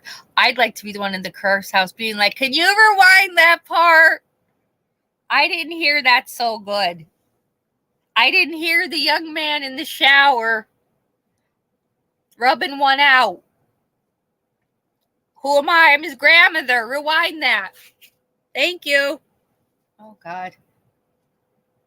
Mima. Sit down, Mima. John McSmith just said Joyce Meyer is kind of sort of sexy. Not in any way, John. Take it back. Mima sexier. Poor Connie Coleman in a wheelchair with lupus is sexier. They're all sexier now. They've all learned a little bit. Chris taught everybody a little bit. And they're not showing us everything. I would have liked to see what her sex tapes were, what money shots were happening. Oh, you better have you have to have your sick bowl ready. We just got through, her Sheri's parent mom and her mom's cousins left the courtroom when they took out pictures, the pictures from the autopsies and the pathologists on and all that. A lot of her family had to leave the courthouse. They didn't want to see all that.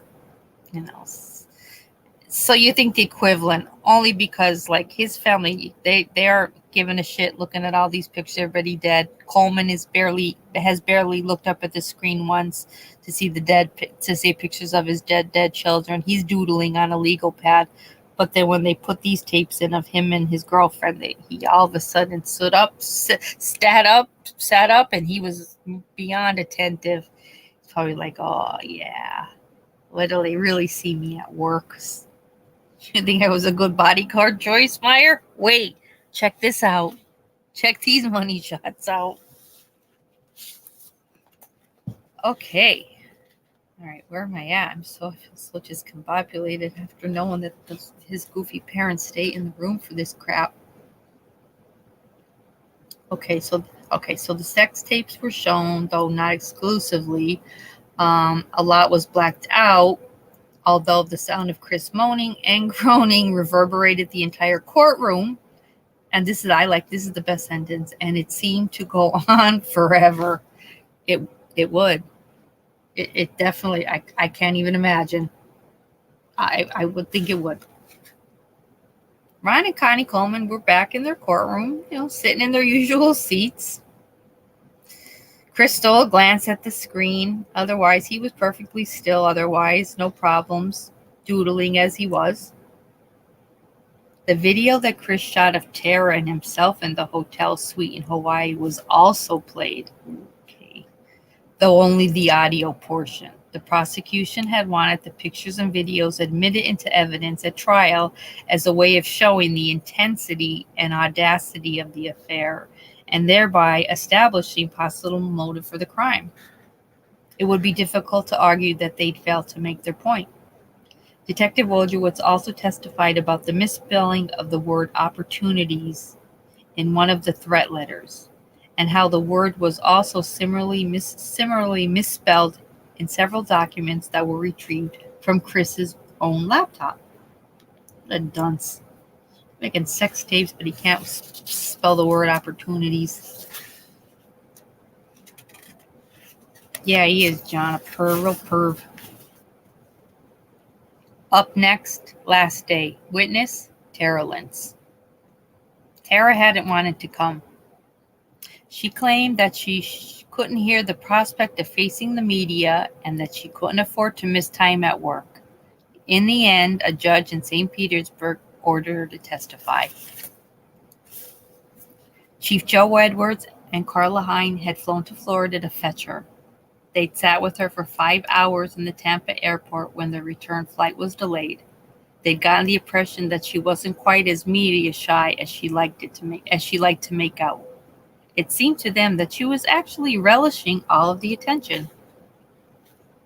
She wore a roughly magenta blouse with the black pantsuit, a small gold cross on a necklace, and open-toe 4-inch heels. She also wore the promise ring that Chris gave her more than 2 years earlier. Her lustrous brown hair hung in layers over her shoulders. She looked at Chris again when Wrights asked her to point him out in the courtroom. Chris gave her a sheepish glance in return. Oh, how cute. Oh, wait, I'm sorry, Jesus, skip right by that. After it describes her hair, what she was wearing. Prior to her entering the courtroom, you could hear click, click, click. That was the click of her high heels in a hallway, which echoed throughout the entire courtroom. As she came in, she sauntered and went to the witness stand. She looked at Chris while sitting down and then tilted her chin slightly upward at him. At Wright's prompting, Tara testified about her relationship with Chris. She said that she had started talking with him in November 2008 at the Joyce Meyer conference in Tampa. She added that Sheri had called her prior and encouraged her to attend. She said that they became more than friends the following month when Chris brought Joyce Meyer back to Orlando for a vacation. She said that Chris assured her at a New Kids on the Block concert in Orlando that he and Sheri were no longer sleeping together, and that Sheri had also confided the same to her. She said that Chris told her that he often slept on a couch in the basement and that he subsequently sent her pictures attesting the truth of this. So, Wrights asks, did he profess his love to you? Yes, he did. How often? All the time, she replied, constantly. She said that they'd even made plans after Orlando to meet in early March at a Joyce Meyer-related function in Arizona. Fritz asked if they'd had sex in Arizona. That's questionable, but probably. She said that they'd hooked up again the next month in Hawaii, where they'd most definitely had sex. Great. Wrights asked her how she felt about learning that Chris was planning a vacation in Disney World with Sheri and the boys. I'm sure I didn't care for it, she said. I told them to cancel. She went on to describe how she'd schemed to have the entire vacation canceled and subsequently booked a cruise with her and Chris going to St. Thomas in the Virgin Islands. Wrights asked if she and Chris had planned on getting married. Yes, the divorce had to happen first. He knew that. She said that they'd gotten matching rings and that she still wears hers. She showed the ring to Whites in the courtroom. She said that she and Chris talked over the phone and text message back and forth constantly on May 4, 2009, even when he was at home with Sheri and the boys. She said that he promised her that Sheri was being served divorce papers the following day. And what was her response to this, Wrights asked. Well, I'm sure I told him good luck. She said that Ron Coleman phoned her the next day with news of the killings and that she and Chris exchanged text messages while he was in the interrogation room at the courthouse. She also said that they spoke over the phone shortly after he'd left the police station. Tara seemed confident on the stand, if not entirely pleased at having to just be there. She spoke in a rich voice, answering questions directly and without elaboration. Several of her responses had courtroom observers scratching their heads. Was it truly love, for example? That she and Chris hadn't been sexually intimate, more than friends, until December of 2008? But what about the document entitled All About Tara that Chris created on his Dell laptop? That was dated November 5th, 2008. He also titled the envelope, The Day Tara Changed My Life. Might one night reasonably infer that this probably was the day when they first became intimate. Chris sat at the defense table with his eyes averted. Occasionally, he glanced looked up at her with a hang dog look on his face. Ron leaned forward with his chin in his hands. He seemed pensive. Perhaps he was wondering, would he tell his congregation? It seemed that reports of the affair hadn't been bald-faced lies after all. William Margulies handled the cross-examination will prove most uneventful. He asked Tara if she'd ever received a sexually explicit picture or video from Chris's brother, Keith. Yeah, she said, but she hadn't responded to it. He asked her if she'd had much contact with Chris after the murders. Yes, she said, they'd spoken over the phone constantly. He asked if the police had ever mentioned to her that they suspected Chris in the murders. Yes, she said, they'd mentioned this to her a lot of times, in fact, constantly. And that was it. She shot Chris one last look upon leaving the stand, and then click, click, click, clicked herself right out of the courtroom. Her entire testimony lasted less than 30 minutes. Courtroom spectators were left feeling vaguely disappointed. They'd somehow hoped for more than this mystery woman to just say nothing. They'd hoped that she wouldn't prove quite so obvious. Chapter 42. Quite apart from the daily parade of witnesses, several side dramas played out. First of all, it was hardly a secret that Sheri's mom's family was planning on filing a wrongful death lawsuit against Joyce Meyer Ministries. The contention was that the ministries had reasonable grounds to suspect that Chris posed a threat to Sheri and yet failed to give her appropriate warning. Perhaps In anticipation of the lawsuit, Joyce Meyer attorneys were present every single day of the trial. They usually sat in the last row of the spectators' gallery taking notes and calculating odds. Then there was Sheri's dad, Don Weiss. Don was a tragic figure in the courtroom. For years, he desperately hoped that he might become reconciled with his estranged daughter one day. He'd hoped that he might once again be a meaningful part of her life. But now his daughter was dead. His grandsons were dead. So were all of Don's hopes. He was left with nothing but guilt and sorrow and a sense of unredeemed possibilities. Oh, I don't know, that's so sad. Moreover, the murder seemed not to have brought him even any closer to his son Mario. Don and Mario rarely interacted throughout the course of the trial. There was an icy distance between them. During court recesses, Mario would hang out with his mom Angela, cousin Joe Maglio, Joe, and other relatives on Angela's side. Don would sit with his mom Dorotha and brother Ron in a windowed clove at the end of the corridor. Don and Mario were fundamentally decent men. The trial was a terrible ordeal for both of them. Their unresolved differences couldn't have made it any easier. Of course, this isn't to suggest that they weren't suffering inwardly. Perhaps their carefree demeanor was just simply a way of showing support for their son. Perhaps it was meant as a testament to their faith. Sheri cited the family, after all. They were all there.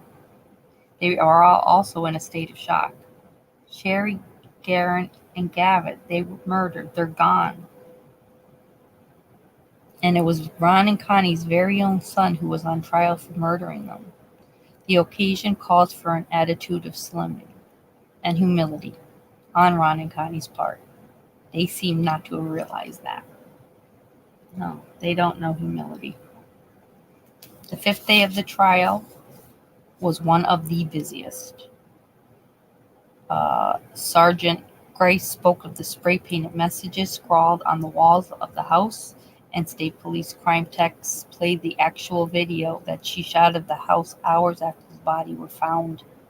Oh, God.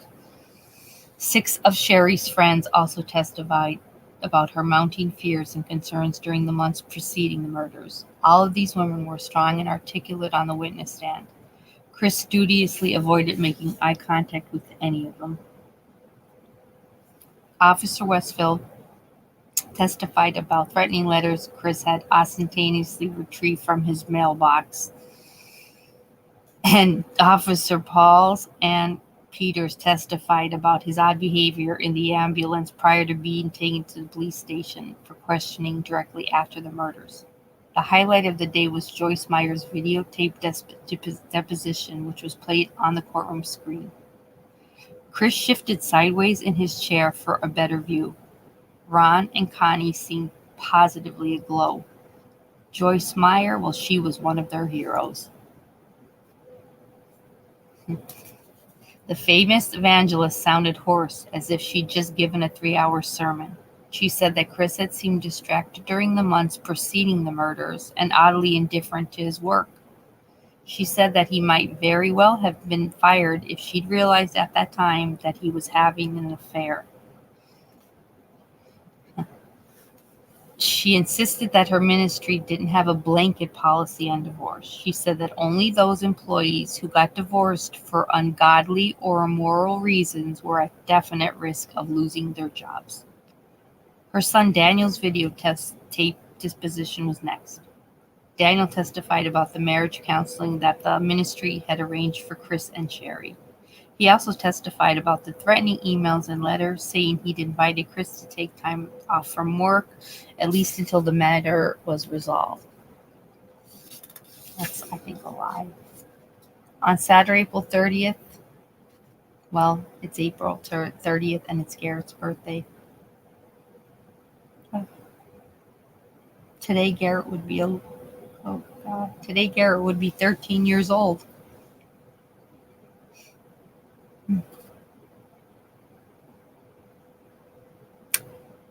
All the detectives, sergeants, investigators, doctors, any devout Catholics, They went to Mass at Immaculate Conception Church in Columbia and said a special prayer for Gavin. They also prayed for Sheri and Gavin. For almost 2 full years now, they prayed for Sheri and the boys every single Sunday at Mass. Mario, Angela, and Joe visited the gravesite at the cemetery in Chester that weekend. Afterward, Mario reminisced with a reporter. He said that when Garett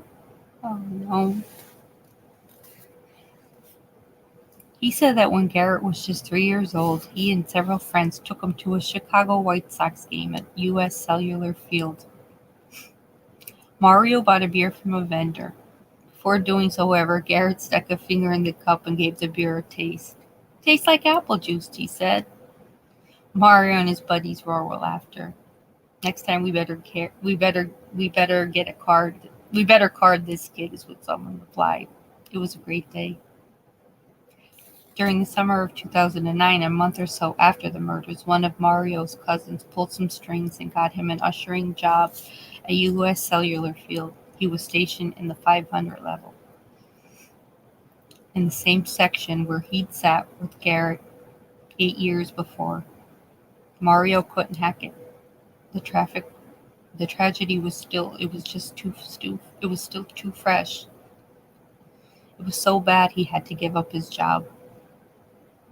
"One thing I can't understand," Mario said. "If he doesn't want his family, why not just say, 'I'm going out for a beer,' and then just never come back?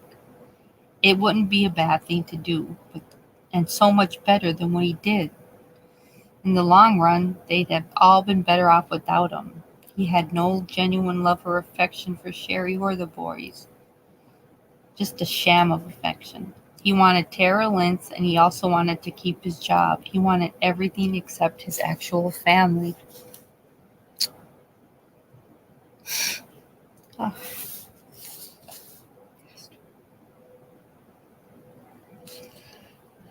Monday, May 2nd was mostly testimony concerning the physical evidence at the crime scene itself. A back window that had appeared to have been open was examined by a specialist, and there were absolutely no signs whatsoever of someone being having been tampering with or in the home. AT&T, and a specialist from AT&T testified that analysis of Chris's phone records indicated that he indeed had taken a detour on the way home from the gym that morning. The inference seemed clear.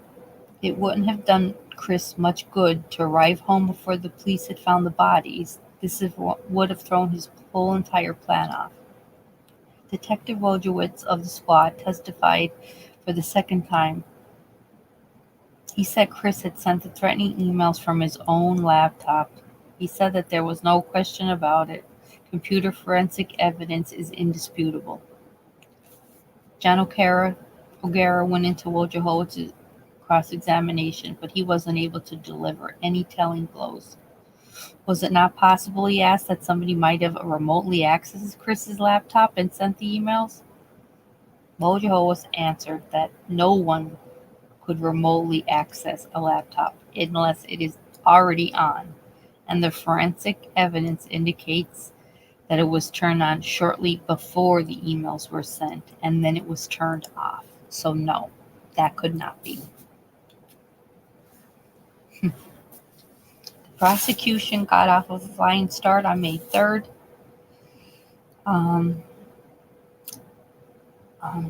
Professor at Purdue testifying that he was in complete agreement with Wojciech. Threatening emails indeed came from that of Chris's own laptop, and it would have been next to impossible for anyone to access that laptop remotely if it was off, and it was.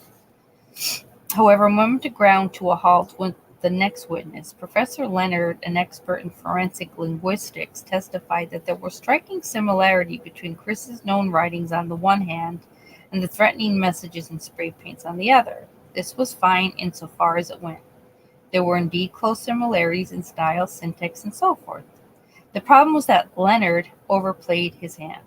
He tried to portray forensic linguistics as a precise science, akin to that of maybe physics or chemistry. He tried to make it into something it isn't. The longer he droned in, the more his credibility suffered. John O'Gara, he was sharp, and he was not one to be taken advantage of. He lacerated Leonard in cross-examination. At one point, after establishing that the professor had once performed at Woodstock as a member of the group Sha-Na-Na, he even succeeded in eliciting a roar of laughter from the courtroom. That brown ass that they had at Woodstock, O'Gara said. Let me ask you about that. You know anything about brown acid? Not even Judge Wharton could resist breaking into a smile. Some observers thought that the prosecution had committed a strategic blunder in scheduling Leonard so late in the trial, or perhaps even in scheduling this man at all. The prosecution fared better with its remaining witnesses. Lindell Moore, the handwriting analyst with Illinois State Police, testified that there were striking similarities between Chris's samples and the spray painting graffiti on the walls. A succession of witnesses established that the actual spray paint was Rust-Oleum apple red, all of which sets the stage for Detective Carla Hine. Carla testified Chris purchased a can precisely of this make and color at a hardware store in St. Louis on February 9th of 2009. He purchased it not with cash, but rather he used his own credit card and even signed it Christopher E. Coleman. A chill fell over the courtroom. Could there possibly be any doubt now that Chris was not indeed the killer? William Margulies handled the cross-exam. He asked Carla about Chris's brother Keith. Had investigators ruled him out as a suspect possibly too prematurely? This was the third time in the trial that the defense tried to bring up Keith's name. They seemed to be trying to get Chris off the hook by casting suspicion on his younger brothers. It was an interesting strategy. Ron and Connie appear to have had absolutely no problem with it either. Okay, Anna, good night, honey. I'll see you again soon. Be well. Carla responded by saying they thoroughly investigated Keith and determined he was not involved with the murders. The prosecution rested the case. The defense would have its turn the next day on the 4th. Judge O'Gara advised the court that Chris Coleman had decided against taking the stand on his own behalf.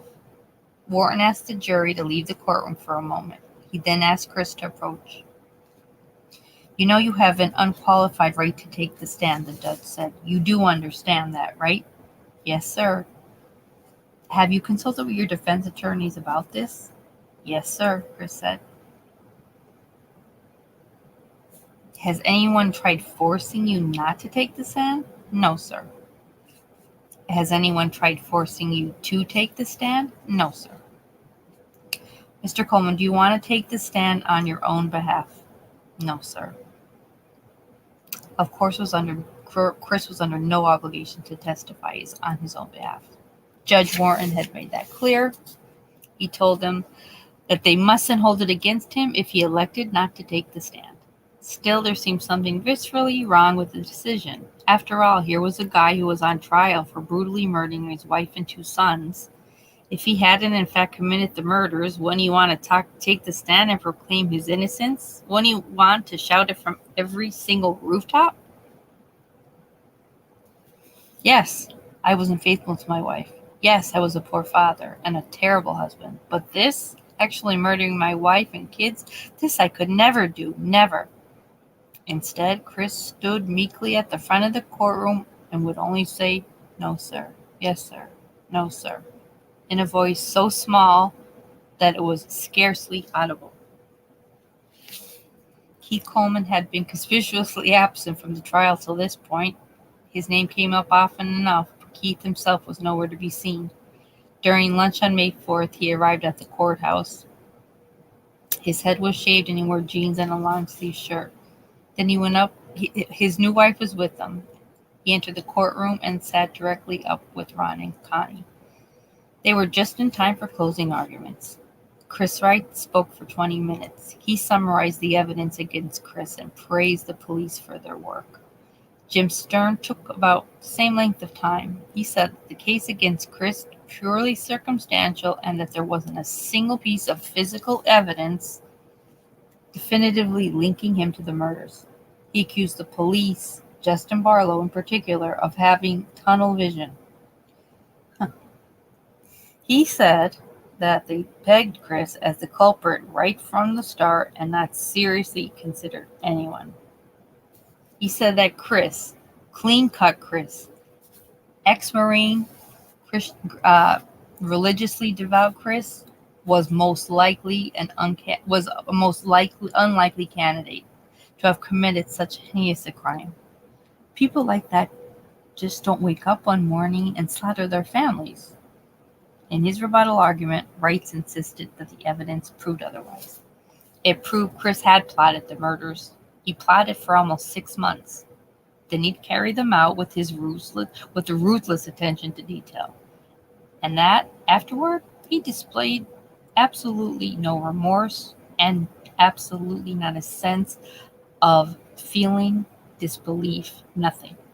Wright's final words of rebuttal almost attained the level of tragic poetry.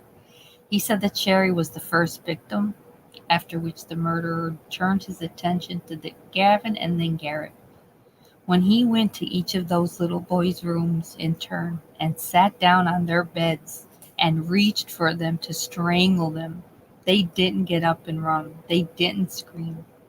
Of course they didn't. Why shouldn't they? It's their daddy. Huh.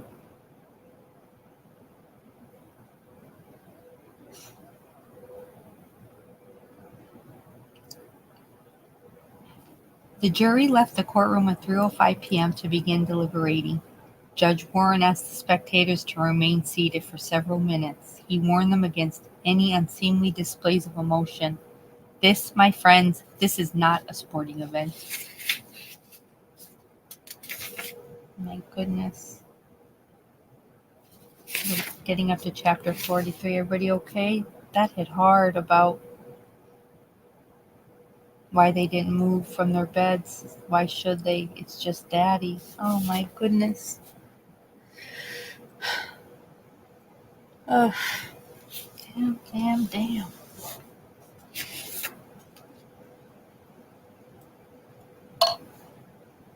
They're all monsters, whether you're putting your child in a tank or you're strangling them, but just like they say, Bella fought for her life. I can't remember if it was Garett or Gavin. One of them fought for their lives. So two of those, out of both of these horrible annihilations, like one from each family, like child-wise, knew that their father was killing them, and they were like, my God, try to live. I can't, I always go back to Bella Watts' face, and always, never smiling. And when she did, it kind of looked fake, like she was just trying to please the world. And for her to be the little girl, the one that was then on a 45-minute ride out to Serbia alone, and it's dark, your mother's at your feet dead. I don't know if Cece was or wasn't dead yet, but you are then asking your father, you can do the same thing, and then fighting for your life, injuring yourself.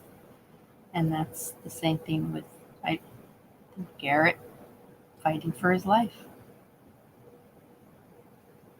I can't imagine.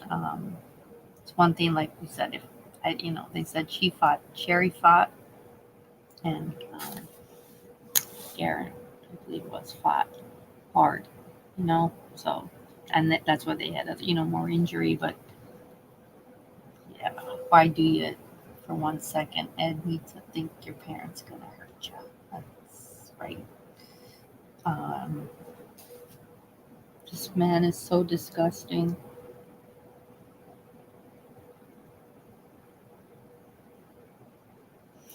I'm gonna see if I can pull this discovery online. I really do want to read the autopsies, but I mean, that expert said it. I mean, they were in full rigor. They were dead since probably about 11:30. By the time cops got in the house and stuff, I think it was, after 7:30 in the morning. They were probably about 7-8 hours already in rigor. Not 5:30, Chris, which is like, I'd be wanting to go as a parent to him and ask, like, did you sleep in the house? Like, did you get a good night's sleep then and then go work out?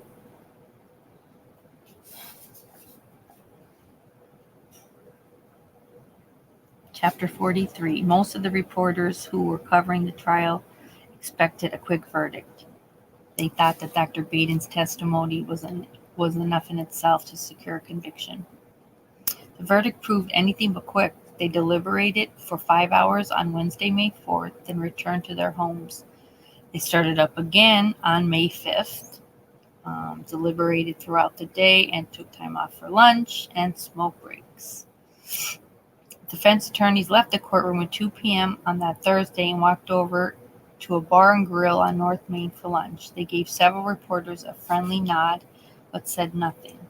The wait was agonizing for Sheri and Chris's relatives.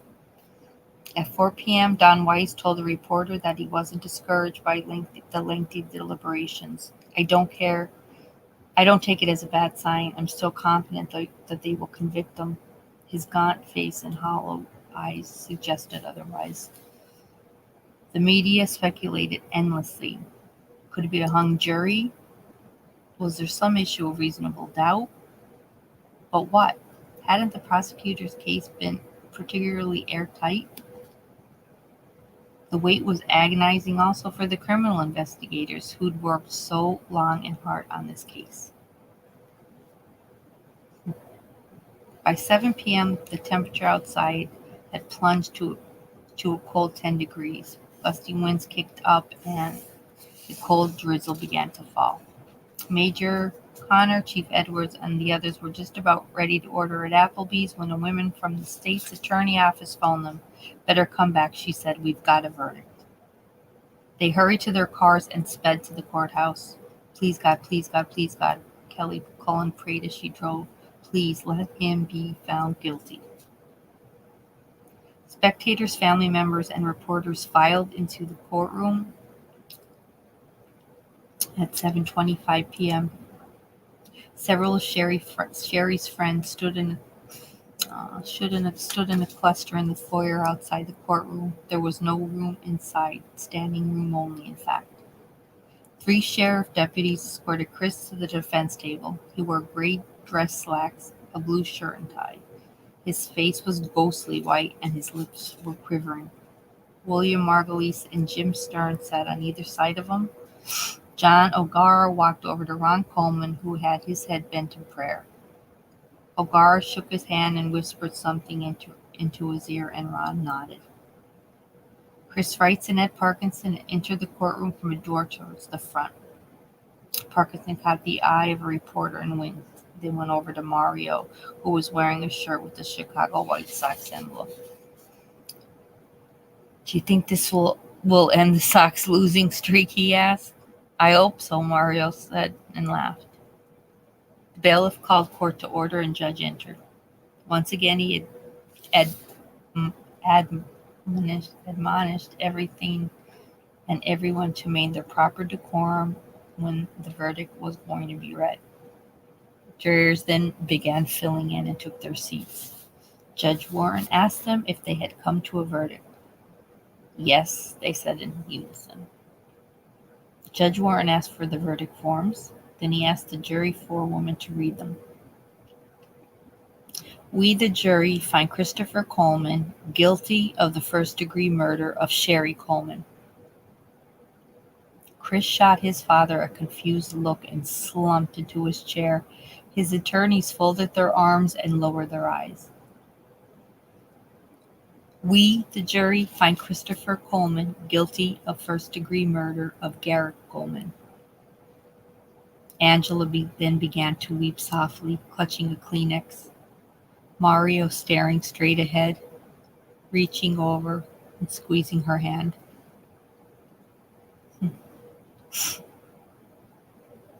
We, the jury, find Christopher Coleman guilty of the first-degree murder of Gavin Coleman. Jenny Miglio had missed most of the trial, partly because of exams and partly because her dad hadn't wanted her to see the grotesque pictures and autopsy photos. But she was there, and she was there now for this. She was also convulsing in sobs. Judge Wharton next polled the jurors individually. Each one said that he or she agreed with the verdict on all counts. The judge thanked them for their services and excused them. The deputies then led Chris from the courtroom. He glanced over at his parents on his way out. Sheri's family members lingered in the foyer area outside the courtroom for several minutes. They were jubilant, but quietly, almost shyly doing so. They didn't celebrate. They didn't make a scene. They comforted themselves with class and dignity throughout the entire trial, and they continued to do so now. Don Weiss, Sheri's dad, hugged his mother, Dorothy, who was fighting back tears. Don's brother, Ron, shook hands with the reporter. They got it right, he said. They made the right decision. Sheriff Dan Canley approached Joe Miglio. He told him that Sheri's family should exit the courthouse through the side door. The sheriff wanted to make certain that there was no chance run-ins with the members of the Coleman family. Kathy LaPlante was at the courthouse with Megan Turnbaugh. Kathy was so fraught with emotion that she lost her balance while leaving and fell down the back staircase. She'd later be taken to the hospital in an ambulance, where it was determined that she luckily escaped serious injury. Ron and Connie went outside into the sputtering rain. Brad and Keith were with them, and also about a dozen supporters. Several of the supporters used open umbrellas to shield Connie from the media. They started down the sidewalk toward the curb where Ron's late model Oldsmobile was. Fox 2 talent investigator Chris Hayes and ace cameraman Dave Sharp were stationed at the courthouse lawn. They covered the case from the very beginning and certainly weren't about to stop now. Brad walked up and confronted them. "We need this sidewalk." "We're not on the sidewalk," one reporter replied. Brad and Keith led the way to the curb. They seemed angry and belligerent. When still more media police crowded in, matters threatened to get ugly. Ron loaded Connie's wheelchair into the trunk of his car and then stepped back and appraised the situation. "Let them have their pictures," he called out to Brad and Keith. "Let them have their pictures." So his sons did as they were told. They turned away and they walked to their own vehicles. It was a strong moment for Ron Coleman. With the guilty verdict still ringing in his ears, he was somehow able to rise above the fray. About 100 townsfolk gathered on the opposite side of the courthouse. The crowd didn't seem angry or vindictive. The prevailing mood was one of rather relief that it was finally over. A conviction that came 2 years to the exact day that Sheri, Garett, and Gavin were murdered. The door to the Sally Port cracked open and a squad car bucked up to the ramp and to the street. Chris was sitting in the rear seat with his head tilted, looking outward. His eyes were listless, his face that of a frozen mask. The crowd erupted in cheers as the squad car reached the curb. Patrons of a bar across the street came outside and were joining in cheering. Squad car sped off to jail. 2 other squad cars behind them were flashing blue lights and served as escorts. Sheri's mom's side of the family gave an impromptu press conference on the front lawn. Mario and Joe did most of the talking. They thanked the police and the prosecutors for their efforts on Sheri and the boys' behalfs. They seemed exceptionally spent. Chief Edwards, Mayor Connor, and Special Prosecutor Parkinson also spoke with several reporters. Chris writes, for his part, refused to answer any questions. I did my taking in court, he responded. Major Connor and Detectives Hind, Cullen, and Don John went to Applebee's for a victory dinner. They called Justin Barlow, who'd flown back to Iowa after his testimony. Hey, Justin, they said. Have you heard? Chief Edwards took a pass on the victory dinner. Instead, he stopped off at a local Walmart with his wife and bought a box of candy and a 12-pack of Diet Dr. Thunder. Then he went home and gave his twin daughters a big hug. For the first time in 2 years, he slept the entire night. The next morning, Friday, May 6th, Carla, Kelly, and Jason visited the cemetery in Chester with fresh flowers for the graves. Mario and Joe Miglio were there when they arrived. It had just occurred to everyone that Mother's Day was on Sunday, just 2 days later. Mario remarked that the murders had occurred just a few days prior to Mother's Day in 2009 as well. He said that Sheri had sent Angela a Mother's Day card. However, by the time it showed up in the mail, she and the boys were already dead.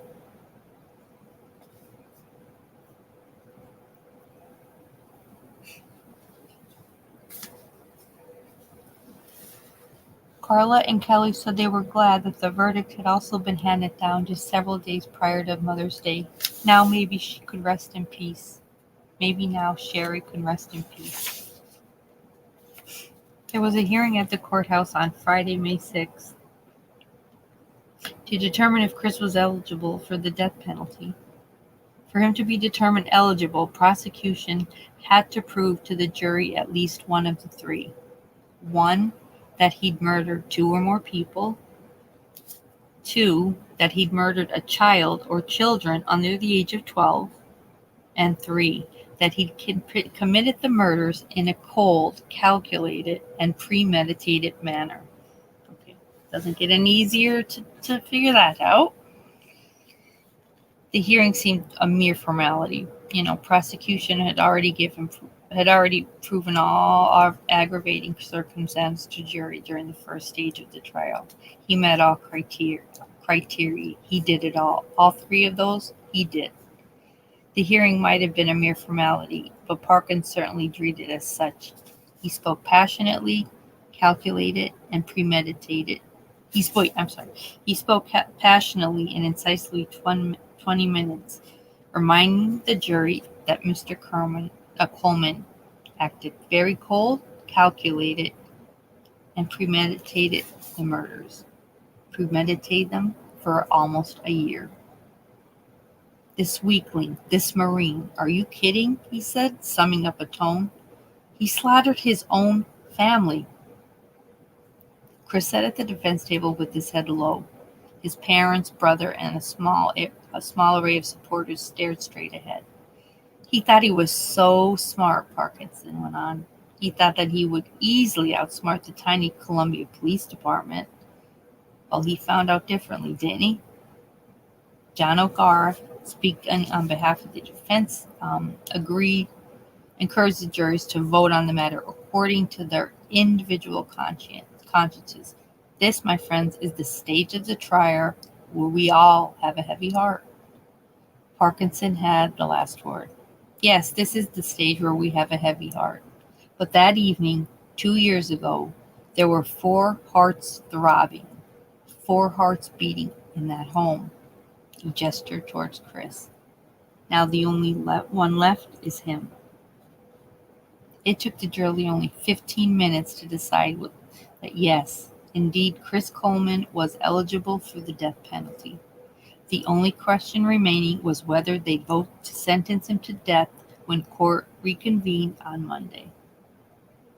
There was a couple of mild surprises on Monday. First, Chris waived his right to a mitigation hearing, whereby friends and families would have taken the stand.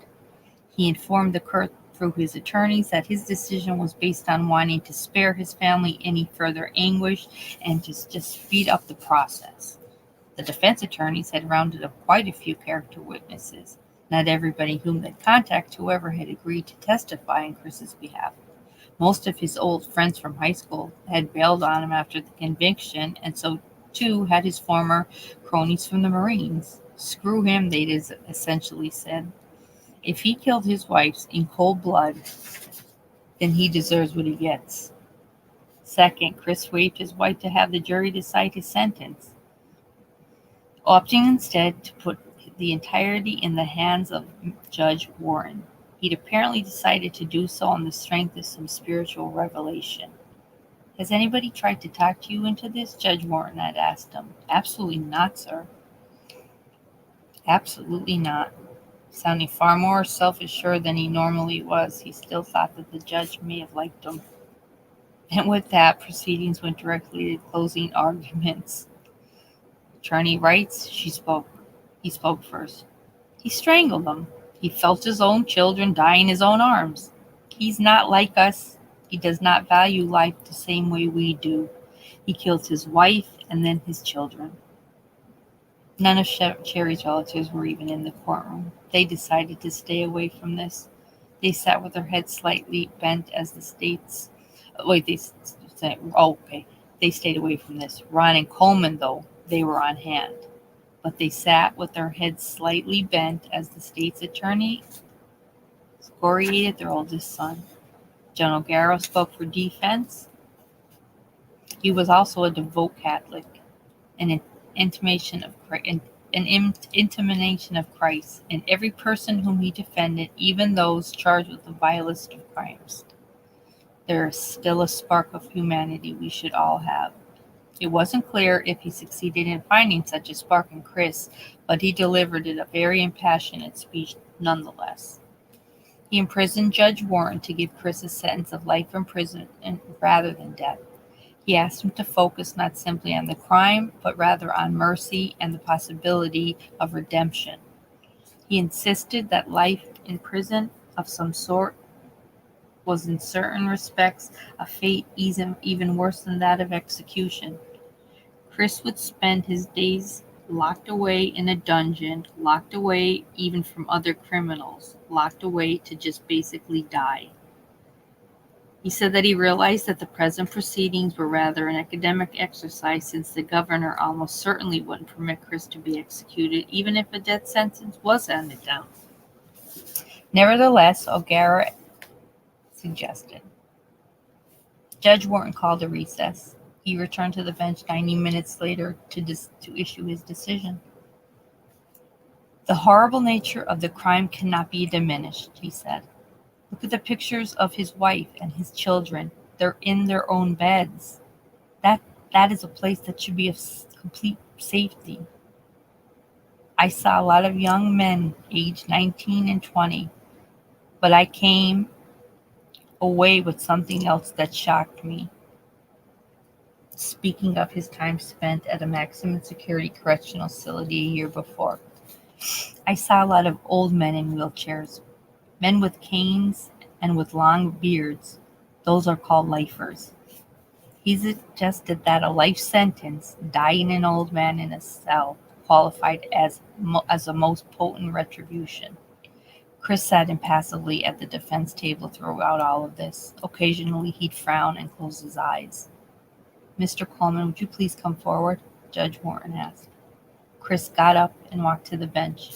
He stood there, flanked by Garett and Margulies.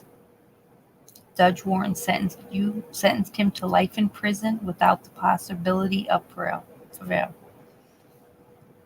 He observed him. He watched him. Do you hear me? You are going to prison without any possibility of parole. I am advising you that you do have the right to appeal. Now leave.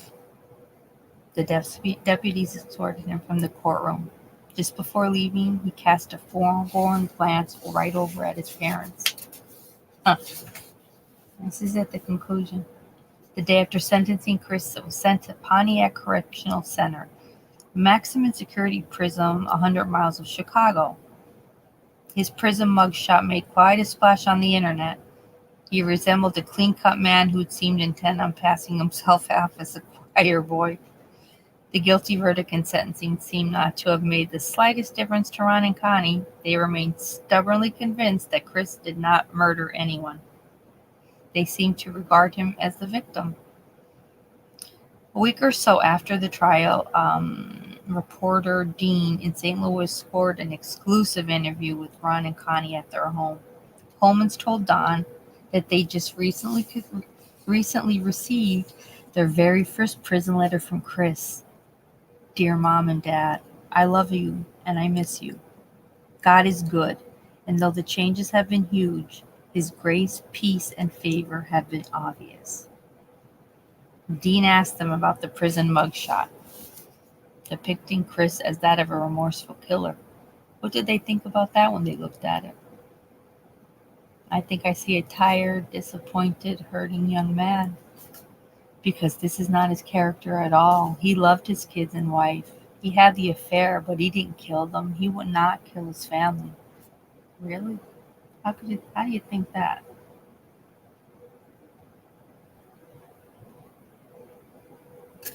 Coleman saw that Chris had repeatedly assured them of his innocence and that they should not worry. There is no reason to doubt me, please. I just flat out asked him and said to him, Brad said, hey, if you lost your marbles and did this, don't put me, Mom, Dad, and Keith through this. It's too much. We're going to have to deal with this.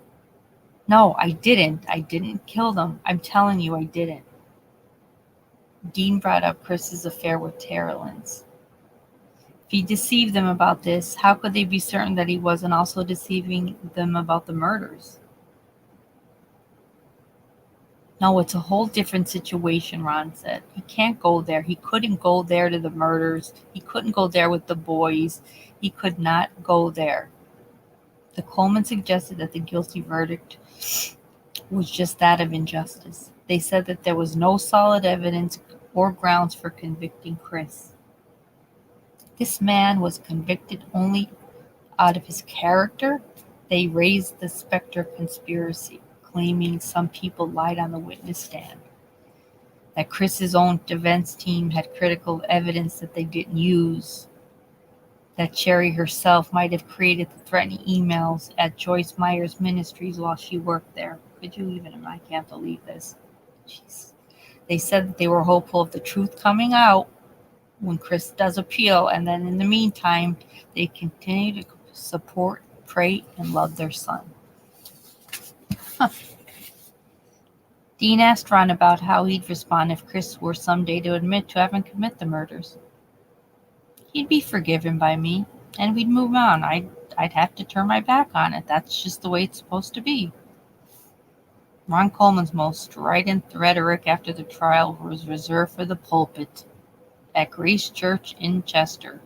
He told his congregation that the guilty verdict was nothing less than the devil at work, that it was somehow a part of a diabolical plan to persecute the church and sow doubt among all the faithful. He told them that the entire trial was a tissue of lies and deception, that all police officers were liars. They were bad people. He told them that the devil had simply been using all of these people in his favor, that of the devil's favor, not Chris's. Most members of the congregation seemed to have believed him. Most believed that the trial was indeed a conspiracy meant to bring down Grace Church. There you go, and they definitely are a cult. You won't find better people anywhere in the world than you will right here, right now. But they're all blinded. These people, they're blinded to the truth. They're totally, totally blinded from what I'm telling you. These people had 2 years to be reconditioned into thinking Chris was not innocent, and that's what's happened. A lot of people in the church would stake their lives at Chris's innocence. They'll believe anything Pastor Ron tells them. They're totally under his control. Ron rules through fear, anger, and pure intimidation. However, Pastor Ron hasn't quite succeeded in convincing the entire flock of Chris's innocence. Several high-ranking members left the church before the trial, and others have left since.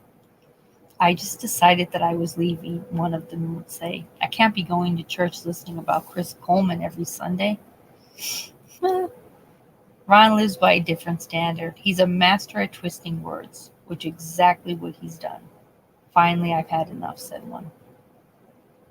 Another would say, my best friend and I, well, we've just refused to drink the Kool-Aid. And after we left, other people did too. It wasn't any decision for any of us. They felt loyal to Ron. They knew he was hurting, and they didn't want to put any extra strain on their family. But there is just only so much someone could take. Still another described driving away from Grace Church for the last time as one of the happiest moments of her life. It was like 1,000-pound weight was lifted from me. All I know, others have left since. You'd never know, though, from just listening to Ron. He'll tell the media that the church is packed, it's grown, and it's even better than before. What a jerk. Still, many more people have stayed than left, and there seems little question to many that they still do see Ron's way as the only way. Ron, he's unhappy. He's unhappy. He's uncrappy about the crowd cheering outside the courthouse after the conviction and booing them. That's what he's unhappy about. But if Chris had been found not guilty and there were hundreds who would have been hooting and hollering, that'd be different. That's what should have been. They'll believe whatever he tells them. Several weeks after the trial, Ron and Cotty spoke with journalist St. Louis Mag and suggested that Chris was doing quite well, and that his spirituality had actually deepened. Really? The magazine would question him. How? Why on earth would anyone want to solicit spiritual advice from a Chris Coleman? He always loved the Lord, Ron said. But he didn't have a relationship with them? Well, he didn't have that kind of a relationship until now. Oh my God, this is like Chris Watts, guys. Does Chris love the Lord? They asked. Ron, of course, answered immediately. Does he love the Lord? He continues to love the Lord. He's always loved the Lord, and he did not commit those murders. Captain Jerry Hall, for example, testified that Chris asked Ron to phone Tara on the morning of May 5th. However, according to Ron, this simply didn't happen. He told Cooperman that it was his idea, not Chris's, to give Tara a call. I said to Chris, I need to call Tara, and he kind of nodded and handed me the phone. The outside observer might be forgiven for trusting Captain Paul's version of events other than that of Pastor Coleman. Ron clings to the belief that highly trained mercenaries hired by some enemy of Joyce Meyer were actually responsible for the killings. Assholes. He told Cooperman that they could have done the murders very cleanly and quickly within that hour frame. Of course, this is preposterous. It didn't happen. The boys were already long dead. Anyway, in any event, should some lethal enemy of Joyce Meyer want to murder the family of her bodyguard to get to her, why not just murder Joyce herself? Sometime before the ministries, Chris took a personality test for Joyce, in which he was described as withdrawn, moody, and unaffectionate.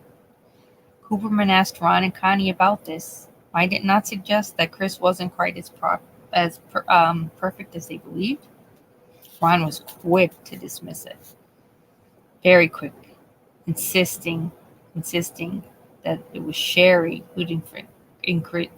who had convinced Chris that he possessed such flaws. She told Chris all the time how moody he was, how unaffectionate he was. She didn't ever compliment him, though. That's why he was so attracted to Tara. But of course, the affair was all Sheri's fault. Everything was Sheri's fault. Golden Boy Chris? Well, he's just simply a poor, hopeless victim. Ugh.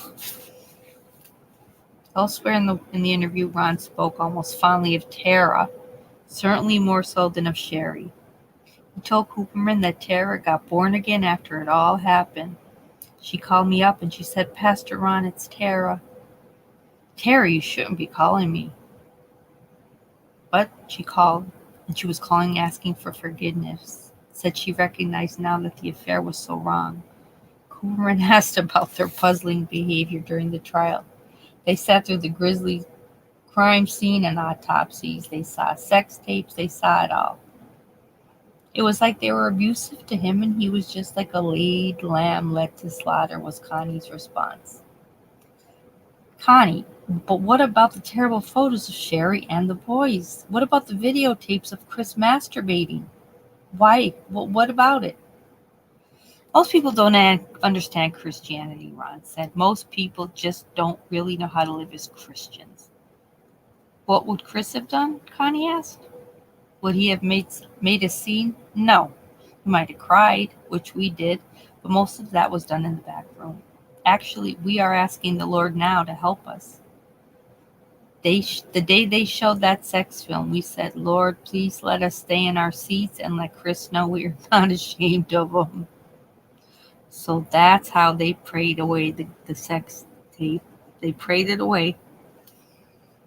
There's little questions that Ron and Connie possess positive qualities about them, too. Quite a few people say that they can be warm, sometimes gracious and endearing. Most of the reporters covering the trial accorded to beg different. They're rude, they're disregard of Sheri's family, they're aloof, they're horrifying to deal with. They stared at those crime scenes and didn't shed tears. The reporters wanted to admire them for standing by Chris. Wasn't loyalty kind of sort of a good thing? They wanted to excuse the Colemans for not seeming distraught over the deaths of their daughter-in-law and grandchildren. But should they still be given the benefit of the doubt at this late in stage? Should their odd behavior still be excused? Ron and Connie presume to lecture us about religion and righteousness all the time. Most people don't understand Christianity is always Ron's first go-to. What would Christ have done is the exact same words he uses when he says, what would Chris have done? Wow. And now that Chris has been found guilty by a jury, are Ron and Connie chastened? Are they remorseful? Apparently not. They still continue to accuse the police of lying. They accuse everyone but Chris. They blame Sheri for Chris's affair with Tara. Connie says that she couldn't bear to watch the videotape of Chris being interrogated. He was just sitting there like a lamb led to slaughter. No, he was actually a cold-blooded killer who just slaughtered his wife and 2 kids. Ron and Connie certainly didn't commit the triple homicide. This was Chris's doing. But their authoritarian, self-righteousness worldview and unflinching support was grossing. But it wasn't changing. Chris did become infatuated with Tara. He decided he wanted her. He couldn't divorce, but he wanted her. And at once, he had a dilemma. Now what? I risk work. I risk my love for Tara, my marriage. What do I do? So his plan did come into effect. He killed Sheri. He killed the boys. He tried throwing the police off. He tried sending letters to Joyce Meyer Ministries months in advance. And for added spice, he added that by adding writings on the walls and sending horrific emails. Homicidal style emails, in fact. He'd practically been weaned on prosperity through Joyce Myers, yet are sending the same person letters stating, if you do not stop speaking, your bodyguard's family will be killed. That's so stupid. On the other hand, he resented her too. He'd complained to friends that Sheri failed to accord him proper respect. She treated him lackey, making him shovel the snow and do chores around the house. Oh, poor Chris.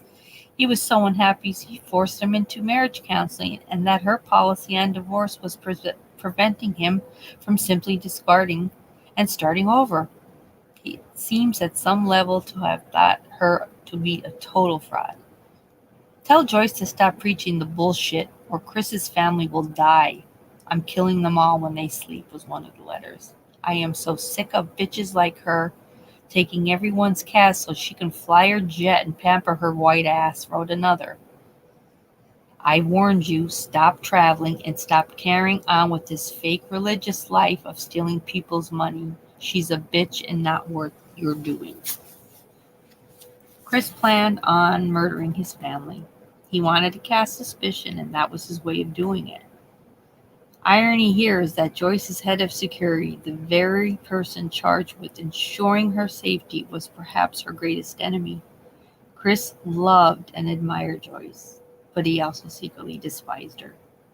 He plotted the murders without knowing precisely when he'd commit, but he knew he was doing them. He told Tara the divorce papers were being handed over to Sheri the day he ended up killing his entire family. Wow. Questions. Did he linger over his sleeping sons before murdering them? Did he ever think about how he'd once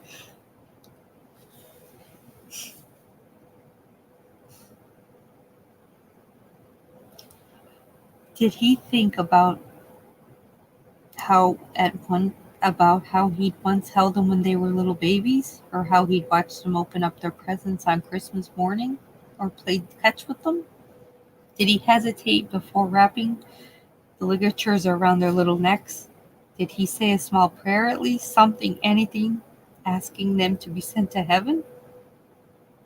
And what about afterwards, after he'd strangled the life out of them?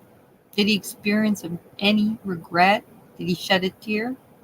Or did he grab his spray paint and just spray paint away nothing but pure venom? He wanted out of his marriage so bad, he couldn't divorce her. But why Garett and Gavin? Why did he feel the need to kill those boys? Perhaps he wanted a clean break. He wanted to start fresh with Tara, and he regarded the boys as nothing but remembrances of a past. He identified them with Sheri and the old life from which he wanted to escape. He identified them with everything that was preventing him from his true destiny. Perhaps, too, he never really loved or even cared for them. Perhaps he was so narcissistic, so self-absorbed, that he was incapable of anything other than a sham love, which would mean that he didn't even really love Tara. She was merely an appendage to his ego. She made him feel for the moment at least, that much better about himself. But consider also a related possibility. Chris killed the boys because he promised that he would in the letters. This was how he structured his plot, his narrative of death. He couldn't go back on it now. Fuck Chris's family. They're dead. Tell Joyce stop preaching the bullshit or Chris's family's gonna die. I'll kill his wife and his kids. I'll kill them as they sleep. Tell Chris his family is dead. They don't deserve to live with someone that protects the son of a bitch, Joyce. Until then, everyone will die, starting with Chris Coleman's wife and kids. Oh, the letters that came in were brutal. But this was how Chris's structuring plot began. It helped. Well, at least he thought it helped. One thing we know for certain, the murders weren't the product of some sudden impulse. They weren't carrying out spur of the moment. He planned for almost 6 months. Every single day, he thought of things. Every day that he saw Sheri and the boys, he planned on killing them. He learned to probably hate them. And when the time arrived, he composed himself, prepared dispassionately as if he were a trained assassin. Changed text messages with Tara, helped put the boys to bed, got the ligatures ready, got the can of spray paint ready, and then he went to town. By that, Chris Coleman went to work on his family and his home. How could he do this? How could he murder his own family? It seems so highly undoubtful. But a forensic psychiatrist from Harvard who evaluated Chris on behalf of the defense team in trial noted the results are not yet of public matter, though. Regardless, they are reasonably surmised to say that Chris is a narcissist, and that he also finds himself in complete thoughts of grandeur. He's delusional. He regards himself as a higher up. He's exalted from others. He's above others, and he is certainly is not mentally ill, in his own words. So again, how in the world would he do it? The question of how Chris managed to kill his family can't be answered easily.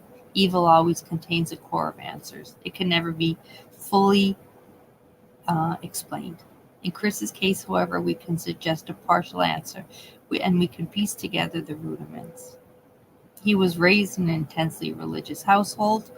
His dad preached. His dad ran the roost. There was good and evil. There was black and white. There was nothing in between. And what was Chris's place in this whole schematic? Well, according to his father, Chris was one of God's holy anointed. Oh my God, this sick family. Chris enjoyed that. He enjoyed being God's special favor, the salvation. That there was perhaps nothing at all whatsoever that could cause Chris to ever do anything wrong. The sense of belonging to the elect, of enjoying divine favor, must have been greatly amplified with his rapid ascension as Joyce's bodyguard as well. And to this, the influence of the prosperity gospel, which played so crucial a role in his life. His parents preached. Joyce preached. He listened. He had a warped mind. He believed he was a chosen one. Why then shouldn't he be entitled to sexual bliss with Tara Lynn's? Wasn't this his right as a child of destiny? And wasn't this precisely what he told Sheri when she refused to divorce him? That she was interfering with his destiny. He was so deeply narcissistic and selfish, and he also saw himself as so deeply and divinely anointed. He was one of the very righteous few. Ordinary rules, they don't apply. He's above it all. He's an exalted being, guaranteed eternal favor from God. Why shouldn't he have killed Sheri and the boys? They were standing in the way of his true life. God is good, he would write to his parents over and over. And though changes are huge, remember, grace, peace, and favor are obvious. Wow. The same mindset helps to explain Chris's strategic blunders in the months leading up. He was hardly an intellect, but rather he was quite dumb. He built up the securities. And I gotta get going. He was rather quite dumb.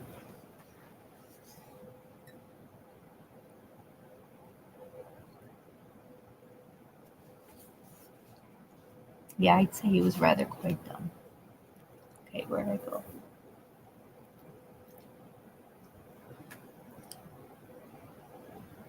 He committed blunders at work, but not out of stupidity, but more out of just sheer ignorance.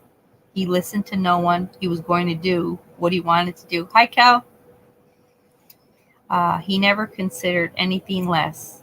It was his way, no way, or no way. And also, Chris Coleman getting caught? Never.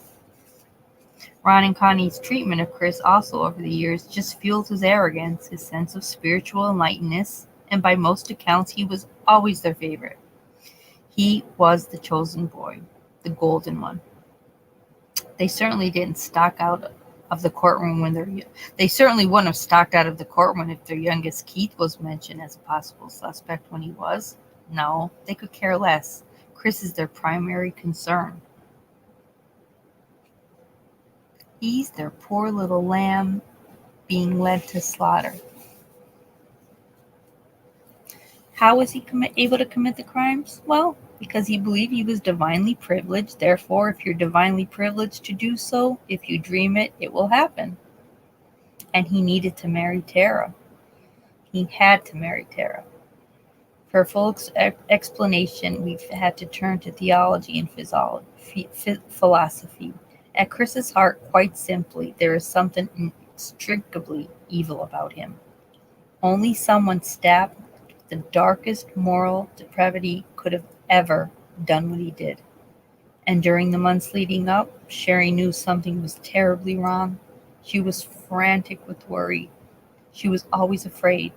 She was wanting to save her marriage so badly, but she didn't even quite know how to go about beginning to do so. She reached out for help. She reached out to friends. The problem here was that she wasn't entirely forthcoming. She'd give each friend scraps of information about Chris and her problems. She wouldn't give any of them the entire picture. So Megan, Kathy, and Vanessa cared deeply about Sheri, but each knew a little more or a little less. She also reached out to various ministers at Destiny Church, asking some simple questions, asking to, be part of a prayer group. They felt she was an over-dramatizer. They offered her prayer when perhaps something more intimate, immediate, and concrete was called for. But until then, when she would come to them with her concern, they just viewed her as dramatizing things. She needed to go beyond Destiny's Church, but she never did so. No one in her family had so much as an inkling that there was even any marital problems going on. Wow, guys, tell me this is not all total lots. Before, the friends, Shanann gave each of her friends bits and pieces. That's what Sheri was doing. Oh my God, wow. No one in her family knew anything. We now know that she was also estranged from her father, but it's rather a mystery why she didn't reach out to her brother Mario.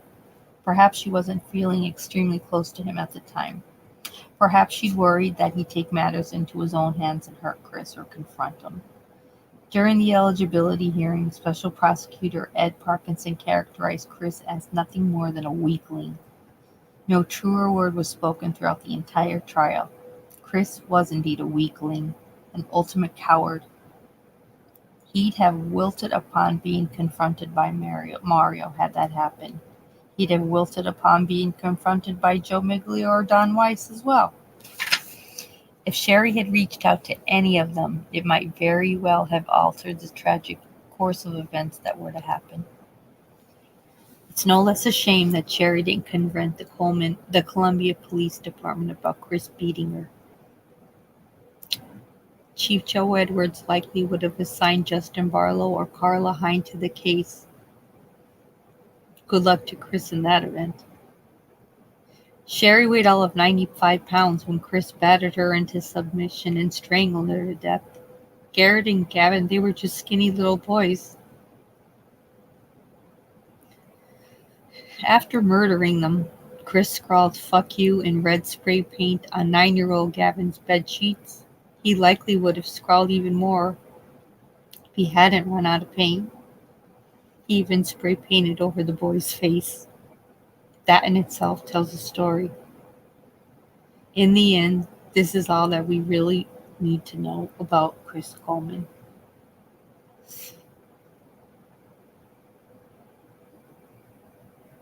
All right, let me just get through this afterwards. October of 2011, since the murders, Mario and other DeSico family members, along with the indefatigable Megan Turbog, have been raising funds for the construction of some sort of a memorial to Sheri, Garett, and Gavin in the city of Columbia. They initially hoped to have a monument put up in one of the city parks. Plans for this have recently fallen through. Now they're working with the Columbia Blue Jay Football Association to build a new football field in Garett and Gavin's honor. Jenna and Joseph Miglio have raised funds for the memorial project at Eastern Illinois University, where they're both still enrolled. The family has also been working at having Sheri, Garett, and Gavin's remains transferred from the cemetery in Chester to one in Chicago. We don't think the person who murdered Sheri and the boys should decide where they're buried. Of course, efforts on this sort scarcely make up for the family's loss. They're still grief-stricken and still in a state of disbelief. How could he have done this? Why? Perhaps there are some wounds that time will never heal. All of Sheri's family members are grateful for the conviction and also for the investigative work that went into this. No one is more grateful in this regard than Don Weiss. Don's greatest concern during the excruciatingly long deliberations was that if Chris somehow went free, Mario might feel compelled to take justice into his own hands. Don would then have faced the prospect of not only losing his daughter, but then losing his son. The criminal investigators would result into when the verdict came down. All of them, very prominent, had strongly suspected Chris from the very beginning. The guilty verdict was like sweet music to their ears. Since then, they're preoccupied with new cases, though none quite could ever be as harrowing as this. Reports suggest that Tara Lynch hasn't bothered to communicate with Chris in prison and that she no longer wears his promise ring. Perhaps she now realizes that marrying him might have been the worst of all possible moves. How long would it have taken before she too became an obstacle to his destiny? How long before she and baby Zoe Lynn were likewise seen as only so much excess baggage? Ron Coleman seems to have remained true to form in most recent months. He still apparently cannot accept that his son is a murderer or a monster. This may be why he continues to snipe at defense attorneys, police officers, and anyone in legal. He insists that there was deceit and twisting of the truth throughout this entire case. Nothing less. Journalist Cooperman asked Ron how he'd respond if Chris would ever admit it. "Oh, I've been there. What would I do? I'd just say I don't know. I guess the Lord anyway does his thing and he'll forgive him. And in the end, it'll be between the Lord and it'll be between Chris. But Chris will be forgiven." But also this too is perverse. Chris Coleman is his father's son. Sheri's family obviously didn't think that the murders were simply a private matter between Chris and God. Neither did the major case squad of Greater St. Louis and the Columbia Police Department or prosecutors Wrights and Parkinson. We can be very grateful they didn't. Chris Coleman is hardly doing his own extended family a favor in refusing to admit to the murders. He's holding them hostage. Here we go. Let's red flag this as a Watts. Chris Coleman is hardly doing anything to extended family in refusing to offer any admission to the murders. He holds them hostage to his persistent denials.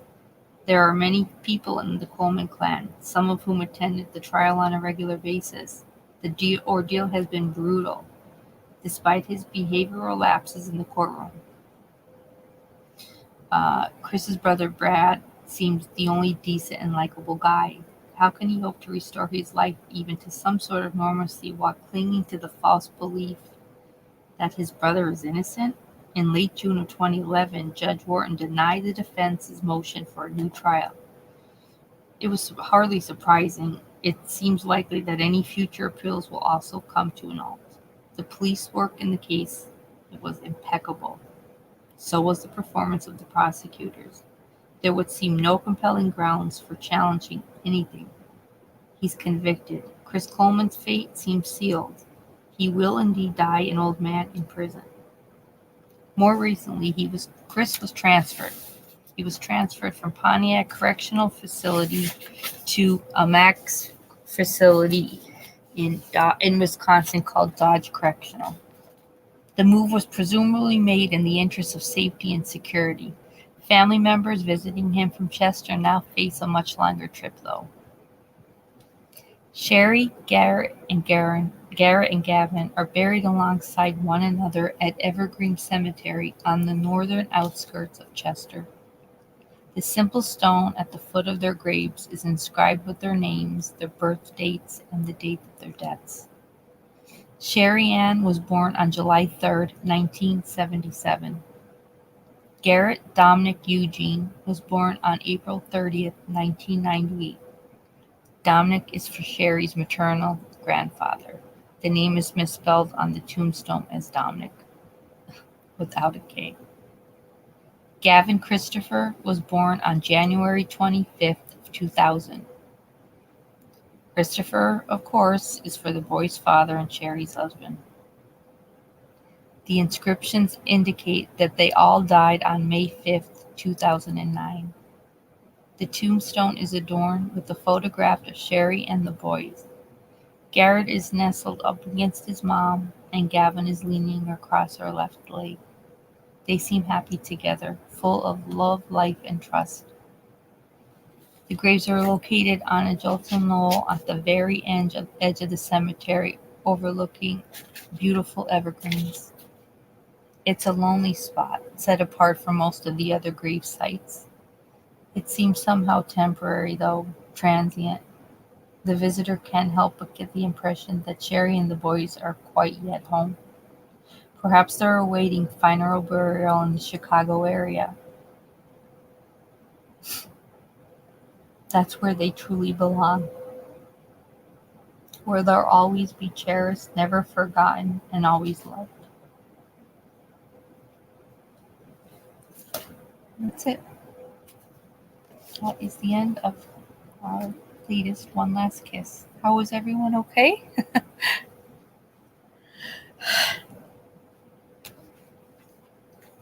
Give me a minute. Let's just do a minute of just quiet pay for the boys and for Sheri. This was a little heavy, the ending. Just give it a minute of silence, please, and thank you.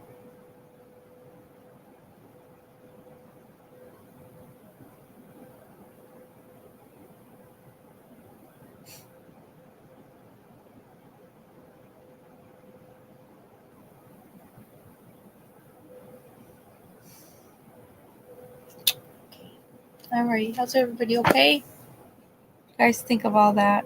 Such despicable family. Just such a despicable family. Jesus. Why do these people think they're fine? They all do. And that's what leads me to, Haley, when I texted, or yeah, post message before about I love your latest with Chris. How did you get his inmate number? Because somebody tried to get Coleman's and they're like, I can't find it. I don't know why. I'm like, I said, I'll ask Haley. I mean, it's just Christopher Coleman, same thing Chris is, but I don't know. It's like I try to look it up. I can't find it anywhere. I said, no, we'll get it. Yeah, this is what Haley said. This is why we need to look at these cases. Women need to know the signs that something might be seriously wrong. Women need to know that there are safe places out there and that it's okay to open up. Women and men both need to know that if they're planning to leave their marriage or that life has become toxic at home, that this is the time when they're most in danger. Men or woman, leave if you don't feel, that gut tells you it's always right. My gut instinct never fails. If it tells you that something's not right, get out.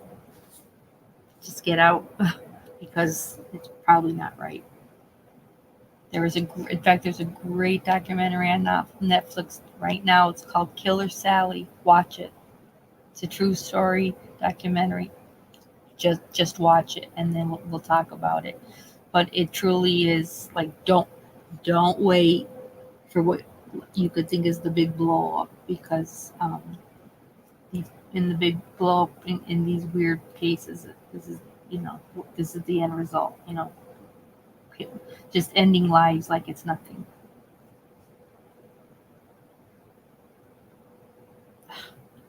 Yes, it was so great. Oh yeah, make your tea, honey.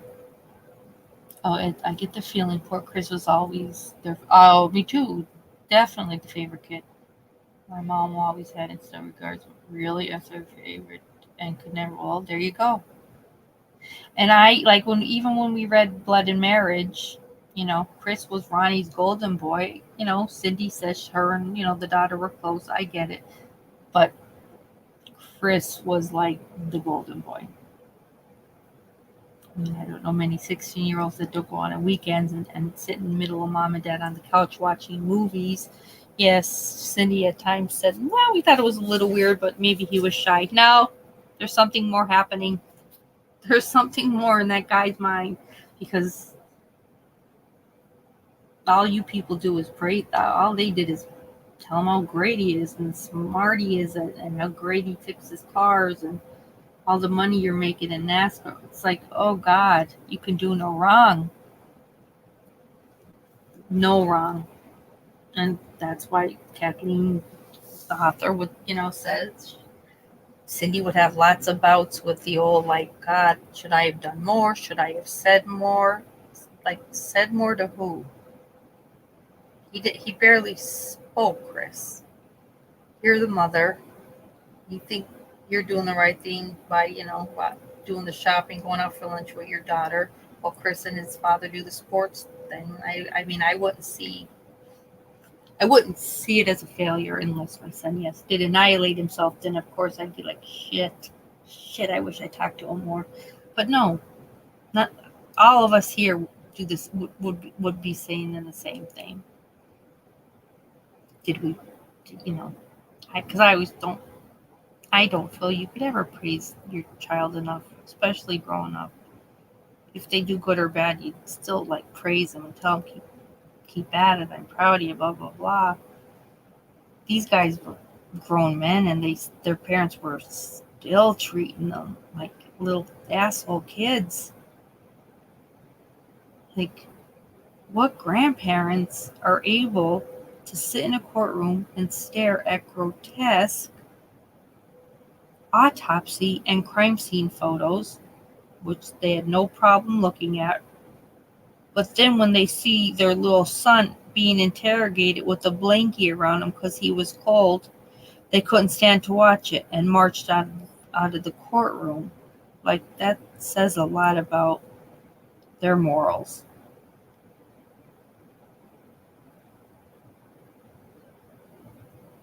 Ed would have said, I just find it weird Cindy still calls a 35-year-old Christopher whenever else. Yeah, does she say Christopher? I'm trying to think. Yeah, she calls him Christopher. Yeah, you're right. I never even thought of that. Yeah, that is, I don't know, that, and like I said, Cindy Watts' thoughts on Chris Coleman, to Kathleen were like pretty much a shut your mouth, shut it down, because Kathleen was like, look at this, and like, look at, what this animal did to his family. Like, how could someone do that? And Cindy was like, that man, no way did that man kill his 2 sons and wife. Never. That absolutely didn't happen. So she remains, thank you, Cindy, for remaining in denial, not just for your own son, but for anyone else who might need their son put in denial. Yeah, there's no way he'd never. Well, he did. He's never getting out now, and for the love of God, you just watched him rub one out in the shower and heard him groan. Like, you people have issues. God above, they all have issues with this, like, the weirdness of their thoughts. And hey, that, like, the grandeur thoughts, I'm happy they threw that in there, because yeah, you really did think they believe you, unless they were Harry Houdini. How could anyone get in the house with all the alarms on, and you had your neighbor, a private detective, put a camera in his window? So that's definite thoughts of grandeur came into place, for sure. I almost think I'm glad I don't understand this evangelical. Me too, evangelical thing. It seems to me, when I see on TV what's that other one's name? Like, I'm waiting. I mean, the day Joel Osteen kills his wife, I'm not going to be real shocked. I'll be like, did he? Well, yeah. Figured, saw that come. Like, everything everything's great. Everything's going to be great. Just, give to the Lord, dig in the pocket, give to the Lord, and you will receive, blah, blah, blah. Every Sunday hearing that, yeah, you're before you know it, you're brainwashed.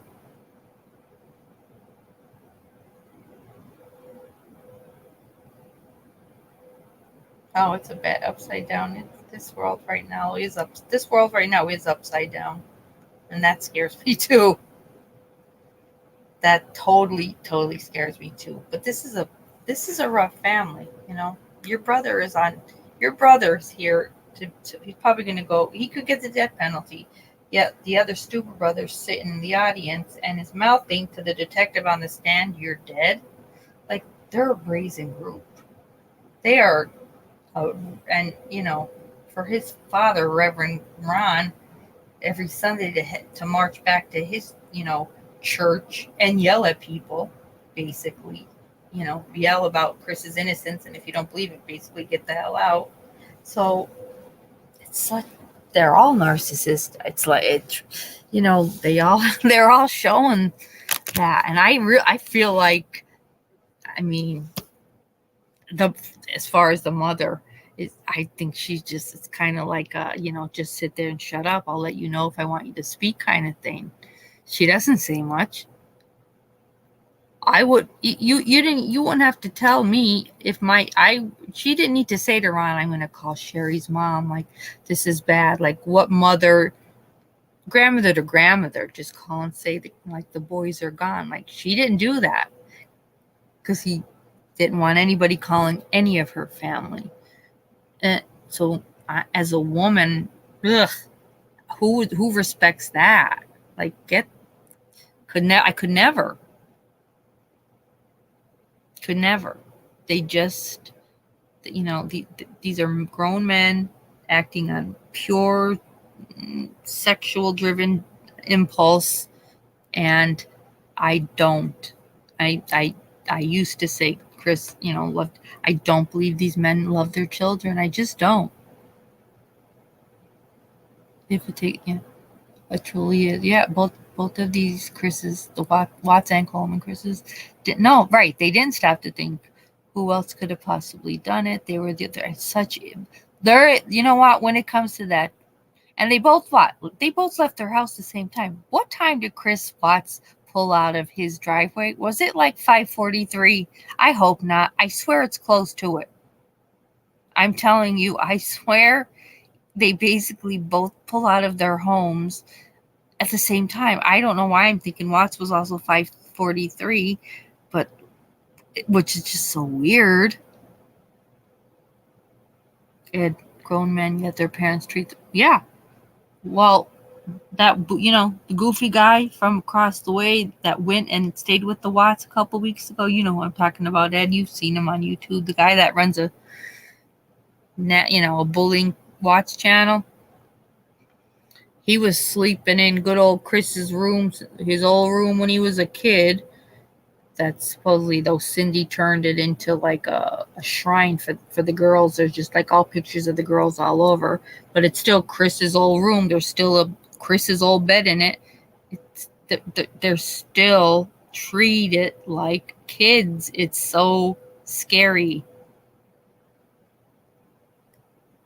Chris's old bed still has Chris's old bed in it.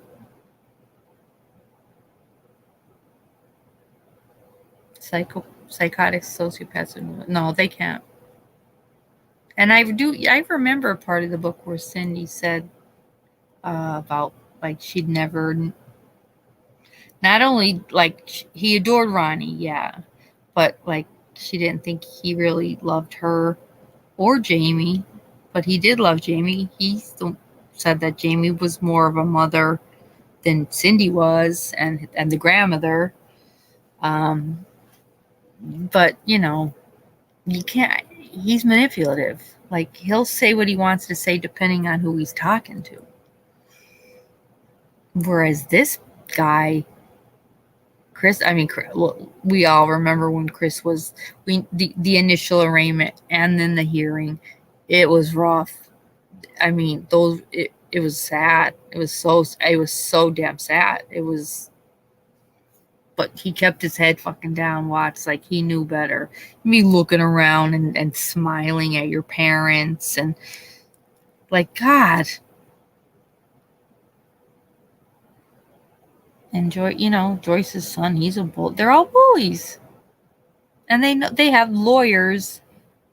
They definitely have lawyers to make things go away. Like this book I read, I do think it's definitely has ties to the ministries, because we barely talk, first of all, about the ministries and their play and all the, they had a big part of it.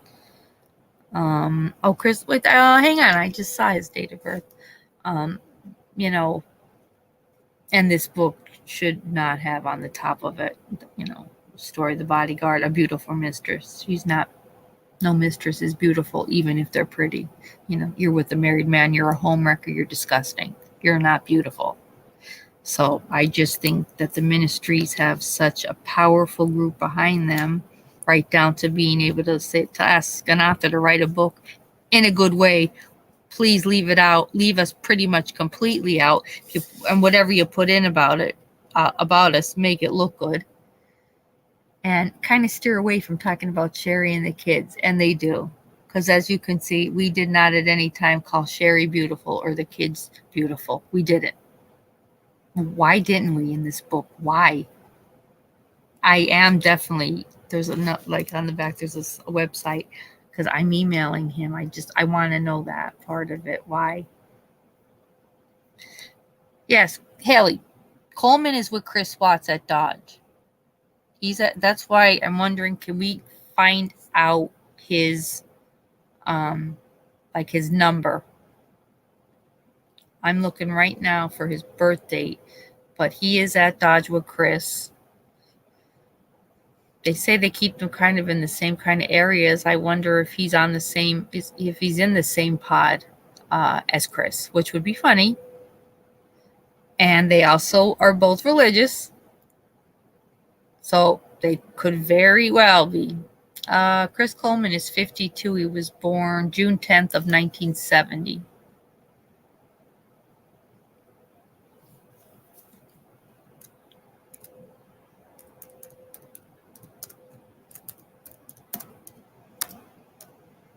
So yeah, I wouldn't doubt it. I wouldn't doubt it then. Yeah, he's been at Dodge for. I mean, once they this one. I mean, like, he's arrested in 2009. The trial hits 2010. Oh wait, hang on.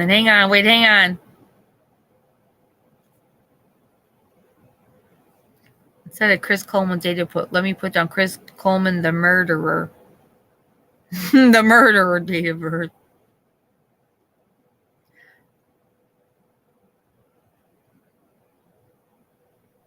Oh, I hate these pictures. Oh God.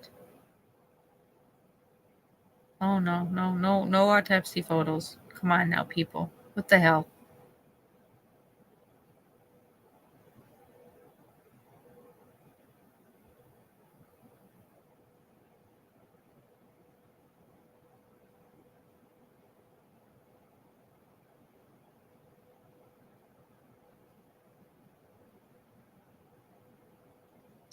I do also want to check to see if they're doing anything with that memorial. They should. She deserves that. Chris Coleman, male, March 20, 1977.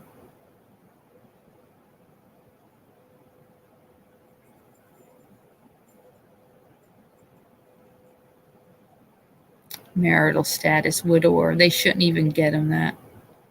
Yeah, you're right, Ed. March 20th, 1977. They widower as his stat, and you shouldn't even.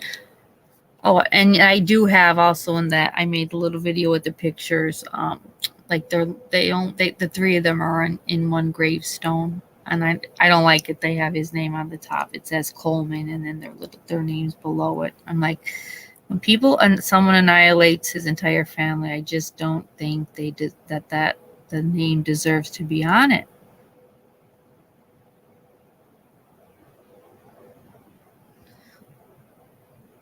And my heart broke for her father. Oh God, like, he was trying so damn hard to get back into her life, and that's how it ended. And let's remember, they only dated a few months, and she got pregnant, so they got married. So, they didn't know each other great, So that in itself also sucks, because even if you've been with somebody 30 years, 15 years, 20 years, say even, you don't truly know them. So that's just an adjustment in itself as well. And then the minute he met that asshole, too many similarities though. Like I said, I sleep on the couch. We don't sleep together. And then he, just like Chris Watts, take pictures, let me send you a quick good old dick pic. You see, I'm here alone on my basement couch. Like, just too many similarities. His mother dies. She has lupus. Shanann had lupus. It's like never ending shit. Never ending shit. I'm almost happy there wasn't a Watts trial. I really think it would have been like a circus act. Like, truly can't imagine what. The best part would have been, yes, we would have liked to have heard Kessinger if she had anything real to say. Would have liked if maybe they had to call Jim to the stand. Just for the hell of it. Really, Nicole. I think it just really Nicole. And I would have liked them ask, just like they played the sex tapes, they would have done the same thing at a Watts trial. The graphic pictures would have been shown. And if they had, I don't know if they took videos of themselves having sex, but whatever videos they took of themselves would have been shown. I mean, not that the newlywed game, there wasn't much. The crowd could have really been, Your Honor, Skip, I'm being triggered. I'm being triggered back to their wedding, of the wedding of Shanann and Chris. Can we not see him in any sex tapes? Please. We already know who took longer when he was married to Shanann to orgasm. We're good. Don't make us all end up in a nursing home with full-blown Alzheimer's with Mima. Like, stop. And then they got this creepy family sitting there watching it. I'd die.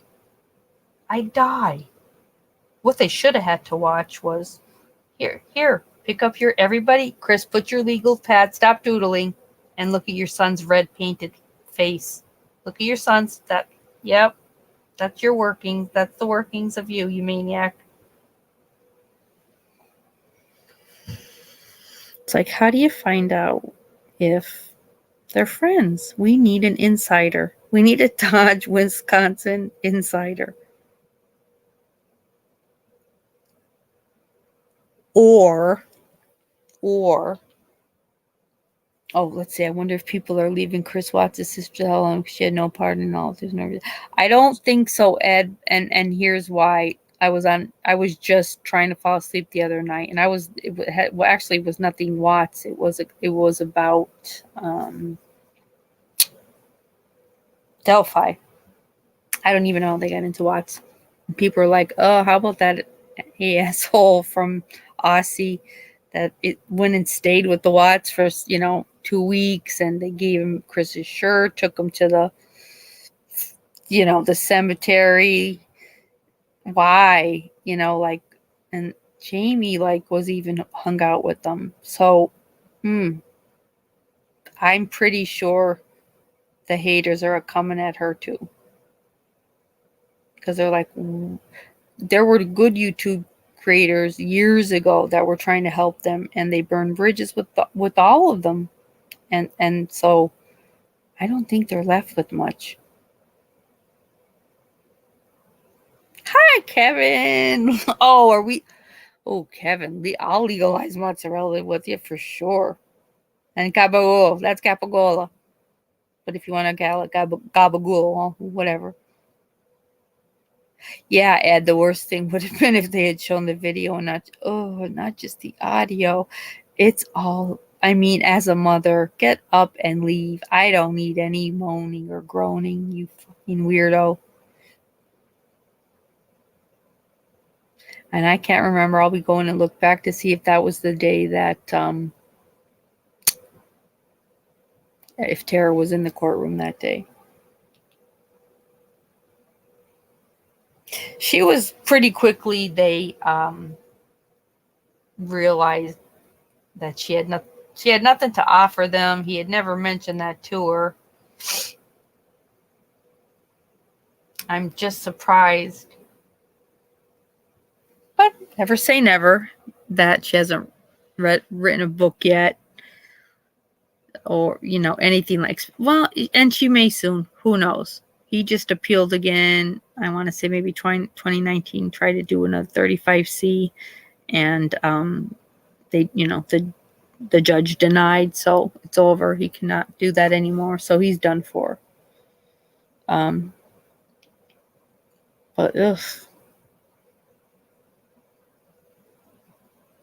they didn't. But his mom could sit through that, but not this errant. No, he's too cold. He's cold. He's tired. Come on, Ed, give him a blankie. And it's fake crying at one point. There's no tears. It is great when the detective leaves at one point, like the asshole doesn't realize there's a camera in there, and he like real slow though. It's so good. It's like a kid like seeing a piece of candy on the table, like I got to do this right.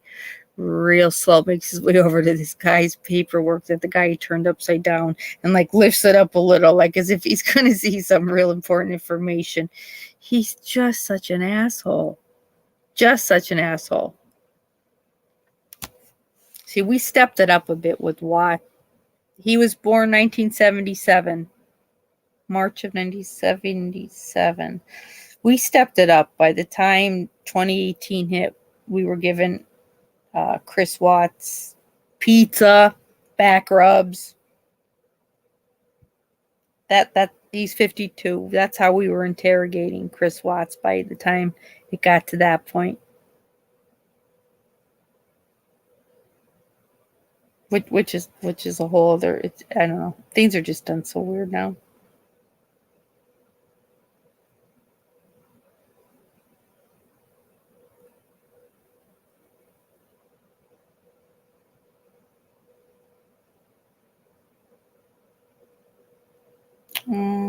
Shoot, what did I do with that? I just saved the whole thing on him that I was going to just show you.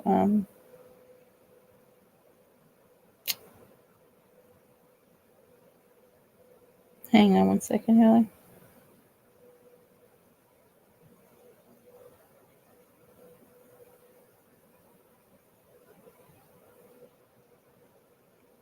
And then the latest picture they took of him, I guess they have to, I don't know if they do pics every day. His parents, Ronald and, well, it's Connie. It might be Constance. She's dead. But the parent, Ronnie's still alive.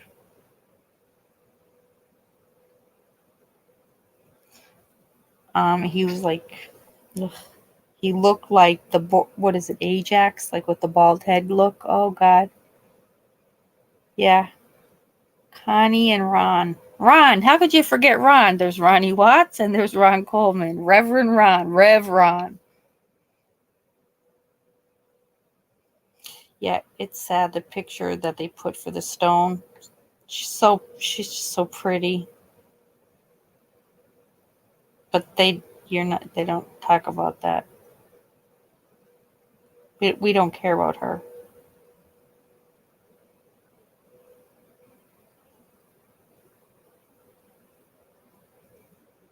This was definitely a weird one. I don't know. Is it if it became so high profile because of Joyce? But what people had, he stayed under the radar because Kathleen, author Kathleen is like, I can't believe like they didn't kill him.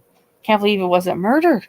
By now I'm like, yeah, I mean, no, he's been there since 2011. I'm like, before Watts, there was Coleman. So no, he's been there. But I would like to know if they really truly do a bisection. That would be phenomenal.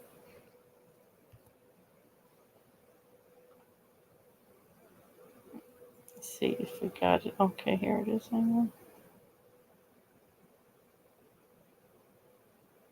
I don't ever think he was cute, actually. God, he has such a goofy face. He just thinks he's so cool, too. It was 6 months before all this went down, like Somebody formed a Chris Coleman fan club because they thought he was the hottest bodyguard. And Tara was like a part of it. And then the day the murders happened, it was shut down real fast. Yeah, I know that is a little weird, Ed. Because at the beginning, I don't know if you remember when I first started to read this book at the beginning, when they'd say the parents' names, I would say Ron and Cindy. They'd be like, I'm sorry, wrong murder, sorry. Yeah, Haley, hang on. I'm like, sorry, that's the wrong murder. That's not him. Give me a sec, but yeah. All right, date of birth, March 20th, 1977. Oh, come on, it's got to be more than this. So, hang on. Such a, There ain't nothing cute about this dude. At all. Oh, I didn't realize, too, he was an ex-military guard. I forgot that part. Yeah.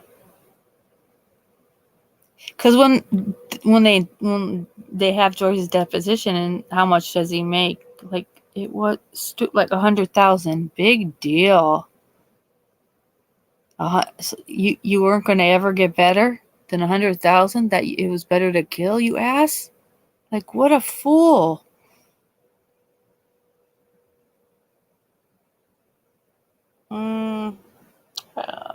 Doesn't say any full name, just says Christopher Coleman, date of birth March 20, 1977, age 45.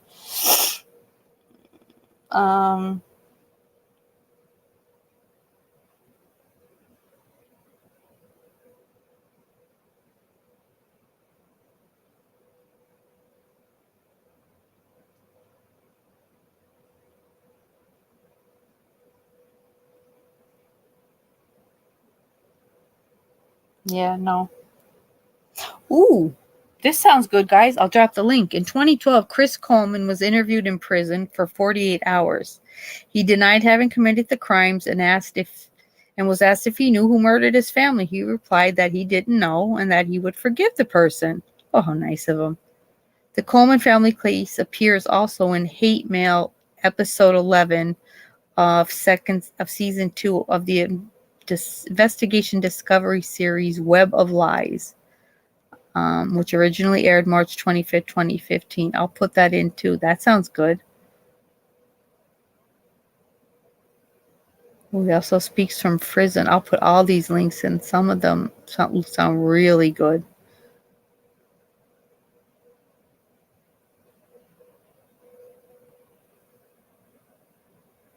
Okay, yeah, Ed, let me know if you see anything different. Even Wikipedia is weird with him. I don't know. Does something happen when they go in jail?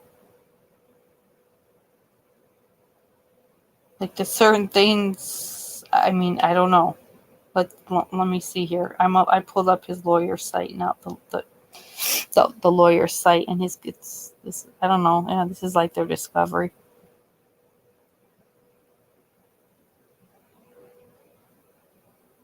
When all we want is a goddamn date of birth. Ron Redrum. Yeah, Reverend Ron Redrum. Who had also, too, they were trying to blame the other brother. So they're trying to blame his other brother, Keith, who they're like, oh, Keith was pretty hostile to you, huh? Like, that didn't upset the parents. They didn't get up for that either. Oh, bastards.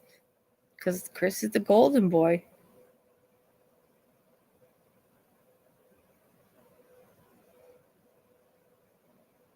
Let me see. Excuse me.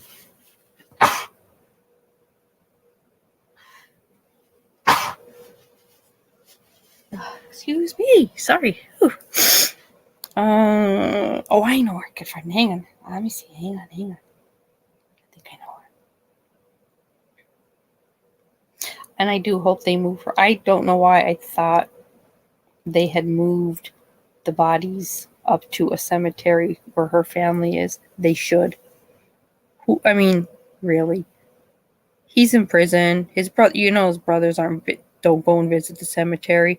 His father's crazy. The mother's dead.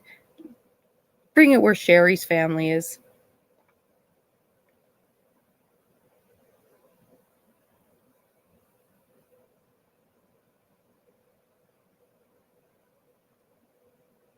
Yeah, I do hope that him and Watts are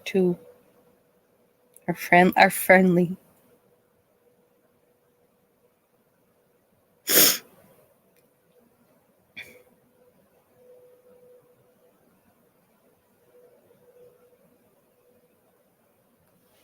Okay, all right, here we go. Christopher Coleman.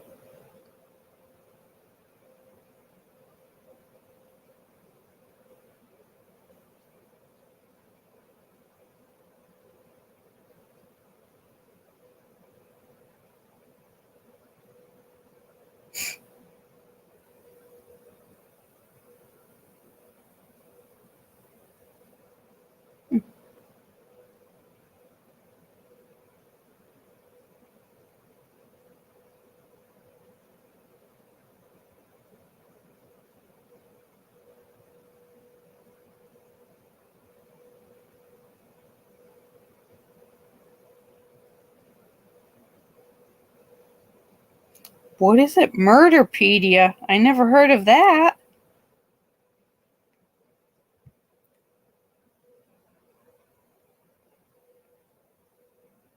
All right, here he is. Let me pull this up.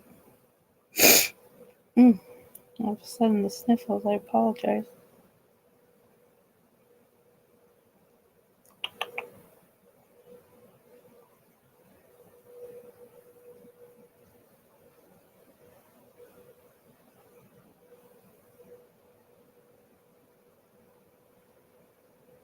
I'm in Murderpedia. I love it.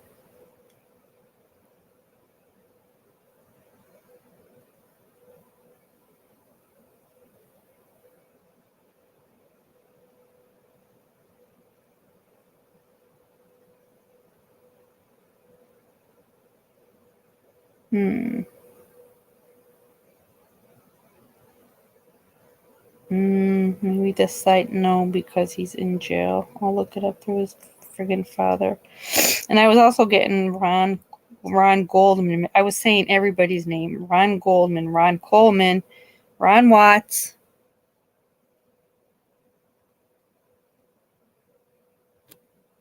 Yeah, hell, hang on. I don't know, because I pay for this, though. This search.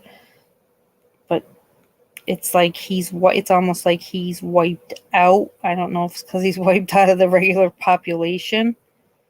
But his dad won't be, and it'll show his dad's info then, including children. Yeah, if I for those other signs, I'd be like, screw you, Dad. You're not coming to Applebee's after this tonight. You didn't care if I was going to jail, you bastard. Well, that's because we've always loved your brother, Chris, more.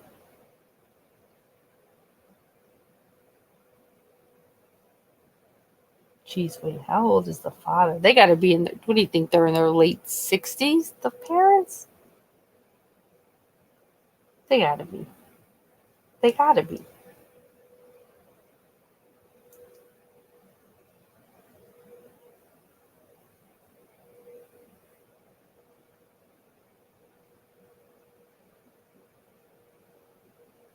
I wonder if they do this when people go to jail just to protect, because these obviously are considered victims, right? Although the Watts are in here. I got all her info, so why wouldn't I be able to get Ronnie Coleman's?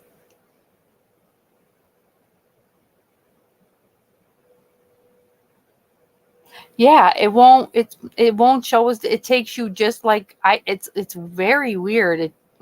No matter how way you put it in, that you just want Chris Coleman, the murderer's date of birth, like it just takes you to her story.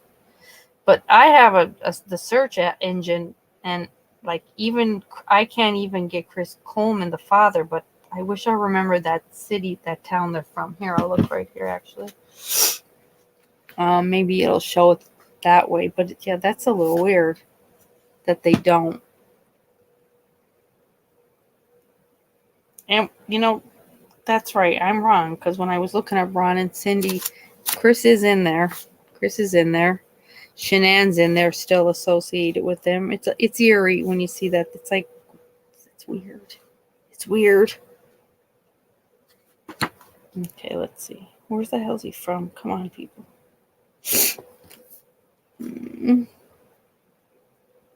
Yeah, this writer's got to get we got to put together a letter together. I don't know. It's a little odd.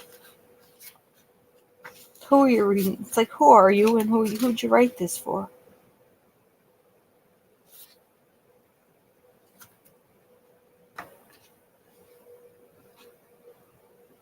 He's from Toronto. He's from Canada, that guy. That's not him.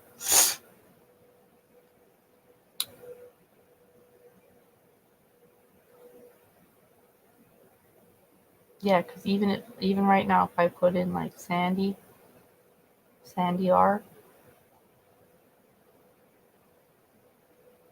Chris may show up as an associate. Like if they ever did anything together, it's very weird. And there she is. But she kept hers maid of honor. Like she's not real, and she always says it. I never got rid of my real name. I'm an honorati. Okay. Whatever you say. All right. There's Frank. Frank's still a relative, junior and senior. Yeah. So is Shanann, but it shows up as Shanann C. King. And then it has in parentheses Shanann Watts.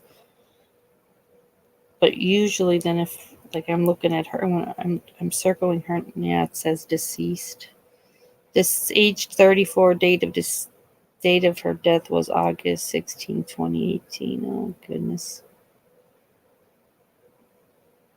One bankruptcy.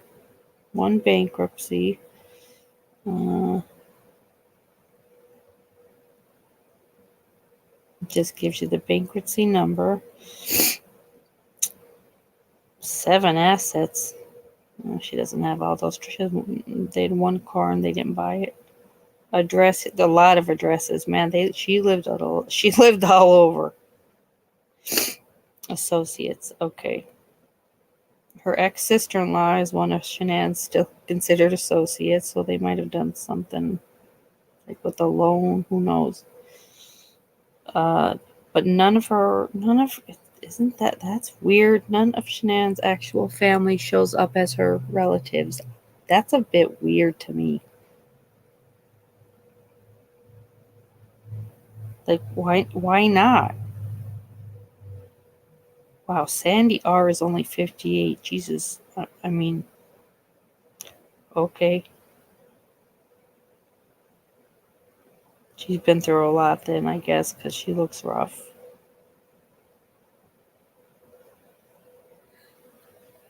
I can't see. He's not going to be. See, I know. It's very. I know. I was going crazy all day. I'm just pulling up some records now, but I'm not sure. Yeah, Hallie, it's weird with him. I don't know if, they're in jail. They're scrubbed out. Let me just check one more time that Chris Watts is not under Ronnie's.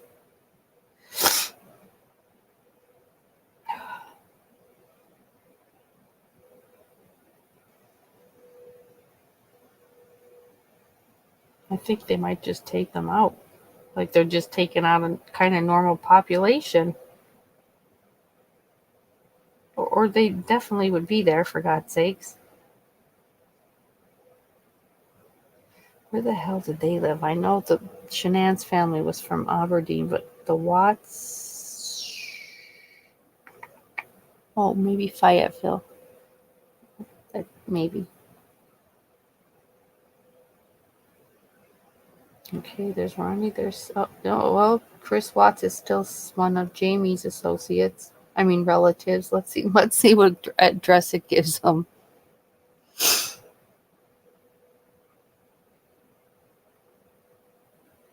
Wow, when you look up Chris Watts, there's a photo of Shanann at the holidays in front of their door. How eerie and sad. 1 bankruptcy, 5 careers, 5. Oh no, Chris Watts. Chris Watts' careers. U.S. Army. When? Ships area manager for Marine Group. Huh?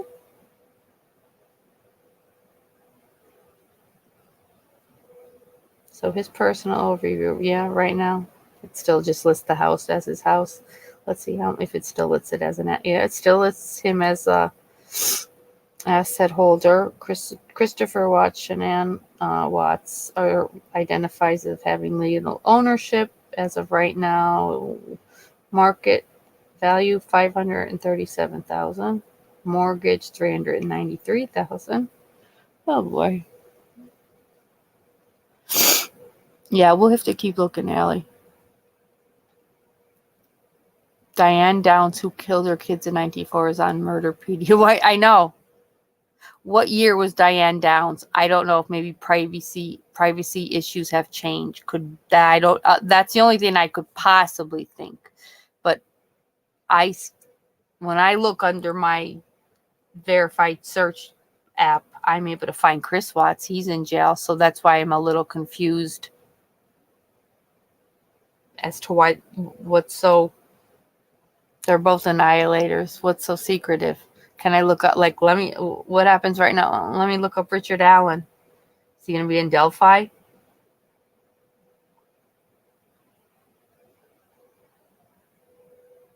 And Hallie, is there anything new with Richard? Have they said anything new?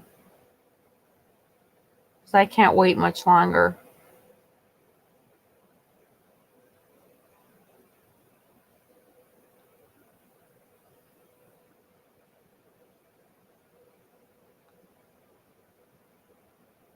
Okay, Richard Allen. Here we go here.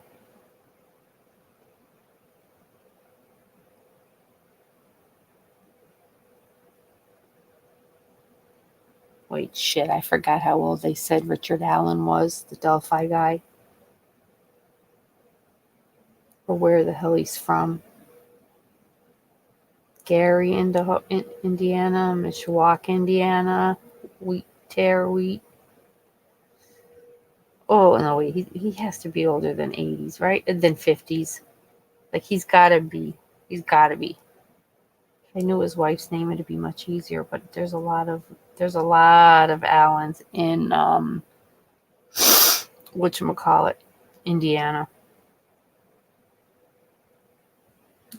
Haley, you don't remember where Richard Allen's from, right? The Delphi guy?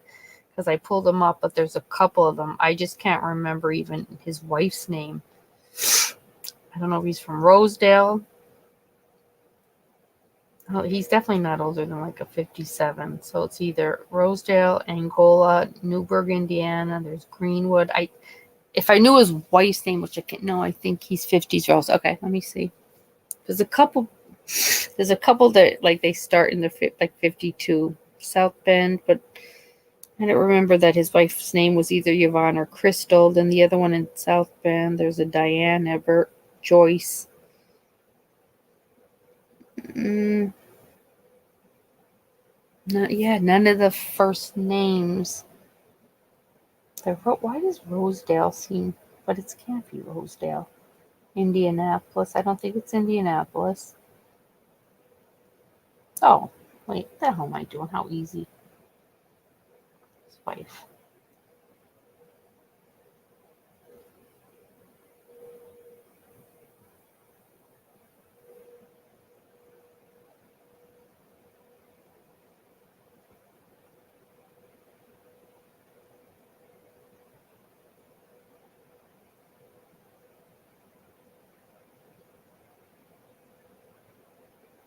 I should have stayed off the news. When I was taking a shower before I got out, and then I see that thing on Idaho or wherever it is, and I'm like, nope, not watching it. Can't do this right now.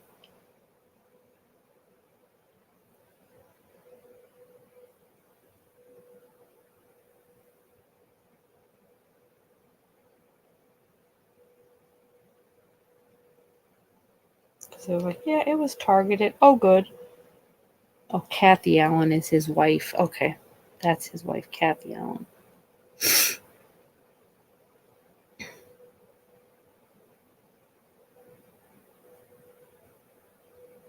I just don't see how she didn't know. And I don't know if anybody else watched the first time they arrested him, bringing him into the jailhouse. He had that blue coat on. Come on. What wife would know that? We all know we'd know that.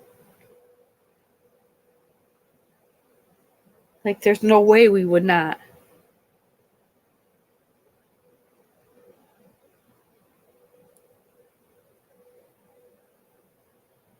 So where are you, Kathy? I just was wondering, like,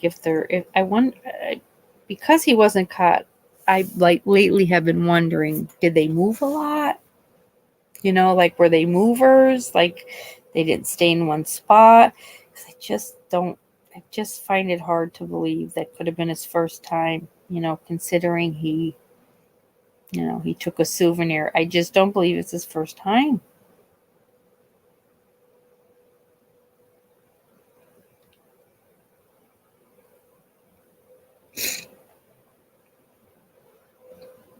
Well, his wife is Kathy. I swear these people, they're protecting these people. They are not even on the engine site you pay to find people. Yeah, people that are 53, 54, don't even have anybody named Kathy, and I don't know who the hell his daughter is. Oh, here we are. Oh, hang on. I found him.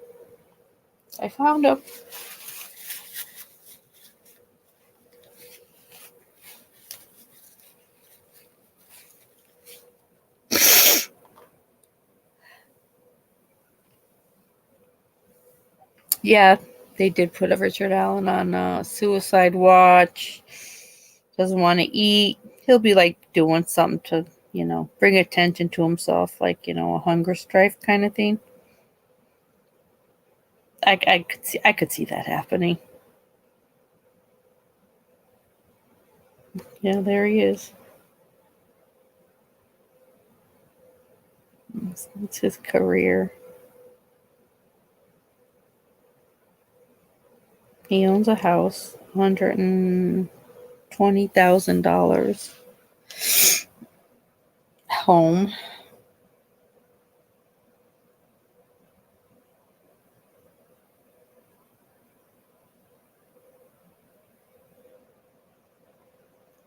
You have to wonder where his wife is hiding out right now, too. They all should be suicide risks, because they should not be able to get the easy effing way out. Oh, no, buddy, we're not letting you go. Not yet. We'll decide. We have questions for you. Somebody was asking me something about that today. They're like, did you hear with the Richard Allen thing? And then they're like, did they drop one of the, like, did they drop a charge or something? I'm like, I don't even want to hear it. I don't know. Did they? Because I just can't. They better not. Jesus, I'm not. I'm more worried about people rioting and how bad it's going to be, and just the toll on that poor damn family who think they're going to get answers. So, he better be on a one-on-one watch, and B, he better fucking answer. Listen, you don't want to eat, buddy? We'll give you a feeding tube if we have to.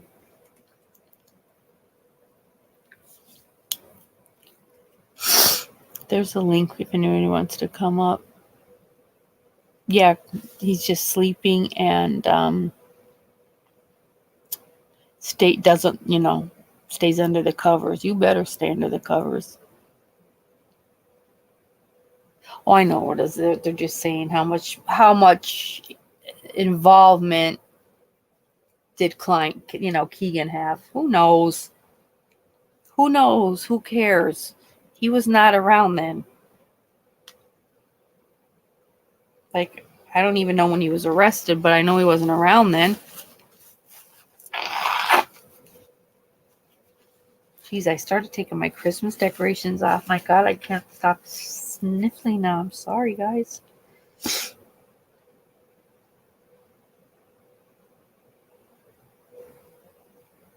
Let's see.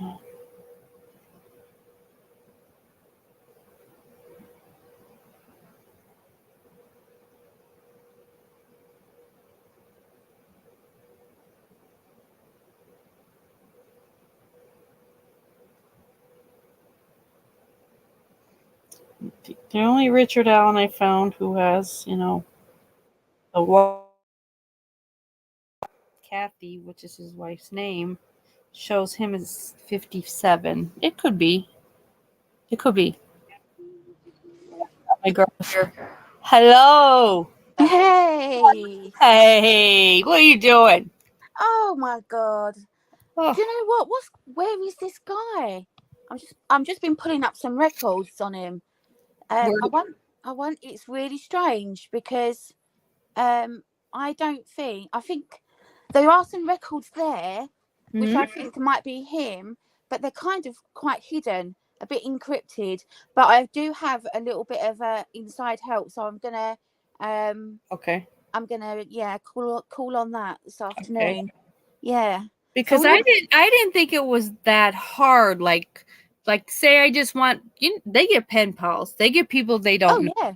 So Yeah. how do those women get their inmate number in order to send them a postcard, right? Yeah, exactly. So generally, the process should be quite easy, but it does seem to be that with these high profile cases, Yeah. the more of a bastard that you are, Yeah. the more they seem to want to protect them for some reason. Right. So they make it very difficult. So often what they'll do is they might add a letter into the first name. So they'll kind of cheat, and then they won't. Sometimes what they'll do is they won't list the family members. Oh. They might change the names. Okay. And often they don't show the age. Huh. I know, it's quite naughty. Yeah, and what did we say he was? 45? Yeah, I think it's 45, 46, isn't it? He's got to be. The one I found, he's 45. But it says Melrose Park, Illinois, but that could have been where he ended up moving to with his parents. Yeah, and it's weird because I did pull up some records that kind of matched. I thought it kind of matched a bit, and it had two names on there, and one of them was Joyce. Weirdly, but it wasn't. But it was a different surname. But I thought, well, that's a bit weird, isn't it? That we've got a Joyce sitting there. Yeah, it's very weird. And also when I pull up Coleman, they have a Watts relative. Yeah, it's a little odd. Yeah, so they will deliberately kind of twist the info so that when you put your searches in, that they don't. It's difficult. So yeah. Damn. So how have you been anyway? I've been okay. Yeah. I've been just trying to get a little bit more ready for Christmas. How about you? Yeah. We had snow this week. We had snow, but it was sloppy and messy. No, you're so lucky. It's really rainy here at the moment. That's especially in Scotland. We've got a lot of people are being flooded out of their homes right now. So yeah, so that's really sad for them, especially this, well, it's sad any time, but especially this time of year. Yeah. But yeah, Christmas I start in August. Yeah, right. So I'm done. So my because I've got 5 children, but 3 of them are older. So it's just Ruby and Stan. Right. Although Maisie lives with me as well now. She moved back home. She's 27. Oh. Oh, I know, bless. It's good job I've got a big house. What was I going to say? Yeah, so I generally start. Yeah, I start in August. So I'm kind of done. Yeah, that's good. Yeah. I know. I like to be organized. Yeah. I was watching the other night. Oh God, and I shouldn't have. I never do. It was too lazy to find my remote. It fell under the bed. Home Shopping Network. I want whatever antidepressants they're on. I I mean, I have never seen women so happy over pots and fucking pans. Oh my God. I want it all. I want all your drugs and your pots and pans. They're so happy. The shit Oh, they're trying. I like my son where he likes to play like the game, the gamer type. yeah. And they're nice. They're like by Dre. They're the actual beat ones. You look kind of like a mini DJ, and these women are putting them on. They're like, you won't regret this. I'm looking at them like you will when you go home. You will. You look like a boob. But they've had some good. I mean, they started their Black Friday sales last weekend. Oh. And a lot of the shit already sold out. I'm like, damn.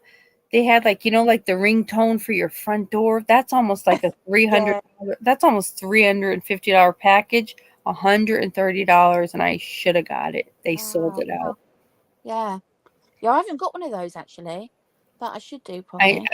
And you want to buy other cameras? I would like one in the back, one in the front. They're fantastic. Yeah. Yeah, But definitely. I'm going to have to check, but they were really low, and that was over the weekend. I mean, so I don't even know if they'll have any more. And there was some other nice stuff that they had. Okay, we'll be here, babe. We'll be here, Ed. Okay, Ed. I love Ed. Oh, they had some good stuff. I love Curtis Stone. You ever watch? Yes, yeah. Oh, yeah. God. Remember he used to be on that show when he'd be in the supermarket. What was that name? And he'd be like, I'm gonna make a dinner at your home for you and your loved one. Yeah. I forget who it was, and I was looking at my boyfriend like, listen, you won't be invited that night. Like when he says loved one, he means he loves me. You're out. You go out for dinner with the boys. He said, oh my God. But they've been with all weekend. He was on, and it was all his stuff. Oh, his pots and pans that I also should have got, because that was like $139 for a ton of them. I think I'm gonna go back and look online, because he does like fresh frozen salmon. Like he makes the most amazing meals that come right to your door frozen, and then throw them in your freezer. And I think I'm gonna do that for my dad, because they had some really, like, the salmon was a really good price, and they were huge. Yeah, it's a good idea. It is stuff, because I don't want to, because I was like, oh, why, like, God, what the fuck are these ladies so happy about? Everybody's so happy. I couldn't. I couldn't. I know. Sometimes, like, my ex, he was like in his sleep, and he was laughing. I woke him up. I'm like, what's so? And I literally, this is how crazy, because I don't sleep well anywhere. I'm like, what's so funny? It's like, where? I'm like, you're in your sleep. I don't know what you're dreaming about, but you're laughing. He's like, I don't either. You woke me up. He's like, I said, well, it had to be good. And then I rolled over like, oh, I am crazy. I am a little crazy. Oh my God, I think we all go a bit crazy, don't we? We are though. We're all going a little batty. Yeah, I think we do. I think the crime community, there's just, it takes a special kind of person to do what we do on a daily basis. In fact, when I read that book, Blood and Marriage, the Watts book. Yeah. And I've become friends with Kathleen, who's lovely. Now her book is out. She sent me the Kindle version. I don't know that murder, the Murdaugh murders. Molson knows them well. Yeah. The paperback just came out today. But we're talking, and unfortunately, because there's, like, out of all the murders, there's so many people involved, but, like, one of them's in jail. Like, that's right. I forget it. This is going to be a huge case when it goes to court. Well, whoever's, I'm trying to think who's the one in jail. Sent him a copy of her book. Oh, really? Oh, and he was like an animal with his comments. Wow, I can imagine. Oh, so bad. It's one of the sons, isn't it? That's in jail right now. It's like isn't he ginger? He's really ginger. It's John, right? That's it. I think so. Yeah. Wrote her terrible stuff. Yeah, see, they've got a lot of money behind them. I would have wrote him. I would have sent him a book for free. No, we would have had to pay for it from the asshole. She is like the best because she's, she really went there and investigated for weeks, and she just said it's the only real victim is the young girl. Mallory was a real sweetie, but other than that, she said like even though his wife, Paul's wife, she was terrible. They were not good. They were just not nice people. They weren't good people. No, they're not. No, they're not. So they've got a lot of money. They know a lot of people. Yeah. Yeah, it's going to be a very interesting trial. We're going to see a lot of shit come out. You think? Yeah, I think so.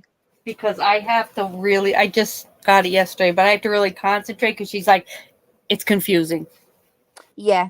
Yeah, it's complex in a kind of different way than what we're used to, I guess. Right. Yeah. I mean, because it's power and money. So, it's just the same old story, isn't it, all the time, that these people seem to get, a yellow card that allows them, a green card that allows them to just really do what the fuck they want. It's so infuriating. Yeah, and it is. It's so, the way that these people operate, no, they've got all this money and they just have no morals. No morals. They're killing their own wife, their kid. Then they want somebody to kill them. It's crazy. It's really effed up. Really, it is. So that's going to be really interesting. I wonder it's very good. It's very good. That's going to be a while yet, isn't it? I think we're looking at next year, aren't we, for that trial? I think so, because the book, she was just thrilled the book came out as planned, but and it's beautiful. If you have Kindle, I'll send you. Yeah, I've got Kindle. Okay. She did a great job, but she hated being there. I bet she did. Bless her. She was great. Just such a sense of dread, total dread. I can imagine. Yeah. Yeah, and it takes a bit of bravery when you start dipping your toes into those kind of waters, You got to be careful. You do. So she's brave as well. She made very good friends with, his name is Claudio, the old man, like caretaker kind of guy. Yeah. But the stuff he told her, whew. Oh, I can imagine. So the book is beautiful, and I said, don't read. Just don't read the reviews. Reviews suck anyway. Who the hell cares? No. Yeah. Exactly. If you're into a case, we want to read about it. Yeah. Exactly. So I have to get her on because she's going to bring with her her actual investigator that goes with her to these. So we're going to get. Oh, wow. That's amazing. Yeah, that is. She was so busy this week. She had no idea that. Did you see Casey Anthony did an interview? Yeah, right. Well, do you know what? I haven't. I posted a couple of bits this week on her. Do you know what? I haven't yet. And the reason is because she makes my skin crawl. I know. Oh, so I know that she's is there. And I'm just kind of like, I'm thinking to myself, you know what? I really need to look at this. I need to look at it. I've got to, because it's what I do. Right. And every time that I've gone to do it, I'm like, no, I'm not ready for this yet. I'm not ready. Because I know that she's going to be spilling all kinds of shit. And I know she's going to infuriate me. Just looking at her infuriates me. It's bad. Kathleen has been so busy with her book this week because I wanted to send her, because when that happened, she went to Florida for 6 weeks to do her investigation, Kathleen, for a book. And I sent it to her, and all she sent back was like a crazy emoji face, because this son of a bitch is blaming her father. Yeah. She blames the father. And he told her, just go, it'll be all right. She'll be all right. Go. She goes, so I left the house. I thought she was still alive. No, you didn't. Oh, my God. You know what? No, you didn't. She's a special kind of evil. She hopefully will, be sitting. And how is she out? How is she walking the streets? How is she breathing? How is she breathing? She's got jobs and she's dating, and I don't know. Because for me, just the neglect, it's like take away who may have done what at the very end. Right. But if we just look at the actual neglect of this woman, right, that in itself for me justifies a life sentence. Oh, most definitely. So to me, I don't even care about what if she actually was the person, although I believe she was. to actually have administered that final kind of act. Yeah. The fact is, she was a miserable mother. Oh. She lied, and if it was down to her, no one would still not even know. She just wanted her to go away, disappear, and everyone would forget about this little girl. I think like Chris Watts, I do believe they have that in their mind that they can, if they just keep quiet, it'll go away. That's it. She'd wiped the slate. It was like, you know what? I mean, and the tattoo for me. Oh, that did it for me. Beautiful life. Really? Is this the start?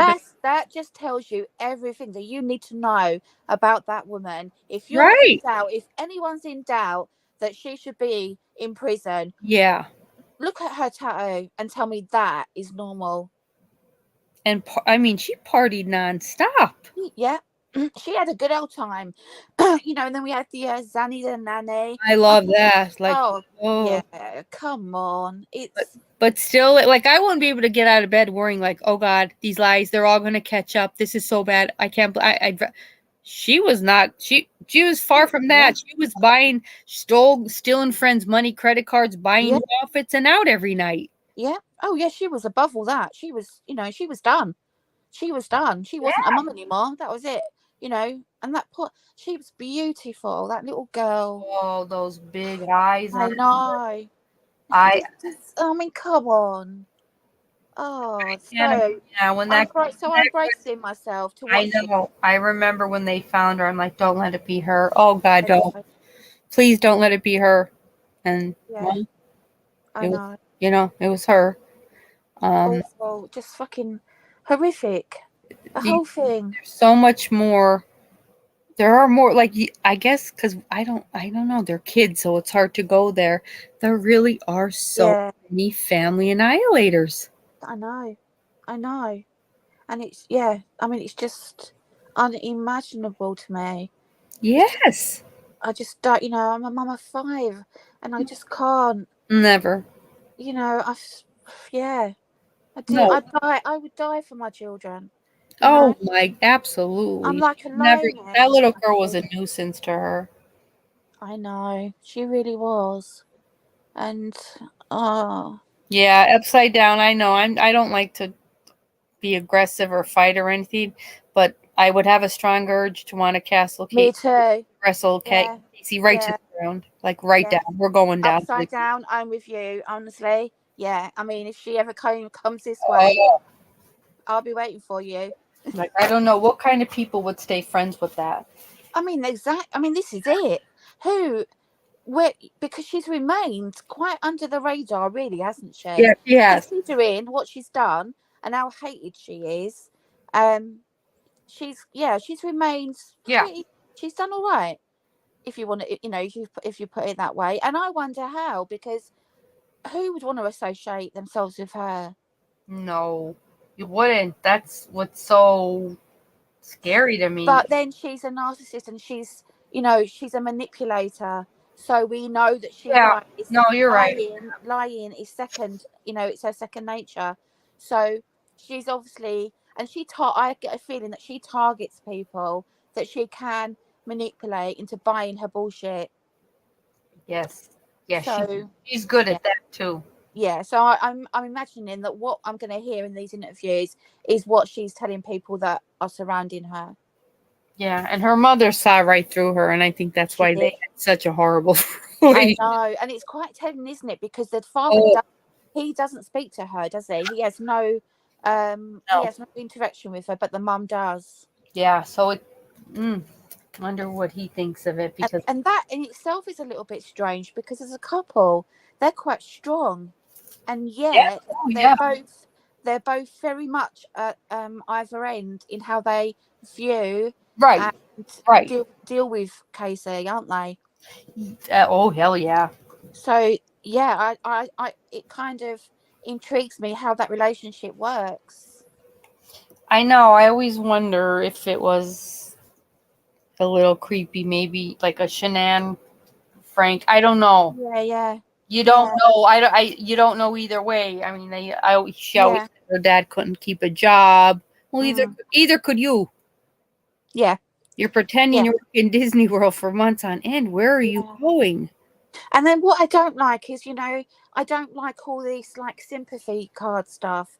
Like I've come from a really rough background. Yeah. In that, in just stuff that's happened to me, just not, Right. has left me kind of damaged. I'm a bit of a damaged person, and thankfully, I've got my kids, and I'm at probably the best place I've ever been within myself.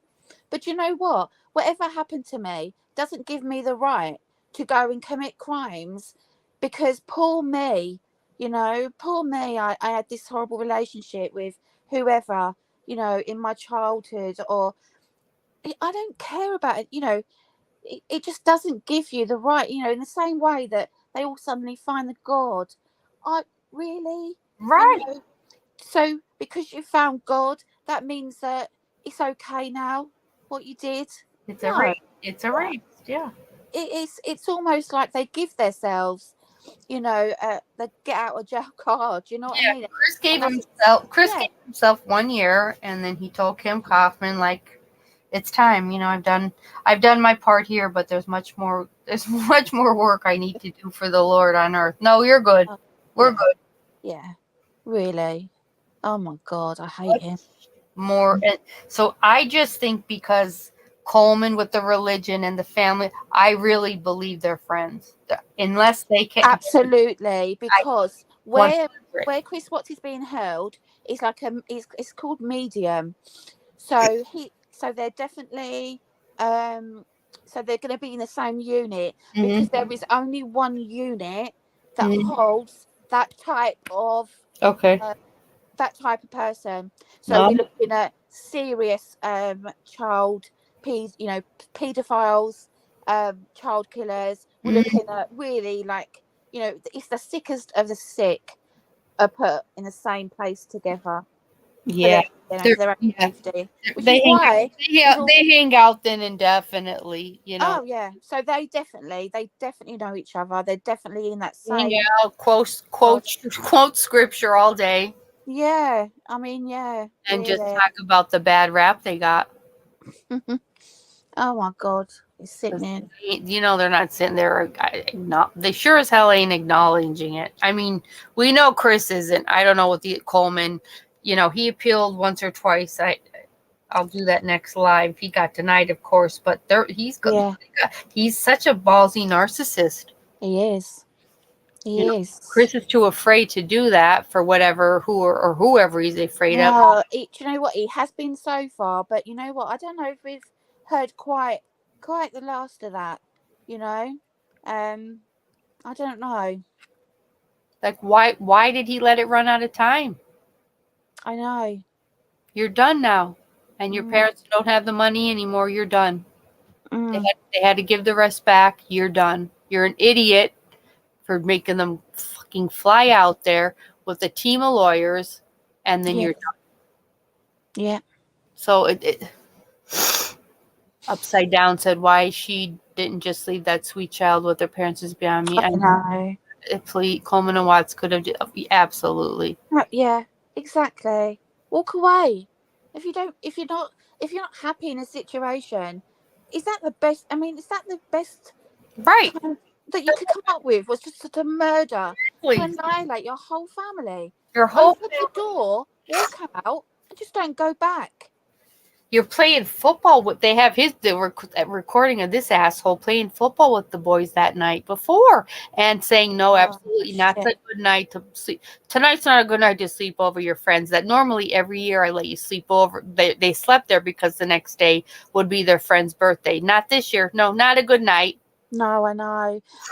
And this is what I was saying earlier. We get a lot of backlash, don't we, for talking about cases, and and these people that still say, why are you still talking about it? Well, you know why we talk about it? Because we need other people, men or women, to know that they're in serious danger at times when their family are in crisis, and they're either thinking of leaving, or maybe their partner is, or maybe there's signs that they need to be aware. They need to be really vigilant about what's going on around them. They need to tell everybody, that their immediate family, their worries, their concerns. They need to let people know, because we could be saving somebody's life right now, because we're saying, you know what, please look at these signs.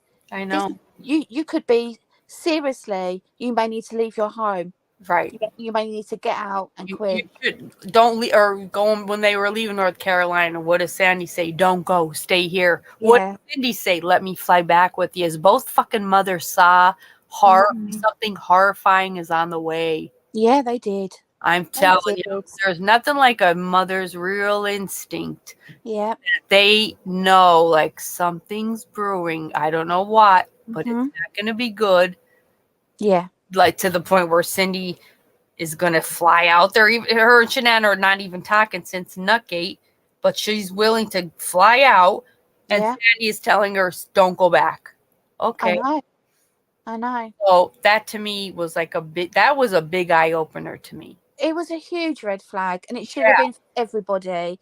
And, you know, they saw the behaviour of Chris in that week, how detached he was from the children, you know, how he was on his phone constantly, how Shanann suddenly became sick when he arrived. The brother.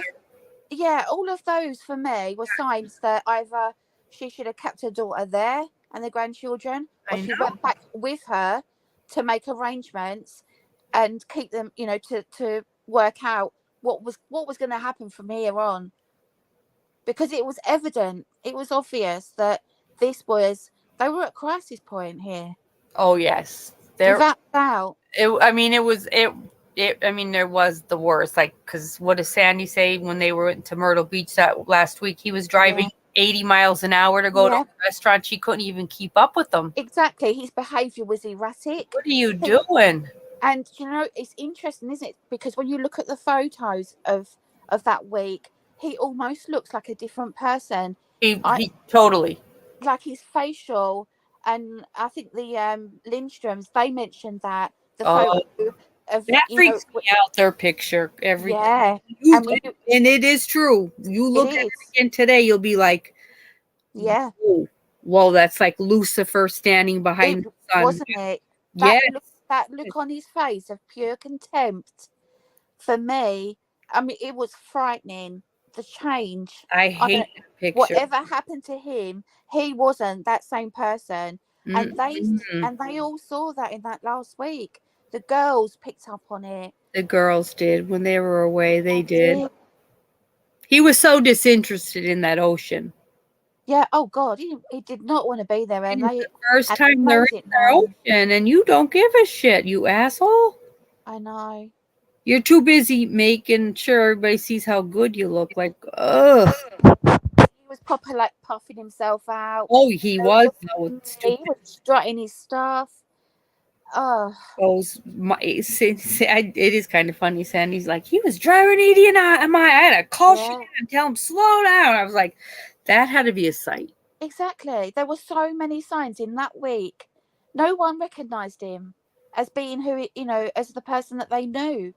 And they all said that. They all did. And they never slept together once that night. They're on vacation. Come on. He was sleeping on the floor on one of the nights. He would pretend and pass out with the kids in the middle of them, do the weirdest shit that any normal woman would be like, oh, he's got a girlfriend. Yeah. I ain't putting up with this shit. Instead, I mean, I don't know. I'm sure they were snippy, vicious to each other, but fucking hell, she's holding it out. She's sick that night. Her poor brother's having to hold her hair back as she's puking while he's sound asleep. Yeah, exactly. And the trip I was like, welcome, this is your first night. Let me give you a massage. 2 seconds later, she's sick as a dog. Yeah, I mean, this exactly. So just when you start, I mean, just one of those were kind of concerning, one of those, but when you put it all together, but yeah, I mean, I think just the scare, the change in Chris, visually, facially, is scary. Yeah, really scary. I hate that picture at the party. Oh yeah, me too. It really has. It's like you can almost read his mind, like what he was thinking. Yeah, he has, and it's true. He has black eyes. He does. It's like he knows. He knows. He's already decided.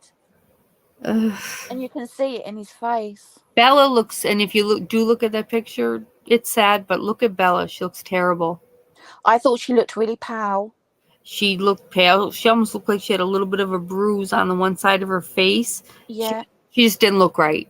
She didn't look right. No, No, they both didn't. didn't look right In at all. particular, Bella. And yeah, so not only did we have like Chris Lucifer, we then had poor Bella, who looked like she had the world on her little shoulders. Oh yeah, yeah. And she knew there was something wrong. Yeah, those poor Lindstroms have never had a party since. God bless them. I know, and the daughter as well. She had to have a bit of therapy and stuff, didn't she? You were the last family to see them alive. Could you imagine? It's your family, including your daughter who babysat them. Isn't that you were the last family to see all of them alive? I mean, I know that's trauma. That's trauma. Good. I'm happy you're back. It's such drama, and that girl. I'll tell you what. I forget her name. The daughter. Hey, Edward. Is it Mackenzie? Yeah, that's Mackenzie. Yeah. She was such a smart, bright. What a good interview. Yeah, she was. She answered everything. Wasn't it interesting as well, because she mentioned in that play when she was interviewed about the house and how it was messy. Yes. And yet we later get very different reports about the house. Yeah, really, really, because she could not. Apart from that one room that we saw where it looked like someone had just kind of thrown everything in a hurry. Yeah. But yeah, it was very, so, I mean, that poor girl. Oh. Yeah, and then poor, she's young. She was young, what is Bella's telling her, my sister eats blah, blah, blah, never. Yeah. That's a lot. Yeah, so not only did she, I believe, know that something was really not right, her mum wasn't there. Oh. She almost probably felt she was having to protect Cece.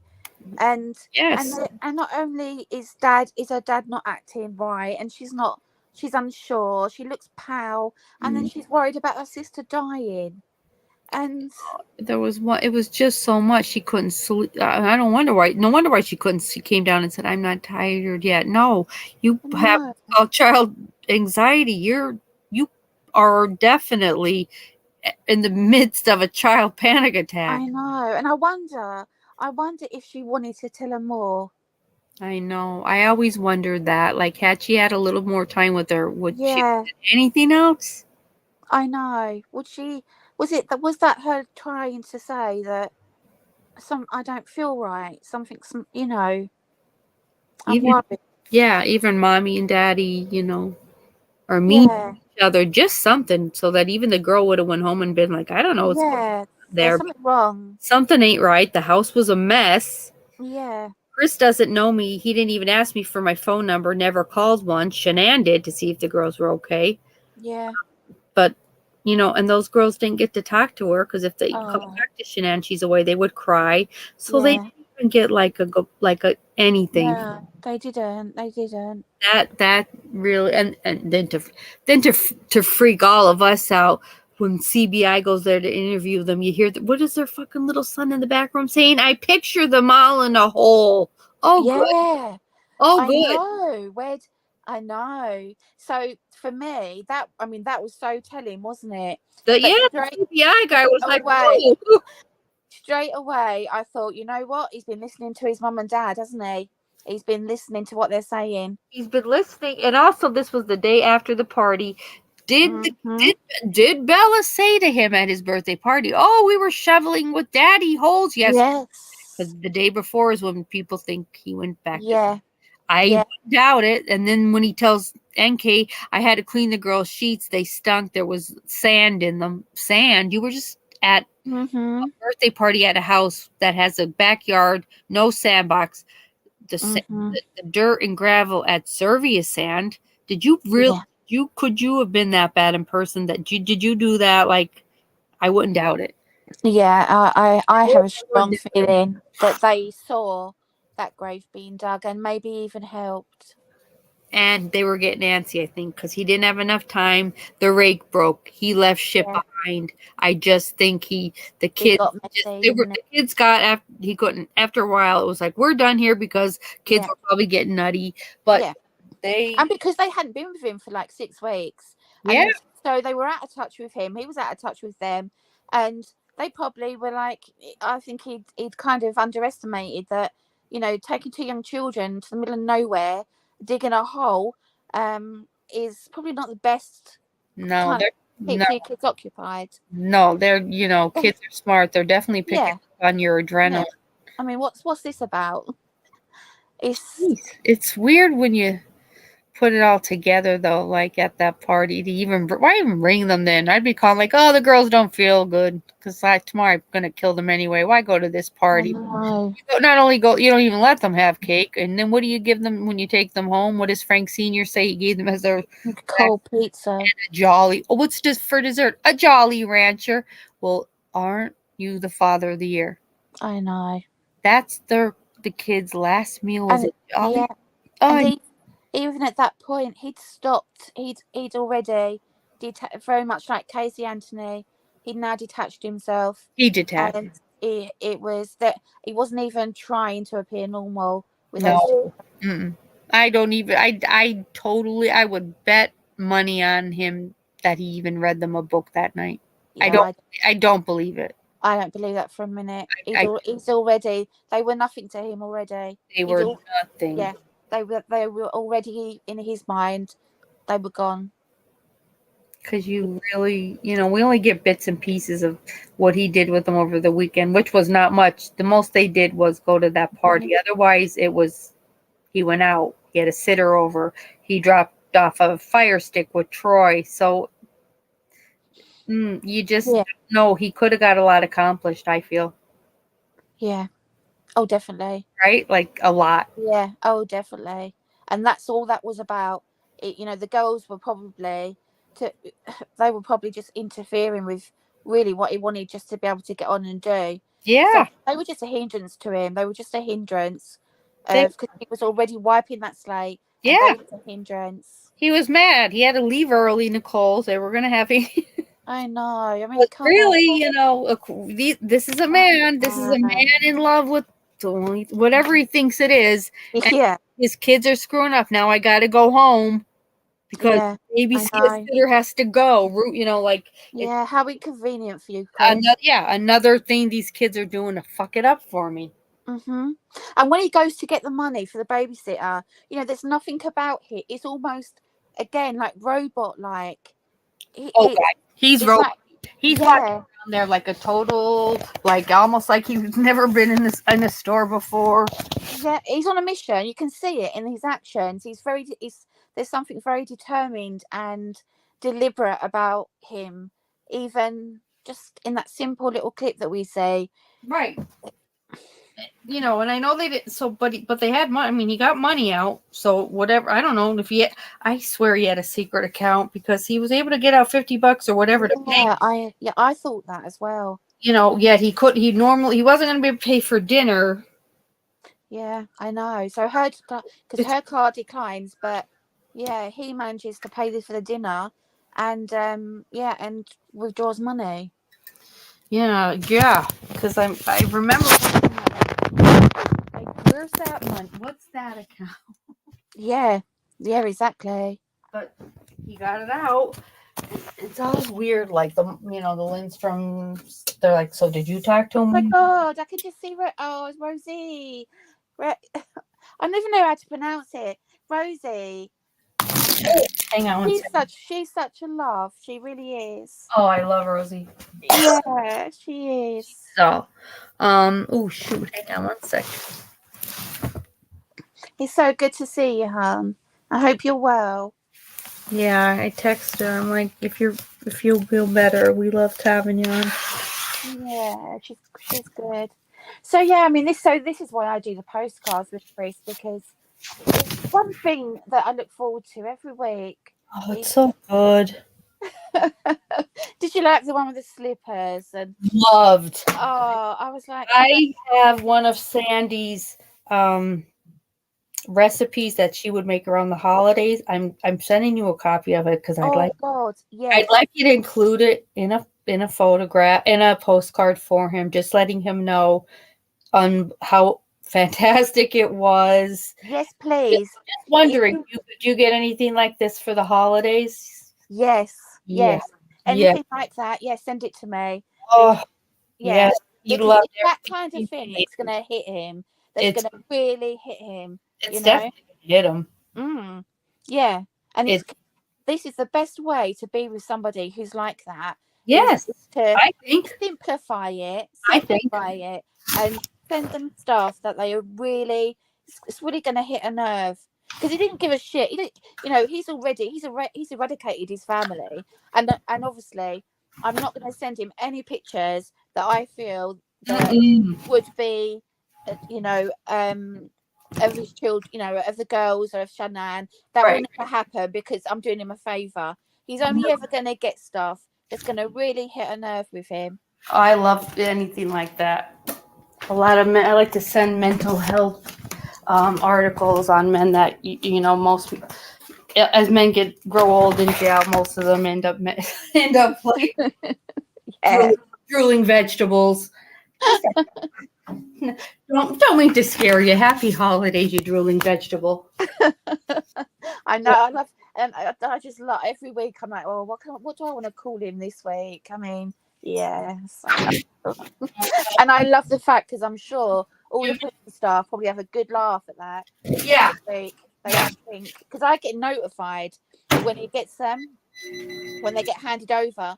I get a notification, so I know, and I just give myself just a little minute just to like reflect and smile and just think, fuck you. I know.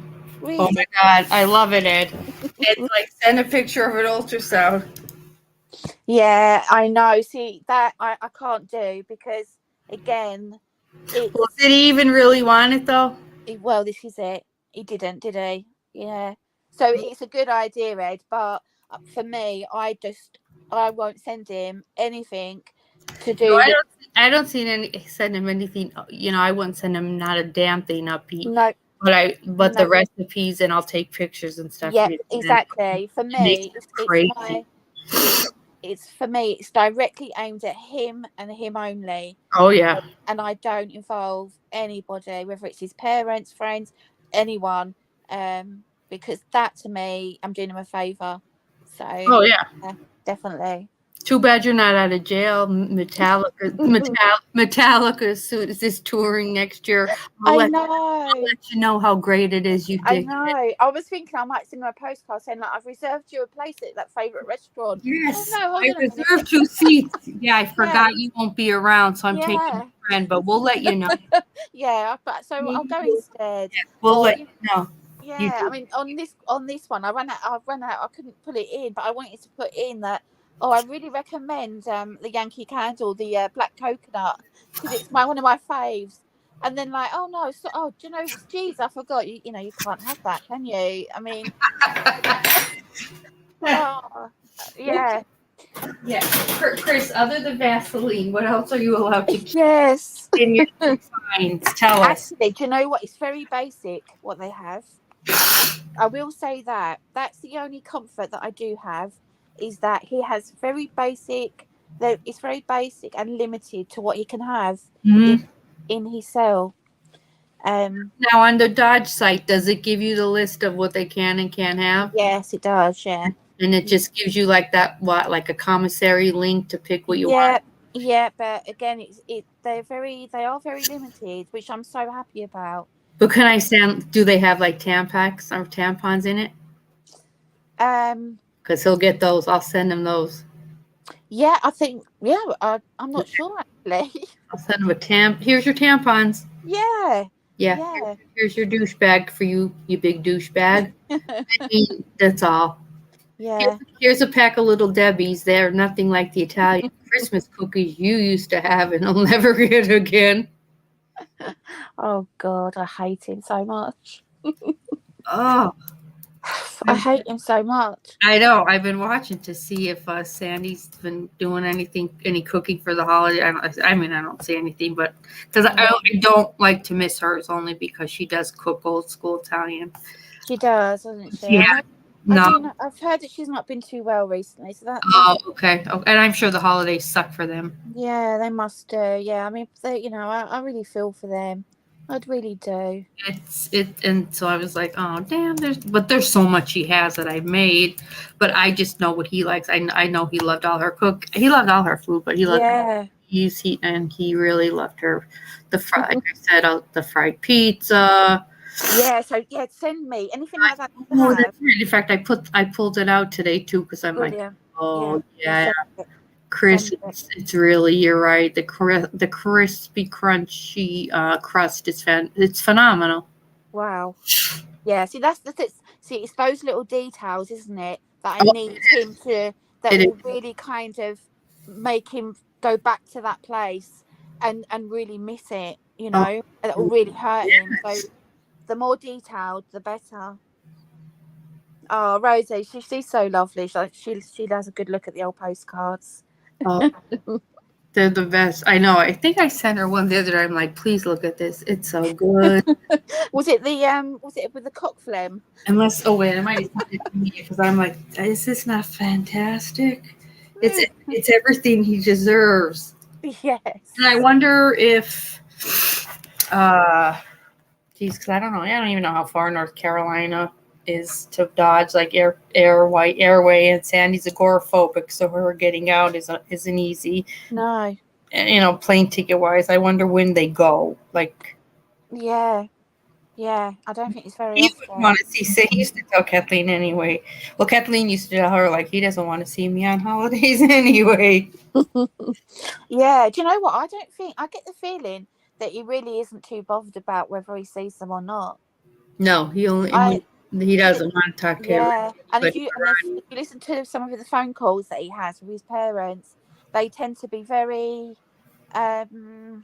he's even quite distant in them. He doesn't like to kind of go on too long with a phone call. And definitely he's always really he wants to speak to Ronnie. It was a bit more with Jamie, and he's kind of, and I think the trouble is with his mum. It is. He'll try and say stuff to him, and he doesn't want to hear it. So he kind of, yeah, I hear his voice and I cry. Well, he hates you when you cry. So can you tone that down? Ever hear of, medication gets you need it because he's not coming out. Yeah, he definitely kind of makes little excuses to get off the phone. Oh yeah, I don't have much time, Mom. Okay, is dad there? Definitely. Yeah, but she's real loud too. She's talking. Ronnie, they're all trying to talk one time. It's like, I wouldn't want to call there either. No, no. I think I know the phone call actually that you're talking about, and I think that's the one, isn't it? When she's trying to say to him, "Look, we believe you," and you can tell he's trying to tell her without telling her that he's murdered them. That that call. Yeah, and she's not hearing it. No. And in the end, he gives up and he says, "Look, I've got to go now." No, she's not hearing it. It's in their kitchen, I believe, and it was Thanksgiving because they didn't think they'd get a call. That's right. B, they had been sending him stuff since September, and it was just that week that he got it. So she was so upset. She's like, "We sent you that a month and a half ago," and he's like, "It's all right." No, that's not fair, and we just fight for your life, son. Oh well, that's not happening. Yeah, that ship sailed. And he kept on trying to dodge it. He was trying to change that, the conversation. Yeah. And you could tell he was squirming, and she just was. I was wanting to scream like, "Please, you listen to him, Cindy. Just listen to what he's telling you." She was surrounded too by she's another one that surrounds by enablers. Holiday. So I don't know. People don't want to rain on her parade, but I'm sorry. If I don't remember Jamie in there in the picture in that video that day. But man, she's got to step it up. Yeah, absolutely. She really has. Really has. She just said on one of her videos, that asshole Dave did. She left the house for the first time in a while, and she went to her grandson's baseball game, and it was great. I'm like, well, lady, you gotta live. She does. She Yeah. does. And I do feel that, I've got, I have 4 daughters, and then I have my son Stanley, and if any of my children, I mean, I can't imagine the position No. that they're in. Never. It's got to be so hard. It has to be so hard. I mean, did you watch the one video? It just was released like this year that we had never seen, like of maybe her first weekend when she stayed with them, Shannon and them. Like they got those kids a They trampoline. did.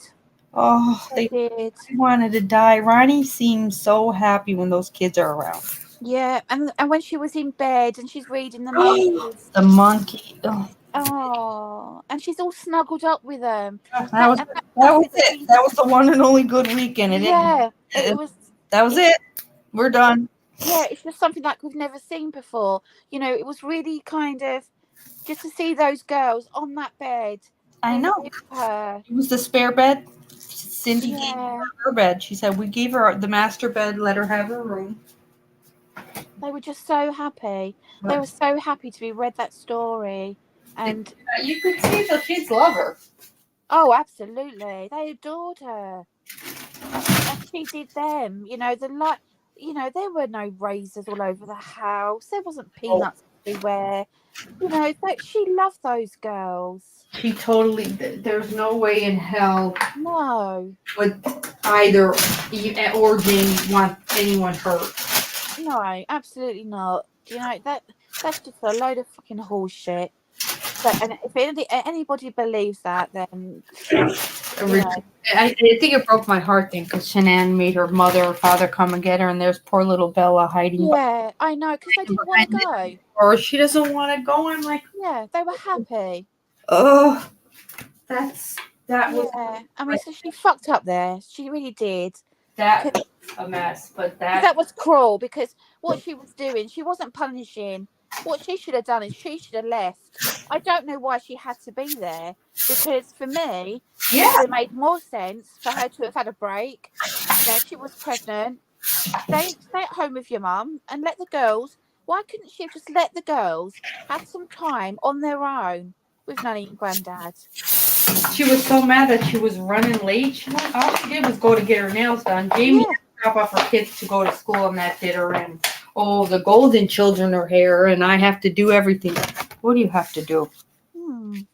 Yeah. What are we doing for Jamie's golden children, as you call them that, which you shouldn't? They're all cousins, and they should get close. And no, they were happy. They were getting on. They were playing. They were having a blast. Nobody was crying. No. Everybody's over it. We're okay. So But no. what Shannon did that day was really cruel because she punished those children as well as punishing Cindy.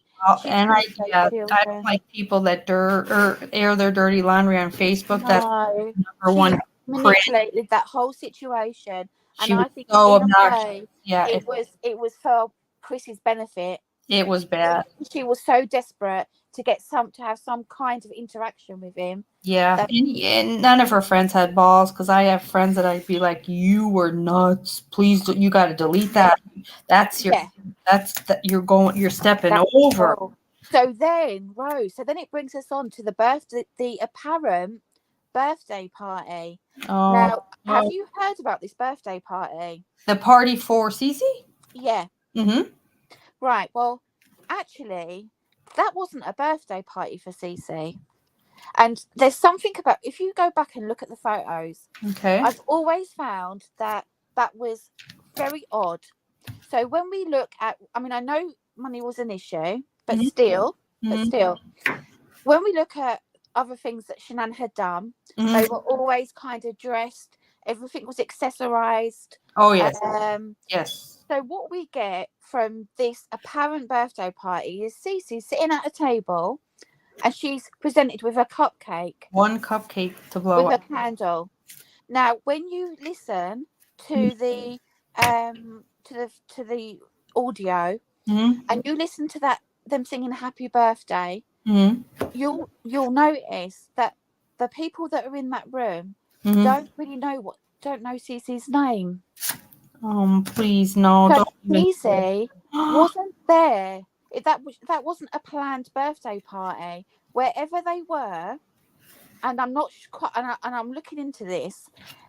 It was either they'd either gone to some kind of play Just centre. a public kid play place. Yeah, and it wasn't a birthday party. And when you look at what Cece's dressed in, how they're all dressed, the whole thing is really wrong. Just go back and look at it. It is wrong. It looks like they're at a gym. Yeah. You know, the gym. Right. Yeah, look at the tables. There's Nothing. There's no theme. Nothing. Yeah, like Bella's last birthday, you have a mermaid. We have one cupcake for Cece's. So all we see is one cupcake with a candle, and we see no birthday decorations, no presents. They're not dressed up. It's not a room that looks like it's been made for a birthday party. But more importantly, the people that are in that room are singing to Cece as strangers. She doesn't know them, and they don't know her name. Oh my God. Oh. So that was again manipulated for the benefit of Cindy. Yeah, the shock value. To say, you know what, you didn't come to this birthday party. But actually, you know what, there was never a birthday party, was there, Shanann? And sadly, Shanann's parents knew that as well. They knew that wasn't a birthday party. Yeah, there's no doubt. So again, and said he wasn't even home yet, and Nicole Atkins called and said there's like a birthday gift here, I think from your in-laws from Cece, and she said throw them. Yeah. Throw them. So yeah. So again, I mean, massive manipulation. But so anyway, so I've been looking into this, and some other people have as well. There's been some other creators that have been looking into this, and I'm also wondering if this was some kind of centre, that it wasn't even a play type place. No, I think this could have been some kind of parenting centre. Oh my God. Yeah. My God. Yeah. So again, go back and look at the footage and look at what's on the wall. Like there's almost, you know, like when you go to a doctor's surgery, and then they might put pamphlets up about maybe groups. Yeah, have a look. All right. Very, very odd. So remember, they actually sat on Santa's lap in July there, and they sang "Happy Birthday" to Cece. Mm-hmm. It could have been where that was. Yeah, I mean, it's possible. It was not. It was nowhere to have birthday parties. It was kids running around. There were a couple arcade machines, but it was. I wouldn't doubt it. I wouldn't doubt it. Yeah, I mean, it was just a very, See, I think that because that happened before. I think Chris even got there when that apparent cupcake party was happening. Yeah. But it's very telling. But there's something inside me that's telling me that is some kind of centre. I agree. She had no money. She wouldn't. She had no money. She went twice to call and see any Legion or anywhere that'd be like, you got a room for us? I know. And again, that smacks of desperation, because she's actually allowed herself to post that, knowing that looked like a poor shit show of a party. I know. With a cupcake. But it was more important to her at that point to hurt Cindy and Ronnie and to get a reaction out of Chris. Did she have him on FaceTime even for that? No, I don't think she did. She did? I don't think so. I can't remember, but I thought, God, are you evil to not do that? And I'm sorry. I don't mean that because she's dead and I don't want to talk bad, but you're so mad that his parents are so bad, yet you're not including him in if this is quote unquote the birthday party. Right. Yeah. It's not all that it seems. And it always puzzled me. I kept going back to that and thinking, what am I missing? What am I missing? And then it just like, I'm missing everything. What I'm missing is that there's nothing here. There's nothing here. And this is someone's birthday. I don't even think they know enough people, like kids and right? Right. So those people, they didn't know her. No. It was just an impromptu happy birthday. And when they get to the Cece bit, it all goes a bit like, because no one knows what to say. You know, who is she? Who's the kid? Yeah. Yeah. Who's the kid that has the one cupcake that looks like, if it is her birthday, like mom forgot to bathe her? Like, Yeah, it looks scraggly. it does. And then you've got Bella as well, looking at the cake, thinking, Staring at it like yeah, it she's only give staring me- at that cake, thinking. I mean, Oh, they definitely. What I'm sure the cupcake didn't go anywhere near their lips. After that, isn't that so sad? yeah, isn't it? So then, but how? That's so manipulative. That's cruel, isn't it? To kind of pretend. That's Then, brutal. That is brutal. But there was a lot of staging going on in that house, yeah, so you know that. Yeah. there was, and she was very good at doing that, wasn't Those kids she? do, like, do this for the picture, then you'll get this. Like, too much. Mm. It was just a lot of staging. There was. I mean, there was a lot of dressing up just before bedtime, but apparently they were going out. I mean, we don't see any pictures of them outside, and the reason that we don't is because they were very rarely outside. Right. And part of me thinks that I've said this before, you know, that she had you know, some agoraphobia. I Yeah. don't know. Maybe she has some issues about taking the children out. There was something going on there, but there was a lot of staging where she was pretending to do stuff, but we never saw it. We No. saw everything. You know, we even saw, you know, we saw Chris's fucking testicles. We saw it, everything going on, but we didn't see. Saw those. We didn't see it outside. The important stuff that we should have seen, we didn't see. But Chris's parents, you know, Yeah. probably can't see in color anymore because. And then not even a warning. All of a sudden, they have a text that his freaking penis. Yeah, I know. And they saved his life. Well, Yeah. no, Chris is like, no, never went to a doctor for it. Never. No. What? What do you mean you never? No, it's fine. Okay, all right. Okay, Yeah. I'm happy. It's fine, but that's weird. Yeah. I mean, and again, we don't see any like really pictures. I mean, we see the pictures of them in the pool with Cindy, which was nice. But again, you know, and I think we saw one with Chris. But what we do see is we see pictures of them in hospital wearing matching hospital clothing, Right. but we don't see them playing in a park. No, they don't do. Then Betty, the neighbor next door, said they're never outside. If she gets outside, they're with Shanann's dad. Yep, exactly. Yeah. So that's weird. Yeah. I mean, I think she couldn't use. I don't think she could use a pool and that at the end because she hadn't paid. She hadn't paid for the services, so she was keeping kind of under the radar with regards to paying, wasn't she? Right. So I kind of get why we didn't see more of the pool because she hadn't paid the money for it. Right. So that kind of made sense. Yeah. But she seemed to be so. I've never known someone to be so cheerful when you've got two children in hospital. Yeah. She reveled in that. I mean, she did. She did. In front of camera, and she was good. You know, pretty, looked nice, and then I just think at home she just fell to pieces. Oh God, it's just this. I mean, this family could have been rescued. They could have been rescued. The Colemans could have been rescued. You know, you don't tell your best friend, if my husband kills me, blame him. Right. Don't tell me that. What do you mean? Like, why? Don't say that. And if it's true, I am going to tell now. Right. Yeah. If someone tells me that, I'm going to be acting on that straight away. Yeah. What do you? It's Chris. Well, yeah, but it's also too late. Yeah. Yeah. So there's so many similarities. There is. It's actually very eerie. In fact, I reckon that they have a lot in common. So they no doubt are friends because they are so similar.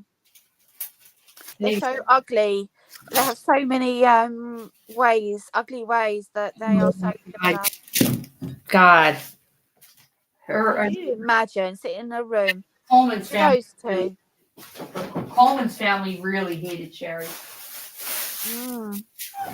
Yeah. And so, you know what, Rose? This is why we do what we do. This is why you do what you do.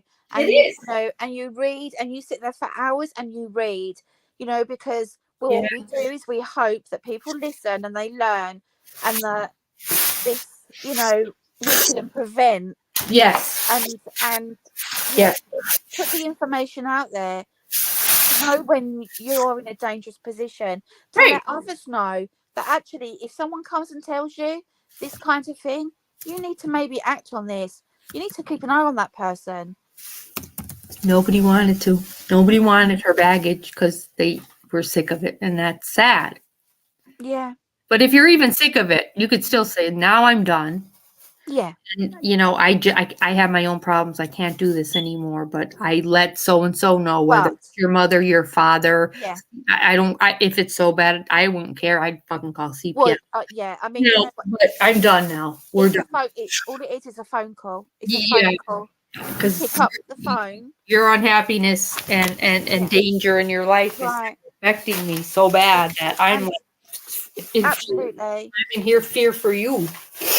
And I hope that, you know, if anybody is listening to this, you know, now later on, that you just pick up the phone. They have to. It's better to be wrong. Should I call? No. Goodbye. I'm hanging up. Call me back. Yeah. Go pick up the phone, because it's better to be wrong. You won't regret it. You'll regret if you don't call, and that person, whatever happened, you'll regret. Yeah, absolutely. You've got to mute. Oh, Rose has disappeared. Where has she gone? Oh, bless her.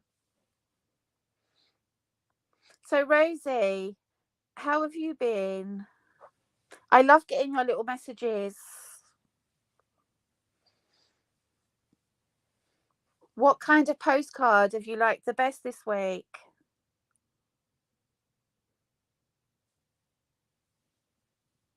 Because I know you've been keeping an eye on them.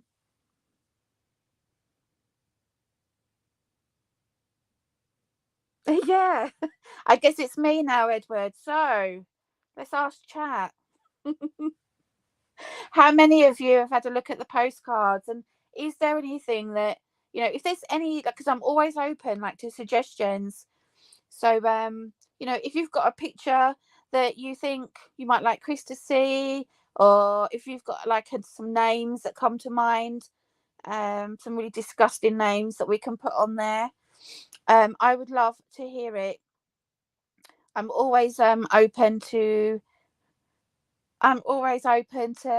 everybody's suggestions on what we can send him, how we can make him really miserable. Oh, you've had a rough week. Oh, well, I hope you're okay now, hon. Bless you. Yeah, Rosie, just message me and let me know. What do you want me to send? Rose may be lost. Yeah, could have been battery. What's that, Edward? Oh, I saw a couple of the fronts. I thought they were great. If you go too far, will the prison stop accepting them? No,